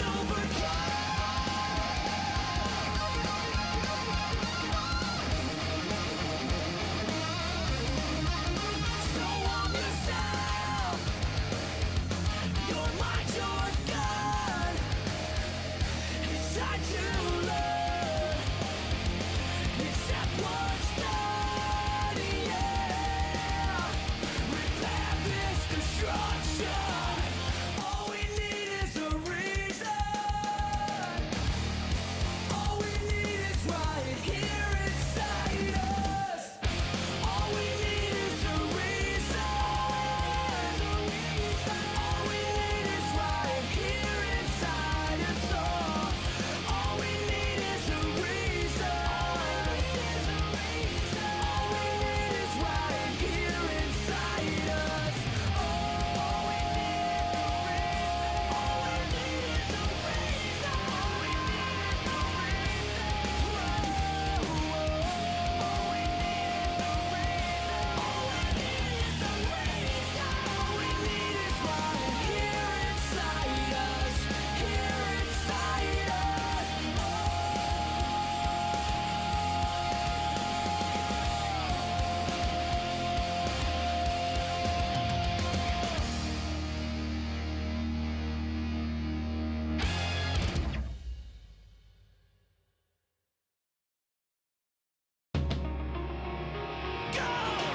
If you close your eyes, your life and naked truth revealed.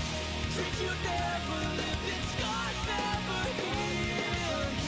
In the darkness, light will take you to the other side. Find me waiting there, you'll see if you just close your eyes. If you just close your eyes. If you just close your eyes.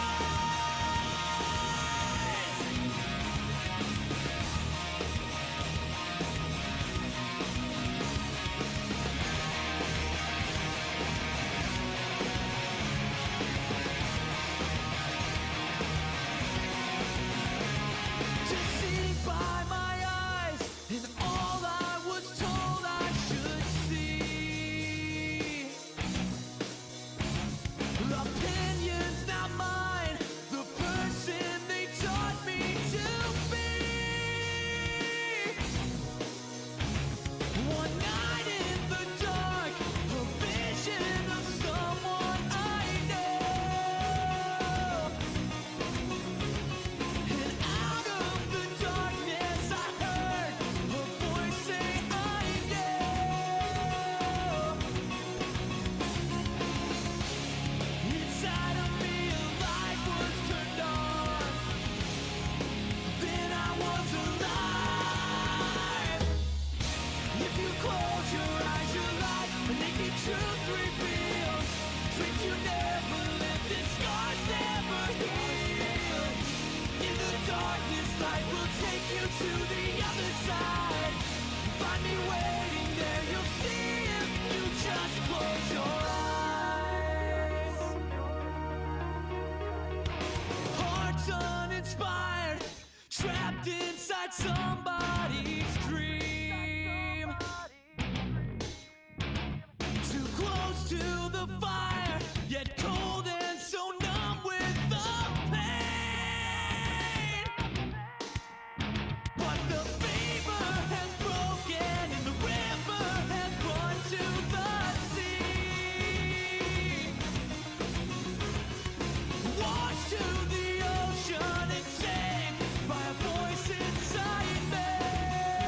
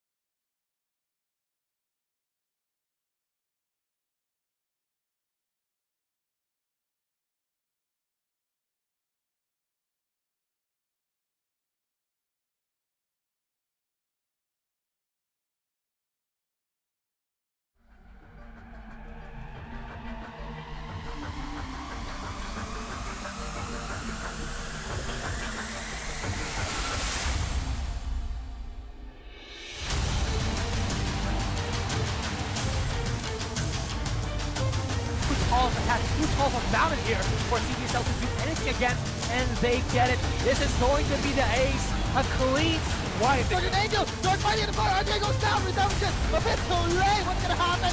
Bob has no for stun that even as his first. Daigo is jumping in. He's in the middle of the fray. Here comes the tidal wave, jumping in and jumping out. Daigo sticking really good. Back for the Twitch, but not gonna do much. Nard is just going to be a buy one, take one deal for JBL. They have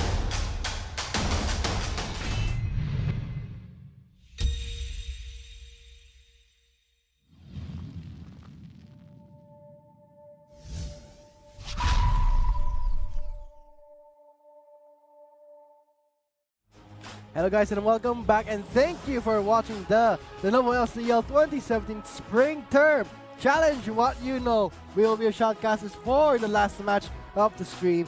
I am Vulcan, and joining with me is Atlas. Of course, coming into Group C's Interconference Series. We have seen two of our matches already, one between Sabre University UPLB and one between JBL and TIP. Now it's going to be JBL versus UPLB. 2-0 versus 2-0, JBL against UP Los Baños. What can you say about this matchup, and what do you expect? I really have actually my opinion from that game 2 of match 2. I have high expectations for JBL. Such clean macro play, and not to mention the, how do I say it, not the drafting too, and because of this, because of UPLB and JBL sweeping their games, instead of 2 points, they get 3 points. So that's how this pointing system works. So that's going to be them fighting it out to get a lead in this group, and coming into this matchup, I think that, of course, you said that JBL has really good macro play, really clean drafting as well, and that's how I said teams can beat UPLB even from the conference series. But they are still a powerhouse, a huge powerhouse. You can just mow down the opposition. We're gonna see if JBL can have that macro play, enough of that cerebral play to actually take out a powerhouse like this. So, who do you think is entering this matchup as the better one, the more experienced one in terms of well-rounded play style? I really, going into it, it's actually a close match, but I have to give favor to JBL because, as I said, their macro play, it seems like they practice over the break, and really the drafting as well. I'm expecting a lot from the drafting, and if the drafting doesn't go well, and then UPLB will just take away the win again. But yeah, but they are a huge juggernaut. UPLB is such a huge juggernaut, so JBL has to really break their backs and then make their brains sweat to beat this match. So with that said, guys, for the last 2 games from 6 p.m.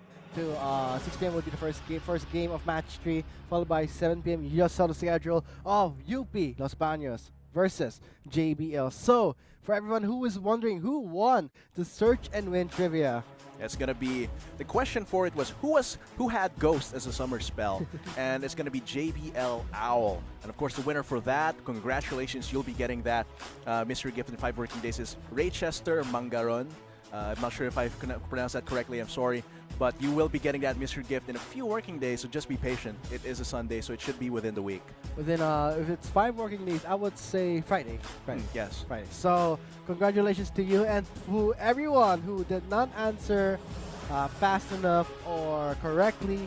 This will be your last chance for the episode to actually win yourself a free mystery gift. There's going to be for this game, and I believe the last game as well. So, we're going to see UPLB Excelsior versus JBL Maroon Dragons coming into the pick and ban phase. We're here at the 10 ban system, of course, which we're going to see how it all plays out. And of course, the first ban out, it's going to be a flex ban against Owl and Demigod. It is a very versatile support, very oppressive in lane. So we're going to see how that plays out. You talked about how to you cannot invest too much onto Daigo. Yes, because what happens is Daigo's just going to switch to another pocket pick he has. His champion pool is very strange, very special. So, of course, but still, JBL seems to be having a lot of trust in their mid laner Owl, which is why they're still banning out these top laners. Oh, wow. Banning out the Kled and the Jax here. On the side of UPLB Excelsior, they're banning out G's as well. Twitch, very star player of a Twitch across the conference series, and his Lucian earlier was very clean. And not to mention, what we've seen in the first match of the 2 games is that you do not open the LeBlanc for Eminem, right? Yes. And they just done that in the first pick phase, but right now, we are seeing that UP Los Baños will be prioritizing the support Lulu. The Lulu, I think, really synergizes with how UPLB plays. Because Eminem usually wants to engage, get those assassinations with his champions, or at least get some really good damage or utility for his team. And if their top laner goes in Daigo, he can just wild growth him and then keep him alive while he wrecks face.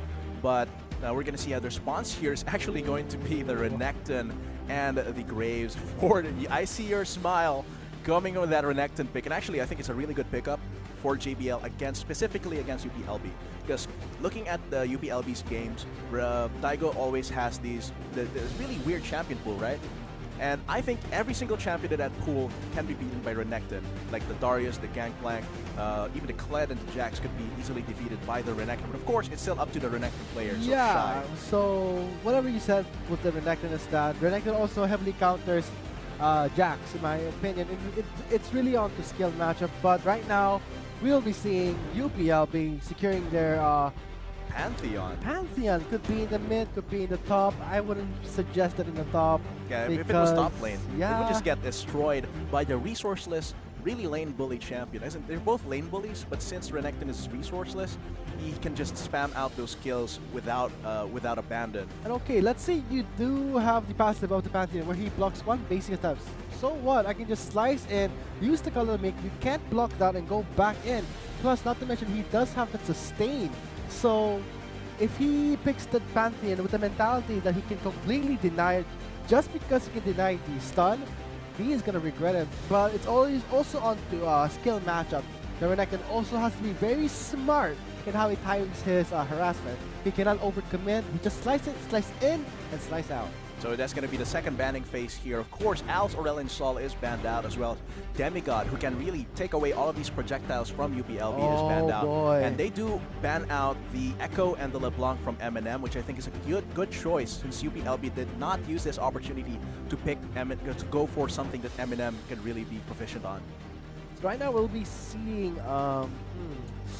what will be their mid laner. So knowing that Orianna is a good pickup here. LeBlanc and Neko was banned for. Right now, we'll be seeing an Orianna.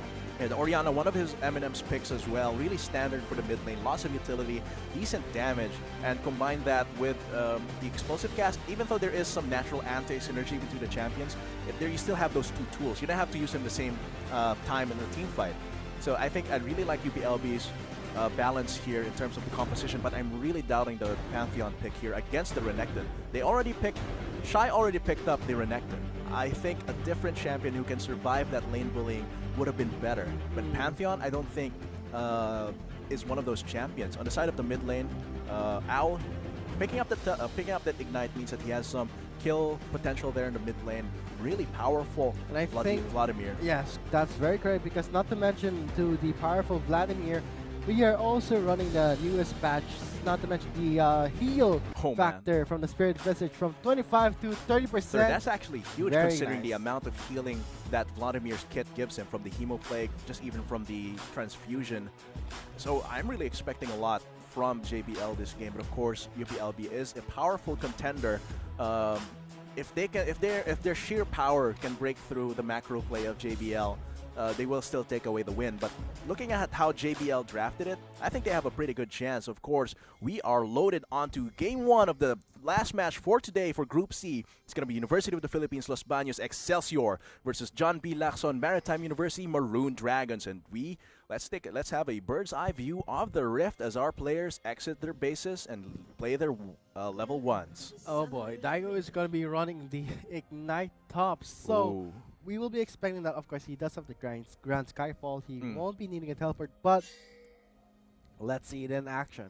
It will be very good against Shy, because it does cut down or regenerate the healing coming from Kulda Meek. Yes, I think having no teleport on this top lane Pantheon is acceptable because he does have that Grand Skyfall. I think the only time it's acceptable to not have teleport on your top laner is when it's Pantheon. So I guess this is one of those opportunities. So you'll be willing to expend the Skyfall just to get back to lane instead of, let's say, a powerful flanking ultimate. It could be. You could also use it to roam mid lane or clear the wave. But that's not going to be optimal use. But later in the game, since Pantheon does have the highest base movement speed in the game, combine that with upgraded boost, later in the game, I think he has the potential to actually just use the Grand Skyfall as a mini teleport.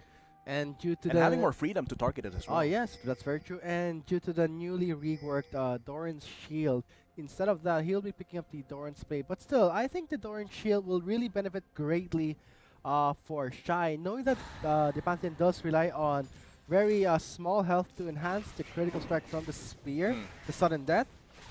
But I gotta say that Daigo is actually playing a really dangerous game right now. If ever the late game does happen, Pantheon falls much heavier than the Renekton. So the burden will be on to UP Los Baños to end the game before that Pantheon becomes more of a liability. Here in the level 1 though, it's going to be Daigo kind of bullying out the Renekton here while he doesn't have his slice and dice yet for that harass and trade in. But come level 3, he has to respect the full potential has been unlocked by the Renekton. But so getting poked out like that, that's it's still very only- dangerous because that means Daigo will get the early level 2. I think that both junglers starting bot lane, it means that they're going to path here to the top lane. So it's like, it seems like Shy is going to need a little bit of help here until he reaches level 2. Level 2 or level 6. Once he reaches level 6, I don't think an Ignite is going to stop the advances of Shy. So up to the junglers to see how the top lane will turn out, but not investing too much in the top lane. Other lanes do need some assistance, but right now in the bot lane, forced to hug their turret, JBL will be playing the long game. Yeah, this is a really oppressive bot lane here. The Lulu and the Caitlyn. Look at all that poke. Coming into the Piltover Peacemaker as well. So easy to land and takes the slow from the Lulu. And looking at the jungle here, it looks like Top ping. Farmville is actually going for a full clear of his jungle, coming into the Krugs. That might be dangerous for Shy if they try and go for a dive. Double wards place. Farmville does spot the ward being placed, so he does know there is someone there. Slay does not manage to steal the Krugs from Farmville. Seems like right now Shy on the receiving end of most of the disfavorable trades here, and because of the passive from that Pantheon, the Golden Ages, he can just really actually managed to land the Ruthless Predator empowered. So right now, Farmville should not even try and gank this one, knowing that Slane is there. Yeah, Slane is still there. And one of the biggest things when Daigo gets fed in his UPLB's games is when a jungler makes a really bad gank, and then he gets a double kill, and then he snowballs off of that. If JBL wants to actually take away the win from the very snowball-heavy UPLB, Farmville really needs to be careful. And right now we're seeing Shy burning that teleport, knowing that if ever a fight does break out, he knows that Daigo can't respond. And right now, I wonder, will the Ignite top be effective reaching into the level 6? But right now in the mid lane, Owl with the confidence of that Vladimir. Being able to just continue with these trades, even though he's a huge health deficit, can just sustain that up with transfusion. Seems like this bot lane is... it's going to be Owl. Yeah, the body slam is not going to connect there. He did have the flash, but could have easily been sanguine pooled as soon as he was visible. And very good for Owl to actually hold that sanguine pool, the restraint. But right now, it seems like Shy is actually the one being bullied here. A third of the CS on the side of Daigo here. Let's hope that Shy will itemize correctly. He should have picked up maybe a Doran's Shield. The shield would have helped. So it seems like Farmville gonna try and focus this mid lane. Eminem gets spotted. He does get ignited, but the shield won't be enough. That would be a very clean first blood for Farmville. That's gonna be, and Farmville getting that gold makes him scale faster as that jungling AD carry. He might go for this top lane gank next. There is no ward coming from this top lane, but I think Daigo knows something's up and actually walks away. Very risky gameplay from Daigo. He does stay enough to deal some damage. He goes on to Graves, but the ignite won't be enough. He is chugging down that potion. Ooh, very dangerous. Those minions attacking him. Hairline of a health, very close. After this, even though Shy still has like barely enough CS compared to Daigo, that momentum from that kill might be enough to compensate a little bit there and help him trade further. I would suggest that Shai continues to push the lane until the turret. Daigo does not have the teleport, nor is he level 6, so I think Shai Yeah, he just really should made have bounced back the wave yeah, towards him. he made a crucial mistake right there. Yeah, that's going to give Daigo more CS, but of course, now Daigo doesn't have Ignite, so the kill pressure has been equalized here. It wasn't in the even top that lane. low to Yeah. begin with. But So I don't know why he still, if this recalled. continues, if Shai keeps getting bullied out, he doesn't have a built item. He's building into that phage. While Daigo already has rated Dirk, so it's gonna be very hard for him to actually trade out if he's not gonna position well. Very bad decision making from Shai, allowing Daigo to get that huge minion wave with a CS lead of, let's say, more than 34. Slane might be in trouble. Oh, he it. denies the body slam, forcing out Slane's flash. He's happy with that.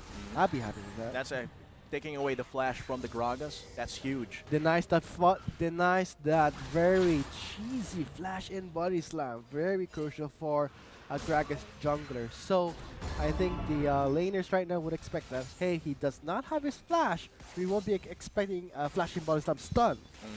So that has to be the game plan for JBL. Now Shai a little more confident in getting out of turret range and staying here. Oh, Dominance is on. Oh, Daigo cannot survive this one. He's forced to end the flash. But that there burst. it is, the burst from Farmville, giving him the second kill of the game, not to mention making Daigo less effective in lane. So without a teleport, he will pay a heavy price, but note that he did reach level 6, so the death timer is on to, let's say, 5 seconds. But it's not a global ultimate. It does have a huge range. So it's not, at low levels like this, level 6, level 7, the Grand Skyfall doesn't have the same utility as an actual, like, Twisted Fates, Destiny, or an actual teleport.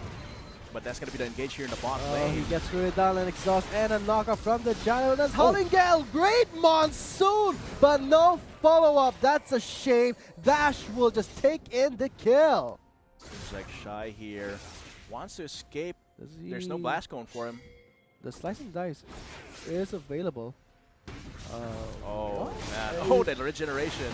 A very bad mistake for Shai. He should not stay, but here are his teammates to clean him up for him. But this is very bad. Not to mention, if it's nice that Daigo does get denied of that CS, but it's the same for Shai. But let's say he does have a teleport. Maybe that will help him close in the gap of CS. But I gotta say, he really made a crucial mistake. Yeah, staying where- for far Yes. too long there, and then having to rotate, hoping the blast cone was there, did not work out for him. It's going to be maybe a gank coming from Slane, but that is a very healthy Owl with his Crimson Rush charging up, so they can't commit too far into it, especially since Eminem doesn't have mana. And we're saying that the Vladimir would be picking up the Ionian Boots plus a Ruby Crystal. That's going to be a huge CDR advantage, not to mention building towards the Spirit Visage. That healing coming from that Spirit Visage is gonna be 30%. huge. Plus, because of the Boots of Lucidity, means that he can just keep spamming that in lane. Now, right now, we're seeing Shai going in for some confidence. A very Oh, man. bad mistake. Ignite is up, though. Ignite is up. Hey, Dominance is up, too. Let's see who wins the try. Call of the Meek is on cooldown. He might get taken out. Biting Knight, hiding on his brush. And there is the outplay. Called a Meek without vision there for Daigo means that it's because the spear shot is actually just so it relies on vision because it's a targeted ability, and getting into that brush means that if ever he casted it, the animation would be cancelled. That's how it's and done. Renekton.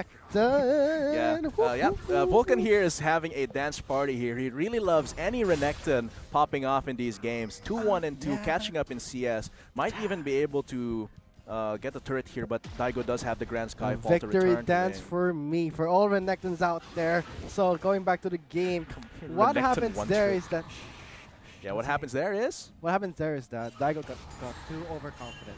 It's more of a mechanic where you can bait into enemy thinking that you're very weak, but that huge heal from the Call of the Meek is something Plus you the have health to boost watch from out the for. Dominus. That's correct. And right now, Owl. and the mid lane Owl goes into the flash, the and there is burst. the burst onto Eminem. Oh, the outplay! And he's just going to keep sustaining up with that transfusion. Yeah, dodging out the explosive cast, immediately bursting down Eminem. Owl really showing some power here in the first game against UPLB, and that allows actually Farmville to take away some resources from Slane. And really, mid lane jungler relationship is very important. Being able to just solo kill your opponent as a mid laner means that your jungler is more free to do other things, like Infernal Drake. Oh, it's nice that JBL, knowing that they do have the advantage in terms of score, transitioning towards the Infernal Drake will really benefit JBL in the long run. And look at that Daigo going in on the Renekton with 50 Fury. He's going to pay a heavy price. He's not going to win that trade. Fervor battles up, and there is an assist from Slane. Daigo makes it out barely alive. Man, that's going to be the bot lane under duress here for UPLB, and that's going to be actually free kill for Farmville. Demigod burns the Monsoon. That's going to be Ben's under attack here. That's going to be 3 people. Oh, man. Actually gets a kill against Demigod. Oh, Demigod just underestimated that crit chance from the Arcane, the critical damage. So, right now, when the Pantheon is 1-for-1, you gotta, I have to say, in my very honest opinion, that useless. Yes. The most useless top lane that you will get is a Pantheon with a 1-for-1. Not to mention, here is Daigo getting caught off guard with the recall being denied. Shy does have his flash. He might go in, but there is the block. He did use his flash, but going back to what you said, it's the same way that you think that if a Renekton is 0-6, that is useless. Because that's already, because the timer for him scaling down has just been reduced. I mean, Pantheon can scale down as early as 15 minutes. You pick up a random Omen, deny the critical damage. Though. A little bit of trouble. Flashes, very nice flash. Oh, explosive cast, but a 2-man Howling Gale will try and slow them down. Red team, JBL takes in the first turret, 600 gold maybe, not too sure, on to Shy. Will help him build towards or rush a Black Cleaver. The Black Cleaver going to give him a little bit of tankiness, get that armor shred as well as the extended trade goes against top laner. But of course, Ignite is up against for Daigo. So if Slane, it's not going to do much in a straight up fight, but if Slane can actually get a gank there, that would mitigate the chances of Shy being able to 2v1 as most Renektons can. But look at Owl being able to just really push this mid lane.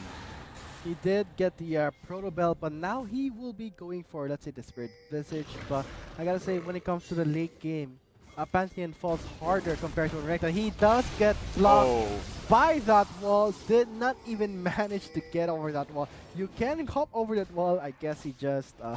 it was way too CC'd, but that's going to be Owl diving Benz here. He can though, there is a Crimson Rush and the Sanguine Pool to... Oh, Howling Gale wasn't enough. Oh, heal 2 on top of that. I think that was a 1-for-1 trade-off across the map, but it might be more worth for UPLB if they get this Rift Herald. Oh boy, UPLB going for the more ambitious objective, the Rift Herald. And I gotta say, no responses coming from JBL. This will be an easy Rift Herald in the hands of UPLB. Let's hope they use it effectively. That's gonna be up to Eminem here to match the push coming from Owl because it's so relentless. But yeah, considering, I think Shy, he's doing well in the trades, but his decision-making is still questionable. Yes, Staying too long in lane, which means that Slane and Daigo get those kills, which means that his scaling as a Renekton also is mitigated.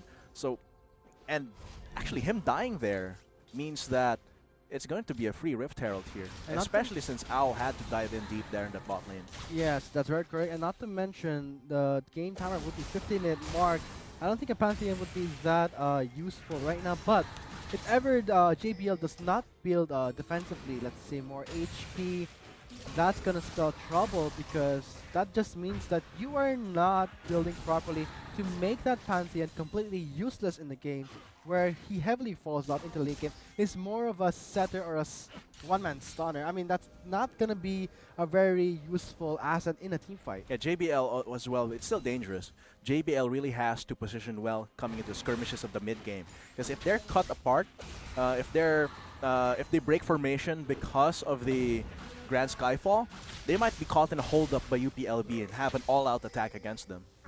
So yeah, JBL, they had a good draft. Their ganks were pretty good.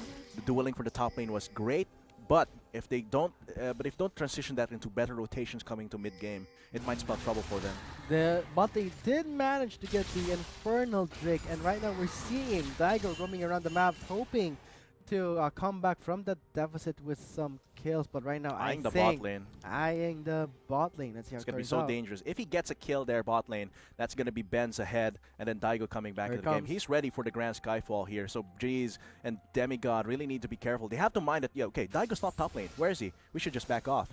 And I don't think Daigo should even. Here it comes. Oh, they did not see it. The flag from Daigo. Well placed, Grand Skyfall, and now left for man. dead. Jeez, giving the kill to Daigo. That's going to be him getting back into the game a little easier, but that does give some leeway here in the mid lane for a very small bad dive. mistake for members of UP Oh, Los the Crimson Baños Rush. to invest 4 members in the bot lane, giving JBL more room to split push, knowing that, hey, there's 4 members in the bot lane.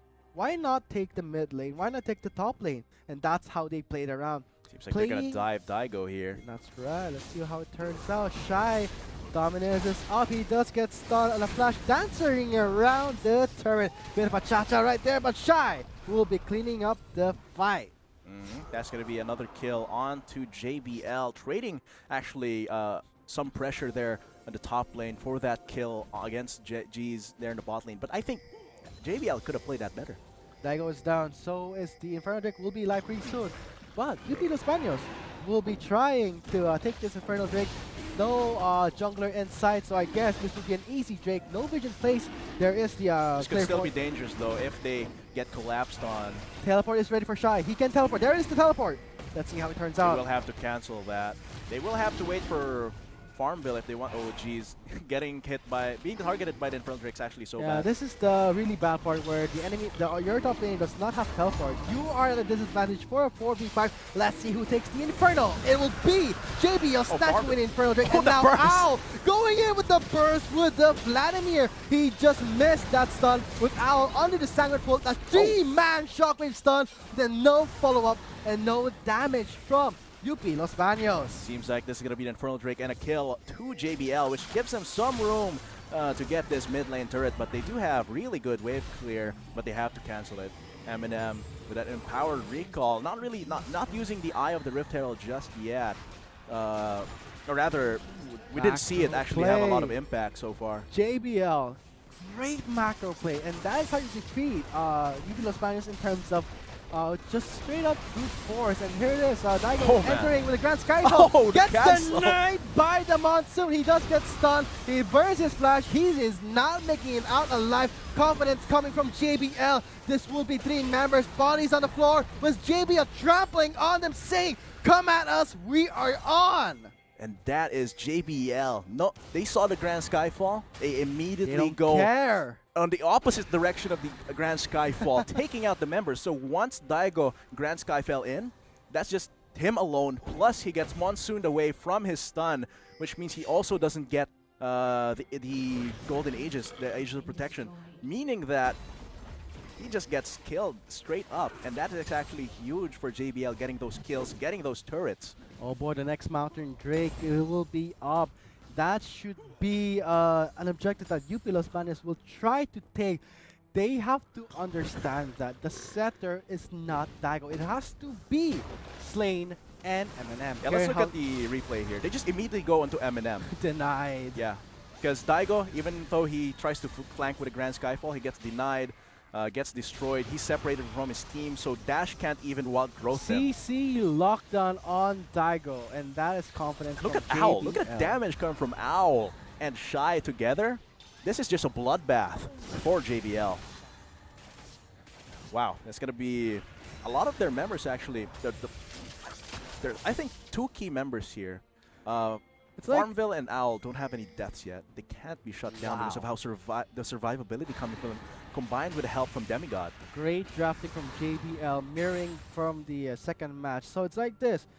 JBL, they don't care about the Pantheon. If ever the Pantheon does engage, holy! The burst coming in from that Vladimir. Okay, here's the gist of the situation. Okay, JBL is like, hey, we're seeing a big red circle. Is that something that we should go towards? Do we go back? We have a Jana. And now, members of UPLB getting called off guard. There is the Monsoon being denied and cancelled by UPL's banner. Here comes the Grand Skyfall onto Demigod does get bursted, but he did deny the first leap, and now Jeez is ignited. But will he survive? Very low, Daigo, he gets taken down. Jeez is on a killing spree. Cannot even duel the AD carry. Even with his stuns, even with someone very low mobility like Varus, gets taken down. And that's a Pantheon that was shut down in the early game. Absolutely zero impact. And this is going to give JBL some leeway to get that Baron buff here. And they're actually doing it pretty well. They have the damage from 4 members.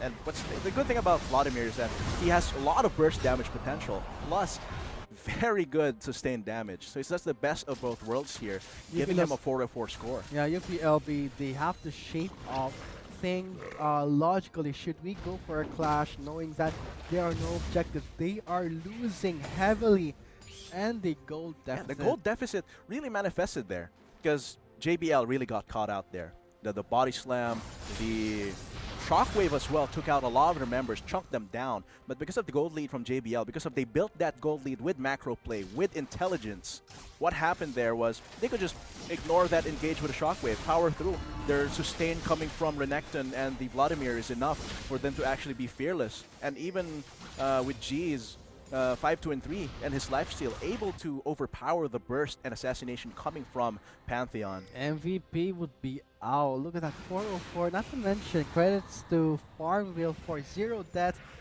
He did pick up the static shift. I'm more of a novelty, so Yeah, I think it's more of a novelty. He has enough wave clear, has enough burst. You would normally get a Phantom Dancer, and why not? If you were so ahead, why not get the new Death Dance? Oh yeah, the Death Dance is so good. The 15% to 30% of the damage against you turned into a bleed effect instead is actually so good. So both of those are aggressive defensive itemizations, which would make the tanks UPLB's jobs a lot harder. And not to mention, if you get the Spirit Visage and a Death Dance, oh boy. Oh, all that healing. And not to mention the cooldown reduction where Benz, what? Shy going in with the flash, and he does get a lot of resources pouring onto him. Shy, a bit of an overconfidence. Mistakes were made. He will be giving the kill to Benz. A little... Wait, what is going on? JBL getting too complacent. We'll have to pay the price. There is the stun by Daigo, and that's how you play it. You make the ball of Eminem onto some of a setter, let's say Daigo or Gragas. That's how they have to play. But JBL, they got too confident. That's something that you should not display towards your enemy. They're going to take advantage of that. Yeah, and that actually gives 2 kills and a shutdown actually to UPLB with Farmville getting taken down there. And Mountain Drake just spawning means that might be very bad. They will not be even taken. This is what happens when you get too complacent. JBL, more of a really bad calculation. They do have a lot of tools to disrupt this. Owl can easily 1v3 here with the help of... Always going to be the help of Shy was going to fight. Daigo goes in, stunning Jeez, a big mistake. He has nowhere to run, and now Jeez is just zoning at the members of UP Los Baños. And we're going to be seeing Slade nearing the wall of the dragon, trying to contest the Mountain Drake, and Shy. It's taking quite a while. Mountain Drake is the tankiest dragon in the game, but they do have a lot of ways to mitigate whatever in case the dragon's going to reset itself. And now we're seeing very nice dragon dance around the pit of JBL. Farmville just responded. It won't be Los Baños taking the Mountain Drake. It is still JBL. Great stalling. Great stalling the by stall JBL. there, and their kits are really made for these stalls. They have a very solid front line who can threaten. That front line you can't just ignore. If you go past that front line, it's gonna shred it down. Owl, also one of those front lines that can just shred you down. Farmville, they waited for Farmville, and very, very nicely at that. On the other hand, they can't engage too much as well, because that's a Janna. And also, the Chains of Corruption were available. That Vladimir's, wow, I've been seeing Vladimir's really be such a monster in some games. I mean, not to mention the newly buffed Spirit Visage. So good on him. So good on him. And now Daigo goes in for the two-man stun. That's great synergy coming from UP Los Baños. A double kill for Daigo. Overconfidence once again from JBL. you have to expect that now UPLB should be grouping up. Even with a Grand Skyfall, yeah, you can't just assume that okay, he's away from his team because he's gonna Grand Skyfall to a team fight. But that overconfidence cost them another opportunity. Oh boy. But is it? I think it's okay to give it to a Pantheon because At this point, it's not really going to do much, but still, yeah, it's still that's the- giving an opportunity for the Eminem, for assist, Benz yes, to of catch course. up. And that's not good for JBL. And I like how UPLB just immediately took advantage of that. They didn't have a lot of vision in their own jungle, but they had that fearlessness and it paid off for them. Al's gonna be the one, the vanguard to protect this turret. It's gonna fall down. So with the second turn in the hands of UPLB, trying to come back from the 10k gold deficit at 26 minutes into the game, JBL, they have to shape up and They have to group together. they have to wake up. Yeah, they have to group together and take away. Oh, wow! goodbye, Benz. Goodbye, Benz, and get bursted out. They get picked up by Farmville. Owl making the key gameplay. Now with no ADC, JBL is not wasting time. Immediately putting down control here in this mid lane. They don't want any risk here when they're sieging. Seems like this will be. They have a And really solid wave Kaden clear is here. down, so there won't be any cupcakes to stop JBL's advantage. And look at that turret, already half health. So that's gonna be Mountain Drake too. that's gonna be a very quickly drawn turret. Oh, 3-man stock, but there is the Monsoon denying Daigo's entrance. But the rapid growth, the wild growth has been used on the Daigo. He gets taken down without a problem. Shy is very healthy, same as to out. 4 belts in. A tower dive with Shy, soaking all the turret damage. Same with Jizz, telling him, hey, I still got your back. Let's go for a tower dive. With 2 members of UPLB down, their base is exposed for now, maybe transitioning towards the top lane. That's a huge wave for UPLB there in the top lane, however, which might take a little bit of time. The death timers are around 15 seconds, so this will be enough time for UPLB to recuperate and regroup after that mid lane fight. This is an opportunity for them. If JBL still stays around, of course, that's the link for the search and win. Just enter that into your new tab of your browser, fill the information completely, and you might get a chance to win that mystery gift if you're fast enough on the draw. But still, if JBL decides to rotate away, they can't be too greedy. If they're too greedy, UPLB will take advantage of that, and they might get back in the game here. They do have a 13k gold lead, which is, I think, the hugest lead a team has had against UPLB since the start of the spring term. But Baron's going to be up very soon, so JBL has to play this smart, because if they get caught in that Baron pit, the 13k gold lead is not going to matter. That's very true, and not to mention, ultimates are all up for UPLB, same as to JBL. Fresh cooldowns are all up, all rejuvenated, same as the Shy. Flashes off for Shy and Farmville plus Demigod, so we might be expecting a Flash and Monsoon gameplay, but yeah, say, the more important thing here is, Farmville, very dangerous position. gets caught off guard. The explosive cast displaces Farmville, but he does have the Guardian Angel. He's forced to flash away. Daigo is left alone. He has no form of teammates in, and there is the choke point. They are choking right now on the blue side of UP Las Bañas. Daigo gets taken down. Jesus unstoppable. Farmville, he has Guardian Angel. Change your focus fire. Go onto the heavy enemies, Oh, and that is the price you pay for complacency. And that is going to be a 4 for 0 here. Why go for a Graves where there's a Guardian Angel? What There is a no waste point. of time, resources, and damage. Could have gone onto G's, and that was way too greedy for them to try and go for against Farmville. They choked at the blue side. The path was so narrow, and that's what JBL wanted. And with Took that said, advantage of it. JBL, with the momentum from match 2, secures the first victory of the last match of game 1. 100% winning streak for now for JBL, cutting down UP Las Bañas and denying a clean victory for them. That was clean. That was incredibly clean coming from JBL. And I really don't like the draft from Los Baños. The rest of the draft was fine. But the top lane, Daigo needs to expand his champ pool. Because we've seen his champ pool has got Darius, Pantheon, Gangplank, Jax, Kled. All 5 of those get shut down by Renekton, who is getting a lot of popularity. So facing against any of those, Renekton can just destroy them and just remove one player from the team of whoever's using that Pantheon. Oh boy, so let's see how they will draft in the next game. That's Probably really the most important thing here. The draft and the macro play. JBL having that draft means they might be the ones to take down UPLB, because UPLB has been cruising through South Luzon Conference, but now they might have a wake-up call on their macro play, on their team communication, on their decision-making. champion pull, not to mention a very small pull for the top laner, as you mentioned, onto Daigo. And look at the damage dealt. Okay, let's say Daigo dealt the most damage in the team, but that does not matter for Spaz. I mean, it's all about the macro play, the objective-wise, the lockdown when it comes to team fights. If the draft isn't there, if the macro play isn't there, Eminem's going to have such a hard time carrying the team. But that's very, very well played by JBL. Good on UPLB to just know when JBL's making a mistake and immediately capitalize on it, but that's not enough. Damage taken, and Look at Shy. he gets soaked up so much damage. That was so guys, wow, there you guys have it. That was game one for our final match here today for Group C between UPLB and JBL. Of course, we have been your shoutcasters. I'm Atlas, and with me is Vulcan. We'll be back after a short break with another game between these two teams. Oh, Gets denied by the Monsoon. He just gets stunned. He burns his flag. He is now taking it out alive. Confidence coming from JBL. This will be three members. Bodies on the floor. With JBL trampling on them, saying, "Come at us. We are on." Members of UPLB get called aside. That is the Monsoon being denied and cancelled by UPLB. Skyfall on to Demigod does get first, but he did deny the first thing, and now Jeez is ignited. But will he survive? Very low Daigo. He gets taken down. Jeez is on a killing spree.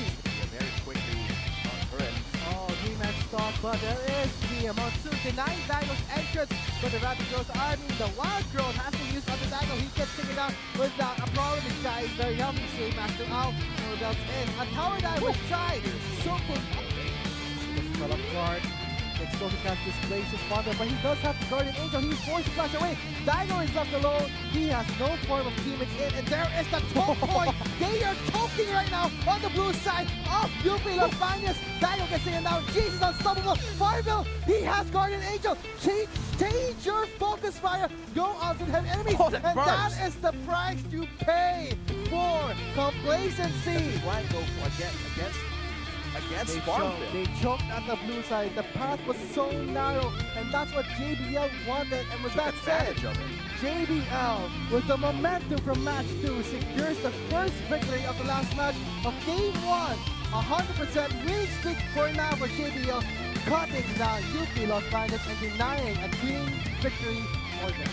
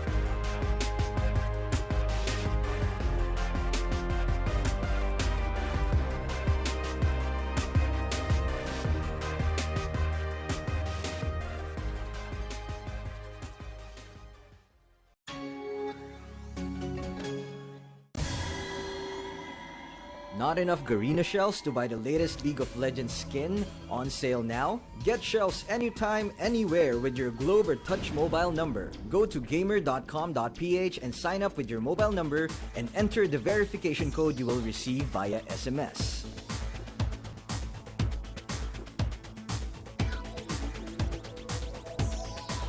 Log in and choose the game and pin you want.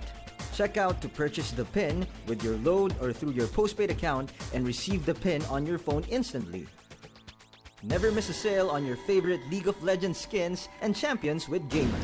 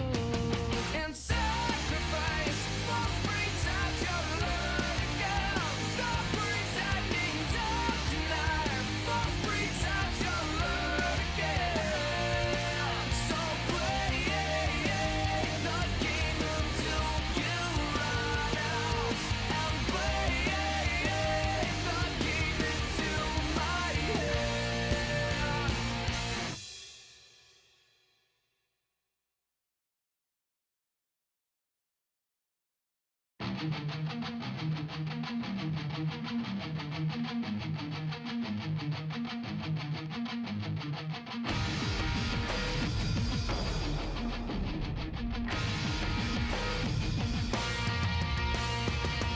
there was a time when we could learn all the simple pleasantries a follower should yearn. Now all that I can do is watch them burn and wish that I could save them all just once.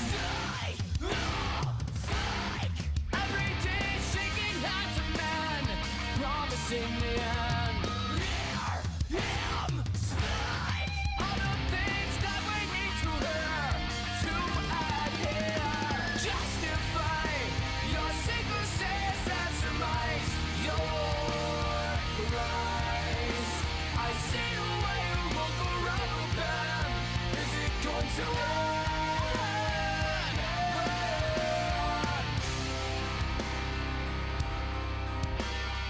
Visions I have seen have left me torn between the resurrection and the prophecy unborn. I think that I will document the fall and see. I hate to say it, but don't you all? Psych. Every day shaking hands of man, promising the end. Hear him speak all the things that we need to hear to adhere. Justify your sequences and surmise your rise. I see the way you walk around with them. Is it going to end? Justify your sequences and surmise your rise. I see the way you walk around with them. Is it going to end? Your side, choose what's your side. What's the change in tone when you whisper? Who's to blame? Is my message clearer? Justify your sequences and surmise your rise. I see the way you walk around with them. Is it going to end?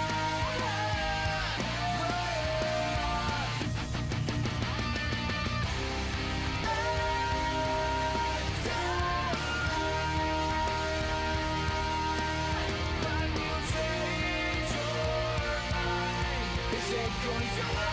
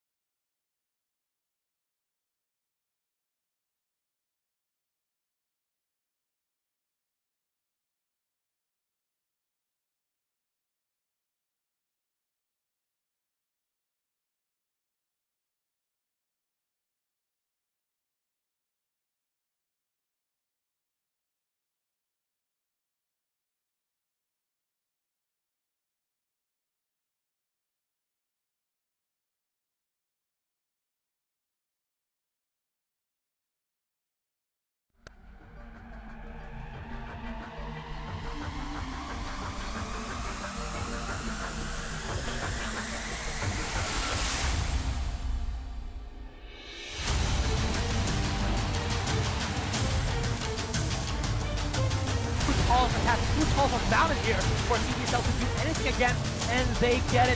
This is going to be the ace. A clean swipe. Jordan Angel, George fighting in the corner, RJ goes down, redemption, a bit too late, what's gonna happen?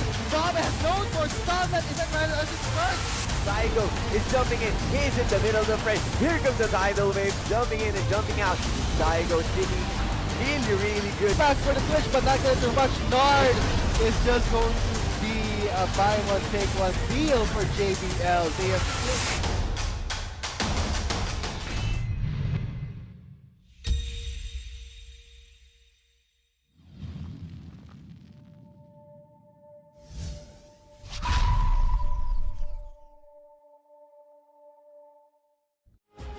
Good evening, ladies and gentlemen. Welcome back. You're still watching the Lenovo LOL Collegiate League 2017 Spring Term Interconference Series.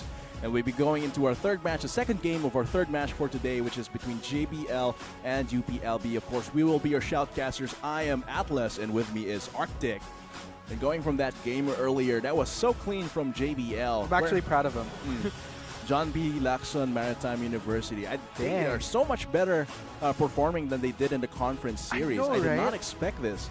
But of course, UPLB, they are a very mechanically skilled team. We're going to see if they can up their macro game this time to actually take back a win and make it 1-1 for this game. Yeah, for this match. is very interesting, as these are actually both first seeds from both Visayas and South Luzon respectively going up against each other. So this is like Clash of the Titans happening right here. And I gotta say, JBL definitely did not disappoint in any way whatsoever.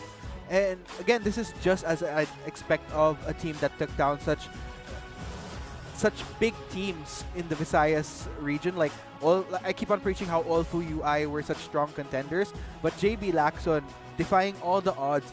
I wouldn't actually be surprised if they make it out of the group stage right here. Yeah, they seem to be a very good contender for Group C in terms of the semis. But as I said, UPLB is still a juggernaut in how they can just rush to victory. They can just overpower these opponents. But if these opponents don't play the direct fight game, it's going to be very hard for them. We're going to see if JBL can keep the momentum in the cerebral play in this game too.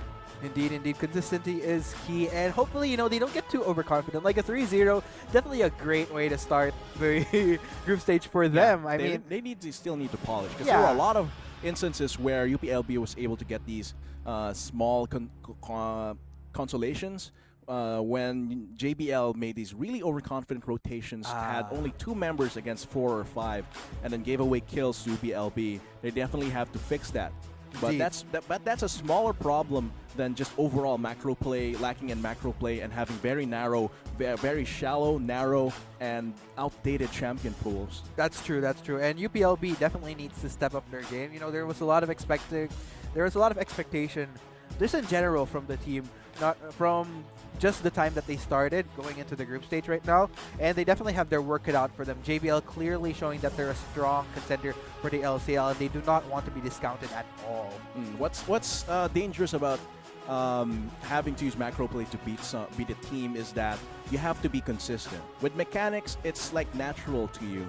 After all that practice, after all of those solo queue and flex games, the mouse and keyboard movements just come to you. But with macro play, it really tests your mind. If you're actually intelligent enough to make these calls, follow those calls, and then make these rotations and these pick and bans. That's really the test here. That's really a challenge for JBL. But of course, we're going to see all of that once we get into pick and ban, because that's really that's where the game starts even. Indeed. And even before that, the research coming into these champion pools is where the game starts. This is just a culmination of all that preparation. So let's get into Game 2 of John B. Lacson Maritime University Maroon Dragons versus University of the Philippines Los Baños Excelsior. Yes, and indeed, Clyde gonna be banned out right off the bat from Daigo. No surprise right there. As I keep on preaching how Clyde is such a great champion in that top lane right there. So Easy to just bait out with you're unmounted, and then they engage on you, and then you generate enough courage to get back. Scarl, very good bait. exactly, just that passive uniqueness in general. Looks like Jack's gonna be banned out from Daigo right there. So they definitely Shy definitely do not want to deal with that Jax. Once again, we have seen how potent that Daigo is on that Jax once he really gets that snowball, even as early as the first few minutes of the game. Really, being snowballed because the opposing jungler gets a really bad gank, he gets a double kill. So JBL does not want to risk that. UPLB, on the other hand, bans out 2 powerhouses in general champions. That's going to be the Karma and the Graves banned out against JBL. We saw earlier how Farmville was just popping off with that Graves. Of course, the Twitch ban against G's, not very surprising. G's is one of those players who are proficient with Twitch. And of course, JBL, same bans as last time. Gonna ban out the Ivern. Don't want to deal with Slane's Ivern. So, very standard pick and ban here for both JBL so far. But it's all gonna be all about the picks, I think. Definitely. And focusing the Renekton. UPLB left Renekton once again open. So it's gonna be another test for UPLB's top laner's champion pool. If he goes for a Gangplank, a Darius, it's going to be very hard Because if Shy is looking at Shy, it seems like he's always been playing these lanes very safe, very consistently, very proficiently. But that's gonna be, wait for the response from UPLB. So there you go. And you know what the interesting thing about the Renekton? Sure, he's actually pretty strong. Like overall, like as a top laner, definitely at the top of the ladder, I'd say. But then again, there's like a lot of champions that could counter him at the same time. So it's up to UPLB if they're actually gonna go for that route. And if a champion that could actually counter a Renekton is within Daigo's champ pool right now, because we have been seeing some sort of a repetition of what Daigo has been using, like the Jax, for example. So I haven't really seen anything else outside of what he's shown outside so of the pool and inside the meta. Not very optimal picks, but looking at UPLB Excelsior, even the Lulu pickup from Dash, I think, is enough. Not enough, but rather one of the ways that they can mitigate this this Renekton. Because having that Renekton just polymorph once he goes in is going to be very painful for that. Excelsior going for Eminem's Anivia. Very interesting pickup here. Yeah. Lots of survivability to match the sustain coming from Owl's Vladimir. That's actually a good point right there, because again, Vladimir, actually, I consider Vladimir quite strong, especially with that Banshee's Veil. Yes. And New that is so Banshee's good. Veil.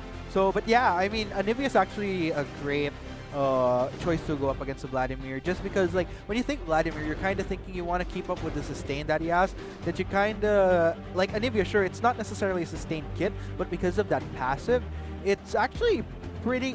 I'm actually surprised. It's actually a creative pick going up against Vladimir for UPLB, and you know they're definitely pulling off the stops this time. They pulling out whatever pocket picks that they have that they feel, because they really need to. They're backset at the wall here. They want to get at least 1 point in this interconference series. But my worry is Eminem. Eminem is a very mechanically skilled player. I think, yeah, I think he's one of the minds of the team, and having that Anivia might actually mitigate that, because even if all the mechanics in the world will not give Anivia mobility, and that might be something that JBL might be able to exploit. But of course, we're gonna have to see that performance on, because as Eminem, you can definitely put a lot of trust on Eminem here for UPLB. On the other hand, is going to be the Darius. Might be the pickup. Very risky against the Renekton. Indeed. And at the same time, I could kind of see why UPLB might want to go for a Darius. I mean, they kind of have the tools to help the Darius going. Because, like, clearly one of the problems that you might have with the Darius going into the mid-lane game is how he could get kited a lot. Yeah. But with the Lulu, and at the same time, creatively, with the stunts from the Anivia, along with the wall. The walls as well. Exactly. I feel like this is such a level of creativity that we're seeing from UPLB in terms of the composition that they have. But then again, let's go to JPL as we see Nidalee, actually. Looks like Jeez will come back to his hyper-carrying ways on that Tristana, while on the other hand, Farmville on that Nidalee. Kha'Zix was open. Kha'Zix was open for Farmville. I'm not really sure about the Nidalee picks. In 7.9, of course, Banshee's Veil might be available. It's now an AP item, but I don't think it's enough to bring Nidalee back. So, a pretty questionable pick coming from Farmville here. But of course, the power of the Nidalee, being able to clear fast, very mobile, able to get a lot of damage if she gets ahead. But that's like the caveat here. Indeed. If Farmville cannot get ahead, if Farmville cannot get the pressure onto the other lanes, it might be very harmful for JBL and result in a 1-1. So yeah, we'll just have to see how that goes for them. I haven't seen a Nidalee in quite a while now. In fact, like the last Nidalee I might have seen was actually from Meow from TIP, and I don't think it even went well for him, considering that was one of his strongest picks actually for the LCL. So I don't know, maybe JBL has something up their sleeve that they've been reserving for this moment right here. Resident UPLB, sleeper. yeah, there you go. But yeah, we'll just have to see how that pulls out. But yeah, definitely. Overall, there's a lot of interesting stuff here. I mean, we focus on Nidalee and then Daigo on this Darius right here. So again, there's a lot of. I feel like there's a lot of teamwork that needs to be done in order for Daigo to really optimize this Darius right here. Because if ever the Anivia and the Lulu doesn't pull through for him, then that's where Daigo's gonna start having problems. Because that means Owl, Shy, and I can just continue being frontline and destroy the Darius, while G's can just continue free hitting. And the trouble here is if JBL ever reaches the later part of mid game to late game, G's is just going to outrange Benz. And that means Benz needs to dash in very dangerously to actually hit G's. And he can't just continue focusing the front line for JBL, because JBL's front line is absolutely dangerous. Indeed, of course. Ladies and gents, for our search and win, by the way, as the question was earlier, which player upgraded Trinket to Farsight or the Blue Ward, as some might call it, first? Of course, the answer is JBL Shy, and we'd like to express our congratulations, my man, to Patrick Matilga. You win yourself a nifty mystery gift, which will be rewarded to you within 5 working days. It's probably going to be Friday. Yes. Looking at the calendar, it is a Sunday now, but while we're loading into the game, coming into these picks, I think the draft come from JBL was fine this game. Fine, yeah. Fine, because last game it was stellar. This game is just fine as we're loaded onto the Rift for Game 2, our last game for today for the Group C between JBL versus UPLB. Let's take a look at the Rift here as our players are just getting into this level 1 lines of scrimmage, maybe invades. We're going to see Mountain Drake being the first dragon of the game. Going to be a very potent target here for both of our junglers.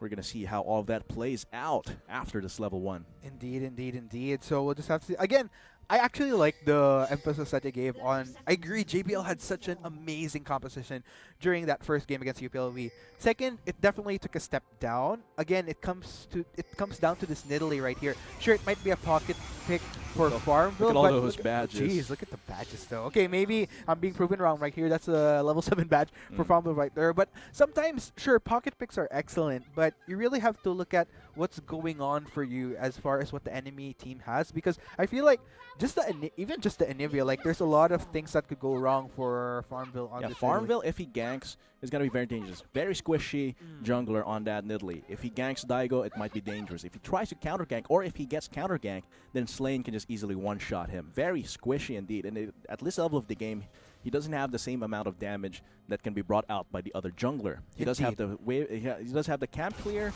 speed, and the mobility to jump around the map, but still very dangerous picking that Farmville. But the confidence from it might pull them through. Indeed. And I feel like with this Nidalee for Farmville, if anything, if he really wants to make use of this composition, I feel like there's a lot that he can actually do as far as ganking the mid lane, because Anivia, sure, she does have that stun, but at the same time, let's say if the Vladimir and the Nidalee were to be systematic about their directions going into on the Anivia, like the Anivia can only choose one target with that stun. If anything, the other will probably receive the wall, but Nidalee can easily jump over that.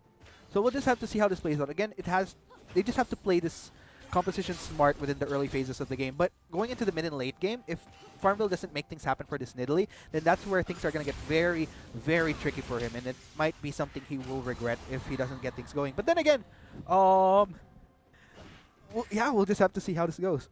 Actually, I think JBL can afford to have a little slower game plan here for the bot lane. Of course, Lucian Lulu, very potent bot lane, able to just chunk it down. Able to just chunk them down means that Jeez has to back off. Already burnt the potion as well. Seems like Farmville wants to focus here. Seems like Slane, detected by that ward, might be in a dangerous position if Shy goes in. Oh, man. Oh, no. Slane might actually be the one to get slain there. And first blood indeed going to be going to Farmville and Shy. That's what I'm talking about. Yeah, I think, really, Slane should have expected that to be warded. Because as a top lane, and most of these junglers start red side. Exactly. They start red side and they transition to the top, and they're nearer to the top lane once they have cleared. Because usually red side clears have a lot more flexibility when it comes to who they gank or pressure first. So he should have known that Shy probably had that ward there after the second wave appeared. And that's actually a good point that you raised, because it's pretty much textbook at this point. Once you hit the 3-minute mark, that's where a potential gank might starting, unless there's some kind of surprise cheese play. But other than that, it's very textbook indeed. I mean, that was very awkward actually. Interesting mistake, especially for UPLB. And I didn't see any pings there. It could have been the voice comms as well, but if the voice comms were and the pings were there, then Daigo should have known and should have informed his jungler that there likely was going to be a ward there. It seems like that was not the case here. A fight here in the bot lane. Yes, indeed. Yautza, they're going really hard onto the Illusion, though. That's going to be the shield, though. Things might get tricky. Tristana forced to jump out, though. Demigod going to proc the heal. And wow, still no casualties just yet. That is going to be Slane rotating down here. No wards for JBL to signal something, but they should be expecting this. Nako po, yan na po ang talon. Slane gonna go in for the kill, and that is gonna be Demigod going down. Jeez, actually forced to flash out for his life, and that is gonna be a 1-for-1. I mean, not 1-for-1, but 1-for-nothing. Jeez and Demigod. They should have expected that. It seems like they will be going for this bot lane dive. Jeez no longer has any flash or any escapes. Oh, that's going to be Daigo taking out Shy. That is not good for JBL. Confidence indeed. That's going to be... I mean, still technically doesn't have the reset for the jump yet, but he definitely got the job done. So, wow. And yeah, that's so dangerous. Staying there after Demigod got taken down. Actually, staying there after that fight was already dangerous. As for the top lane, even though I'm pretty sure Renekton beats Darius in a 1v1 matchup, but you still have to respect the hemorrhage. Exactly. Respect the damage that can come from that Darius. Because he can just apprehend you after you dice out. So you need to be prepared for that. Indeed. And, you know, despite getting the first blood for JBL, still UPLB with the upper hand with that 2-kill difference in their favor, though still very early to tell. Goal difference not really as significant just yet. Again, I feel like at the end of the day, it's all on Farmville to make something happen, because if Slane actually gets more dominance over over Farmville in this case, then Farmville's Nidalee, it's gonna be very It's gonna be like that Pantheon from earlier, where if Nidalee gets behind, she's absolutely useless, cannot go for any damage. The javelins don't do any damage, and it's too dangerous for her to jump in with pounce and swipe. So really, JBL, Farmville really needs to step up here. He has that 1 kill, but he needs to step up and continue that pressure, because there's a lot more pressure on the Nidalee to scale and get the kills and ganks out compared to the Kazakhs. Not to mention the fact that I can't even really blame Farmville right now, because looking at all the lanes, they're actually quite pushed out. That actually minimizes his potential to actually translate this Nidalee pick to potential ganks. Especially here in the bot lane, because Tristana does naturally push the lane with a passive from that explosive shot. That might be tricky actually for them, that being said. And it's just always pushing out against a Kazakhs. Naturally pushing out against a Kazakhs is very dangerous, considering, you know, Kazakhs really wants to get those assassinations out. And if he can continue camping this bot lane without consequence, then that's going to be very bad for JBL. Seems like UPLB trying to get some deep vision here to try and predict where Farmville might be. It's actually huge. Slane checking the camps here gives UPLB at least information that, yes, JBL will probably be around top side. And exactly, for Farmville here, actually lingering around the top lane, trying to see if he can get a gank on. But again, this might be another dive here.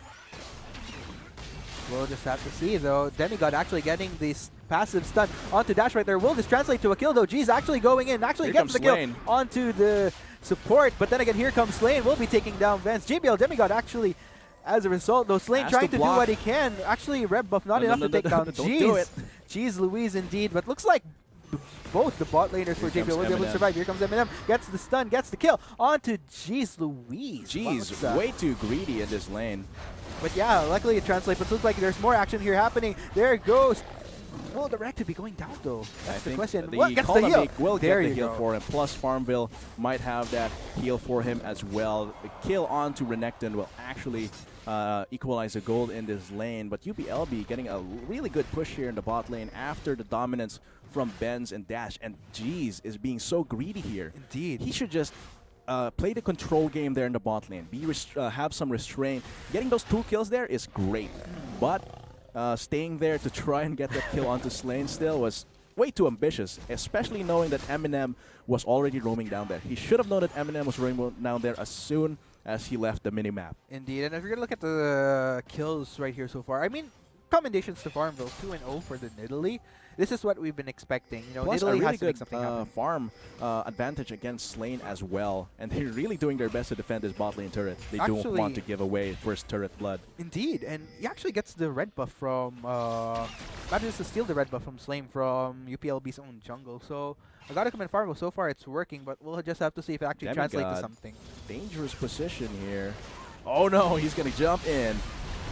And oh no, JBL forced to walk away from this. G's actually manages to avoid the culling here. The chase is still on for UPLB. Will they continue though? Still no jump for the Kazakhs, and they will back off. Although that turret very dangerously though, forcing both G's and Demigod will have to give up that turret for now. First turret going to UPLB. Yeah, I think G's and Demigod are way too greedy. They have to play this defensively. That's what the Braum pick is for. And even though that Braum pick gives them the concussive blows with a Winter's Bite, that's still no reason to go in, because Benz and Dash on that Lulu Lucian combo is just going to always out damage you in that all-in. Indeed. But look at Daigo. They're actually getting this little duel of their own in the top lane. But here, Farmville actually lingering around the mid lane. Ooh, top lane fight. Oh, Shy no. not respecting the Noxian Guillotine. Yautza actually goes down to Daigo. That is going to be another kill for UPLB and only makes Daigo a lot more potent.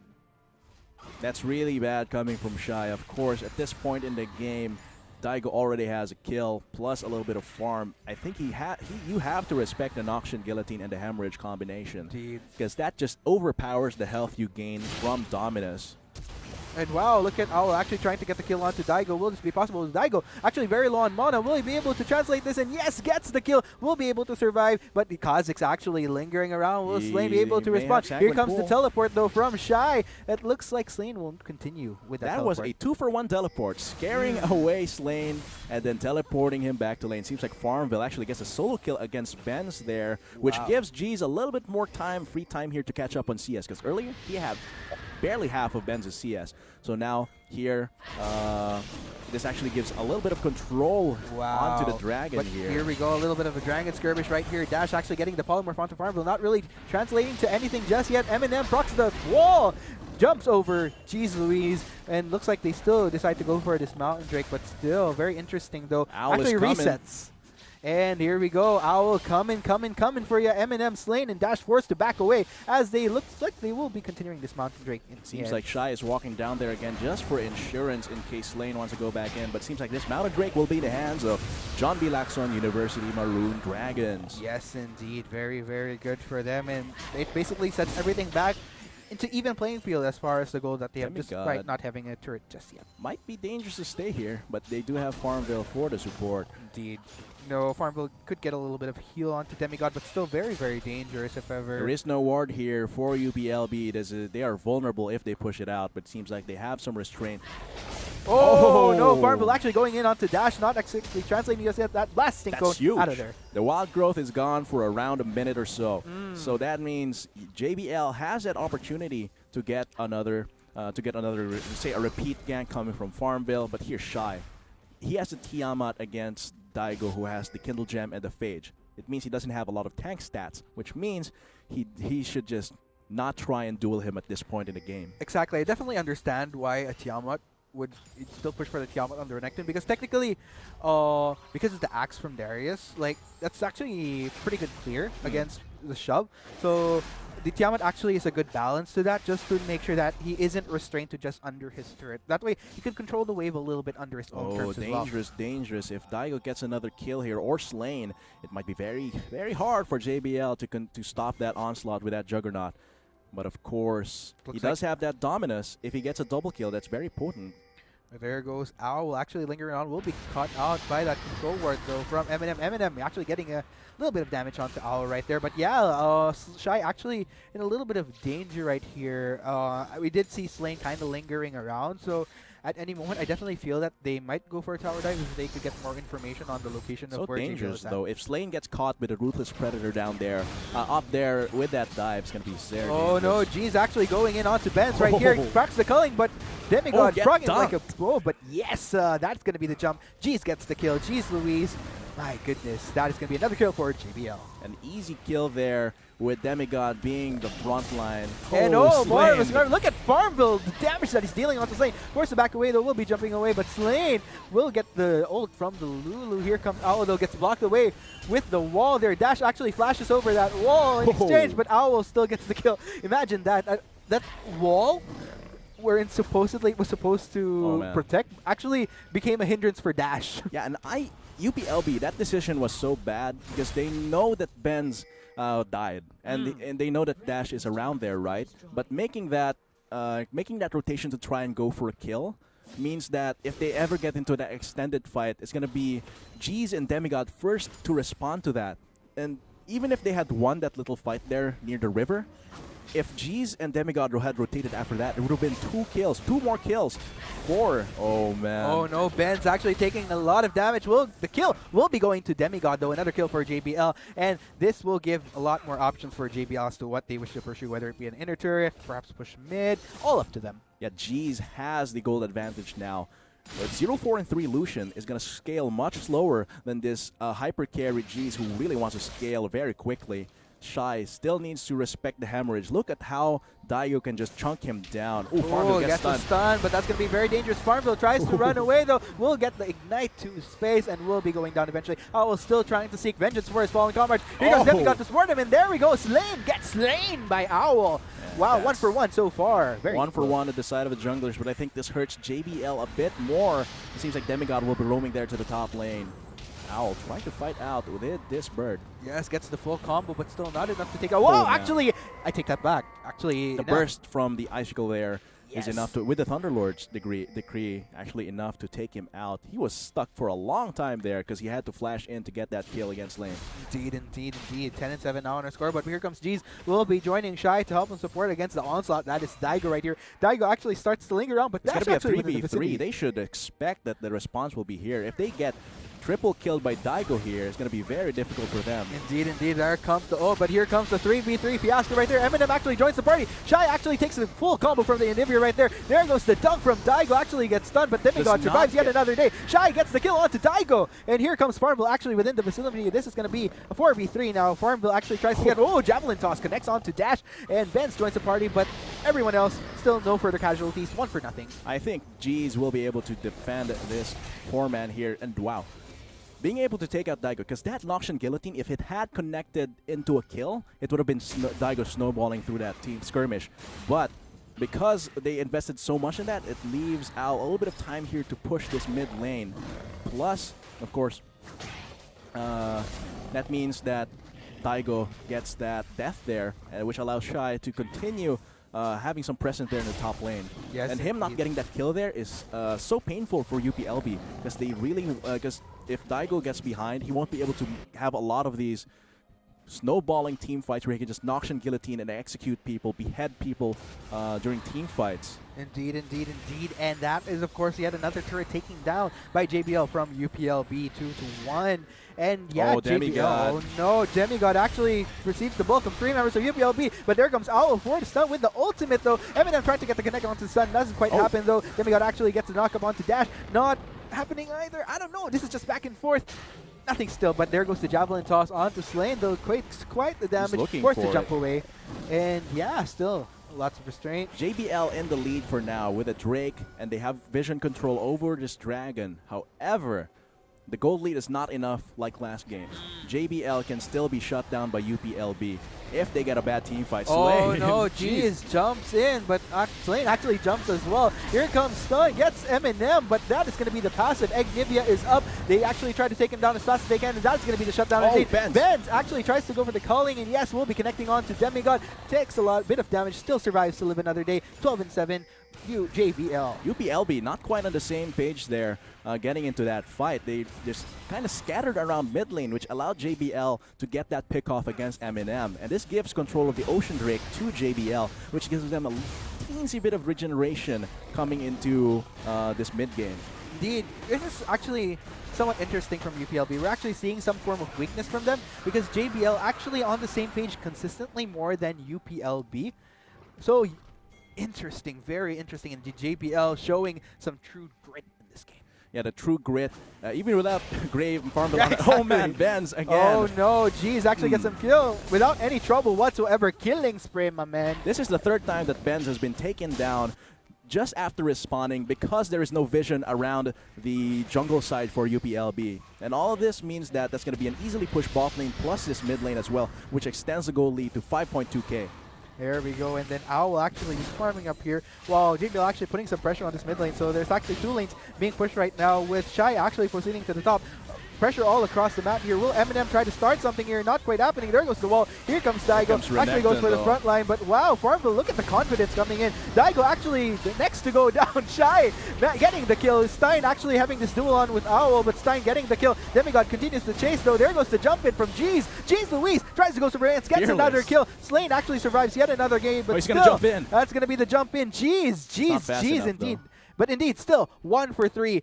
JBL is rocking it. And they are gonna try and take this bot lane turret. Death timer should be enough. That's 10 seconds on Daigo and 12 on Benz. This may not be enough for the inhibitor, but it should be enough to take away this bot lane inhibitor turret and have lots of pressure because that inhibitor is open. UPLB can still try and get back into the game. They are 6K, they are 8K gold behind, but their composition is explosive. If they catch JBL in a position that's disfavorable to them, the Darius pickup combined with a Anivia and the Kha'Zix might do a lot of work here.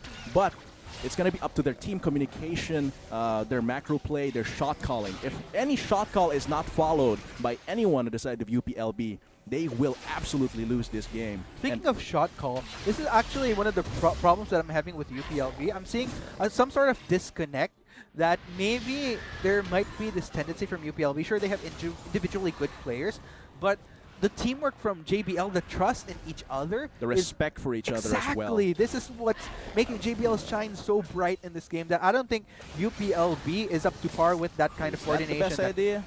Not quite. I'm not sure. Owl actually just sustaining. And here we go. Demigod actually going to go on to Daigo. They're going to get the stun. They're actually going to focus on Daigo right now, trying to take him down. There goes Slane. Actually goes into the front. They take a lot of damage. A lot of members from UPLB very low on health right here. It looks like Anivia will be the going to now. Triple kill. Triple kill. And there we go. Benson Dash, the only surviving members left. This might be JBL so strong. And now they have reached the point that they had earlier in the first match, in the first game for this match. A 10,000 gold lead, or rather now 9,500 gold lead, which means that every single team fight UPLB wants to start, JBL will always be a step ahead in terms of itemization and in terms of strategy. Step ahead indeed, and this is going to be a very easy Baron. Very easy. Free Baron. 3 members down, including the jungler, means that this is an easy Baron. I doubted the Nidalee pick at first, but we're being proven wrong. Let's look at the replay here. Yeah, Daigo gets the full hemorrhage stack, but because of he's being focused so hard here, he can only get it onto Demigod,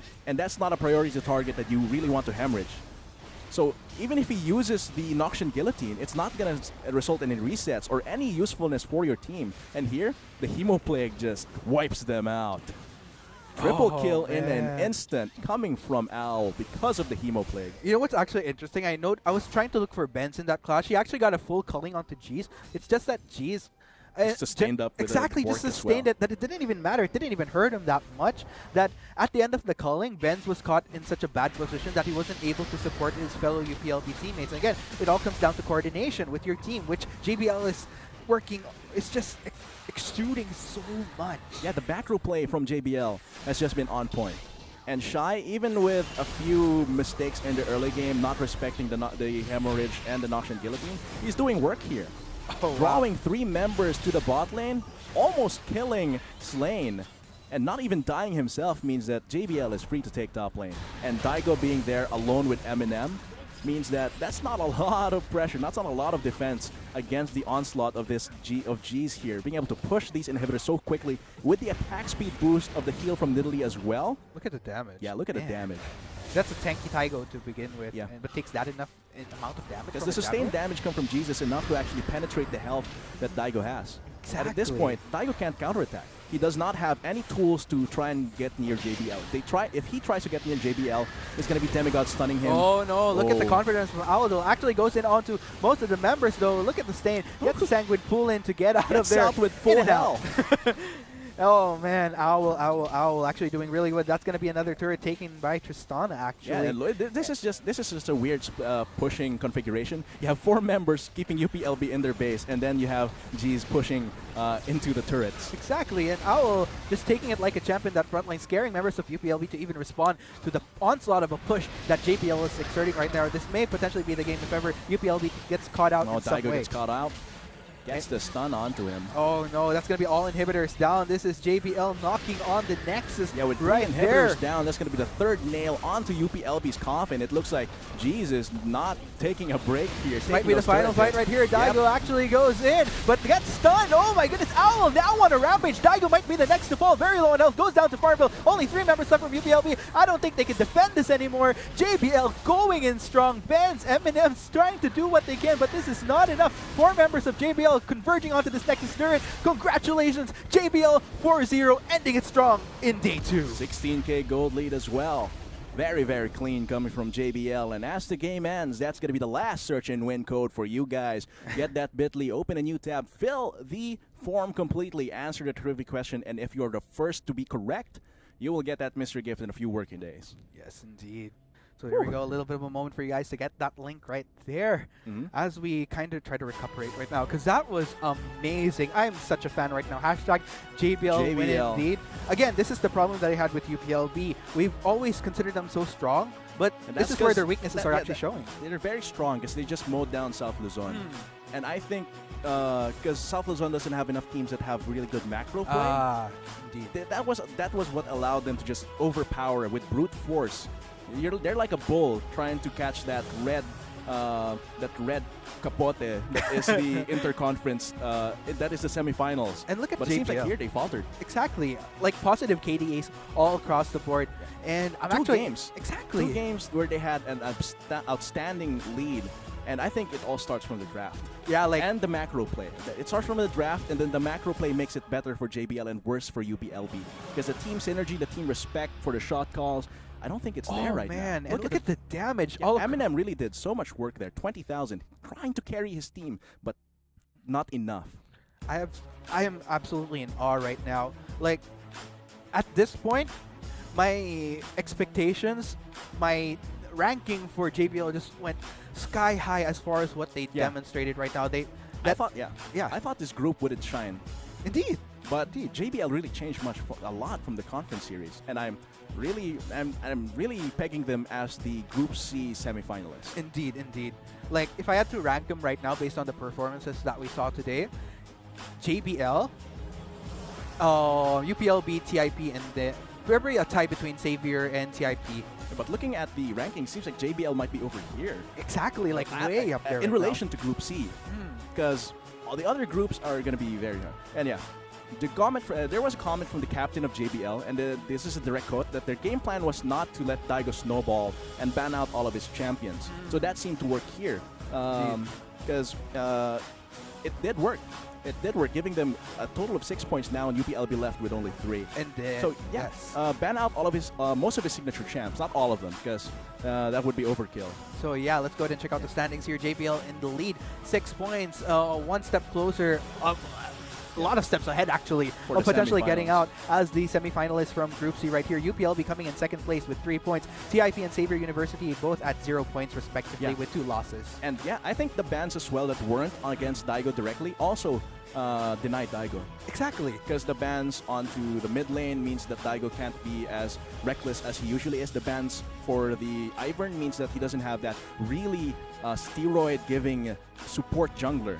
And I really like the game plan from JBL there. The reason why I recommended teams to just ban out Eminem and just play around the Daigo's playstyle, because Eminem is really much of a carry. But just banning out one champion from Eminem is actually seems to be enough for JBL. But of course, that is going to be Group C right now for today. We have been giving your shoutcasters. I am Atlas. With me is Vulcan, and we'll be seeing you next week, Saturday, Sunday, for Group A and Group B. And Group A is the death group, as you said. Indeed. It's got ADDU, it's got Adn. It's going to be crazy. So stay tuned. We will be live on YouTube and FB Live. Just check out the page for any updates. And of course, we'll be seeing you next week. Here, not quite happening. There goes the wall. Here comes Daigo. Actually goes for the front line, but wow, Farmville, look at the confidence coming in. Daigo actually the next to go down. Shy not getting the kill. Stein actually having this duel on with Owl, but Stein getting the kill. Demigod continues to chase though. There goes the jump hit from Jeez. Jeez Louise tries to go to Reyes, gets another kill. Slade actually survives. Here we go. Demigod actually going to go on to Daigo there. They're going to get the stun. They're actually going to focus on Daigo right now, trying to take him down. There goes Slade actually goes into the front. Takes a lot of damage. A lot of members from UPLB very low on health right here. It looks like an India will be going to that. Triple kill! Triple kill! And there we go, Benson. That's the only surviving members left. This might be JB right there. Down. That's going to be the 3rd nail onto UPLB's coffin. It looks like Jesus not taking a break here. Might be the final fight right here. Daigo actually goes in, but gets stunned. Oh my my goodness, Owl down one, a Rampage. Daigo might be the next to fall. Very low enough, goes down to Farmville. Only 3 members left from JBL. I don't think they can defend this anymore. JBL going in strong. Bangs, M&M's trying to do what they can, but this is not enough. 4 members of JBL converging onto this Nexus Spirit. Congratulations, JBL 4-0, ending it strong in day 2. 16k gold lead as well. Very, very clean.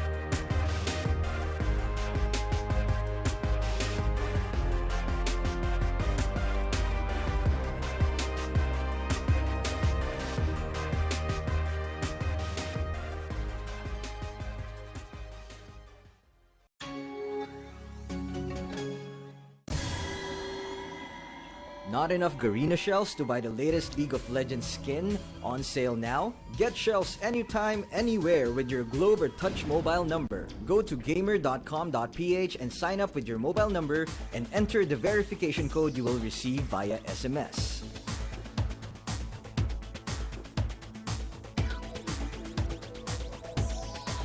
Log in and choose the game and pin you want.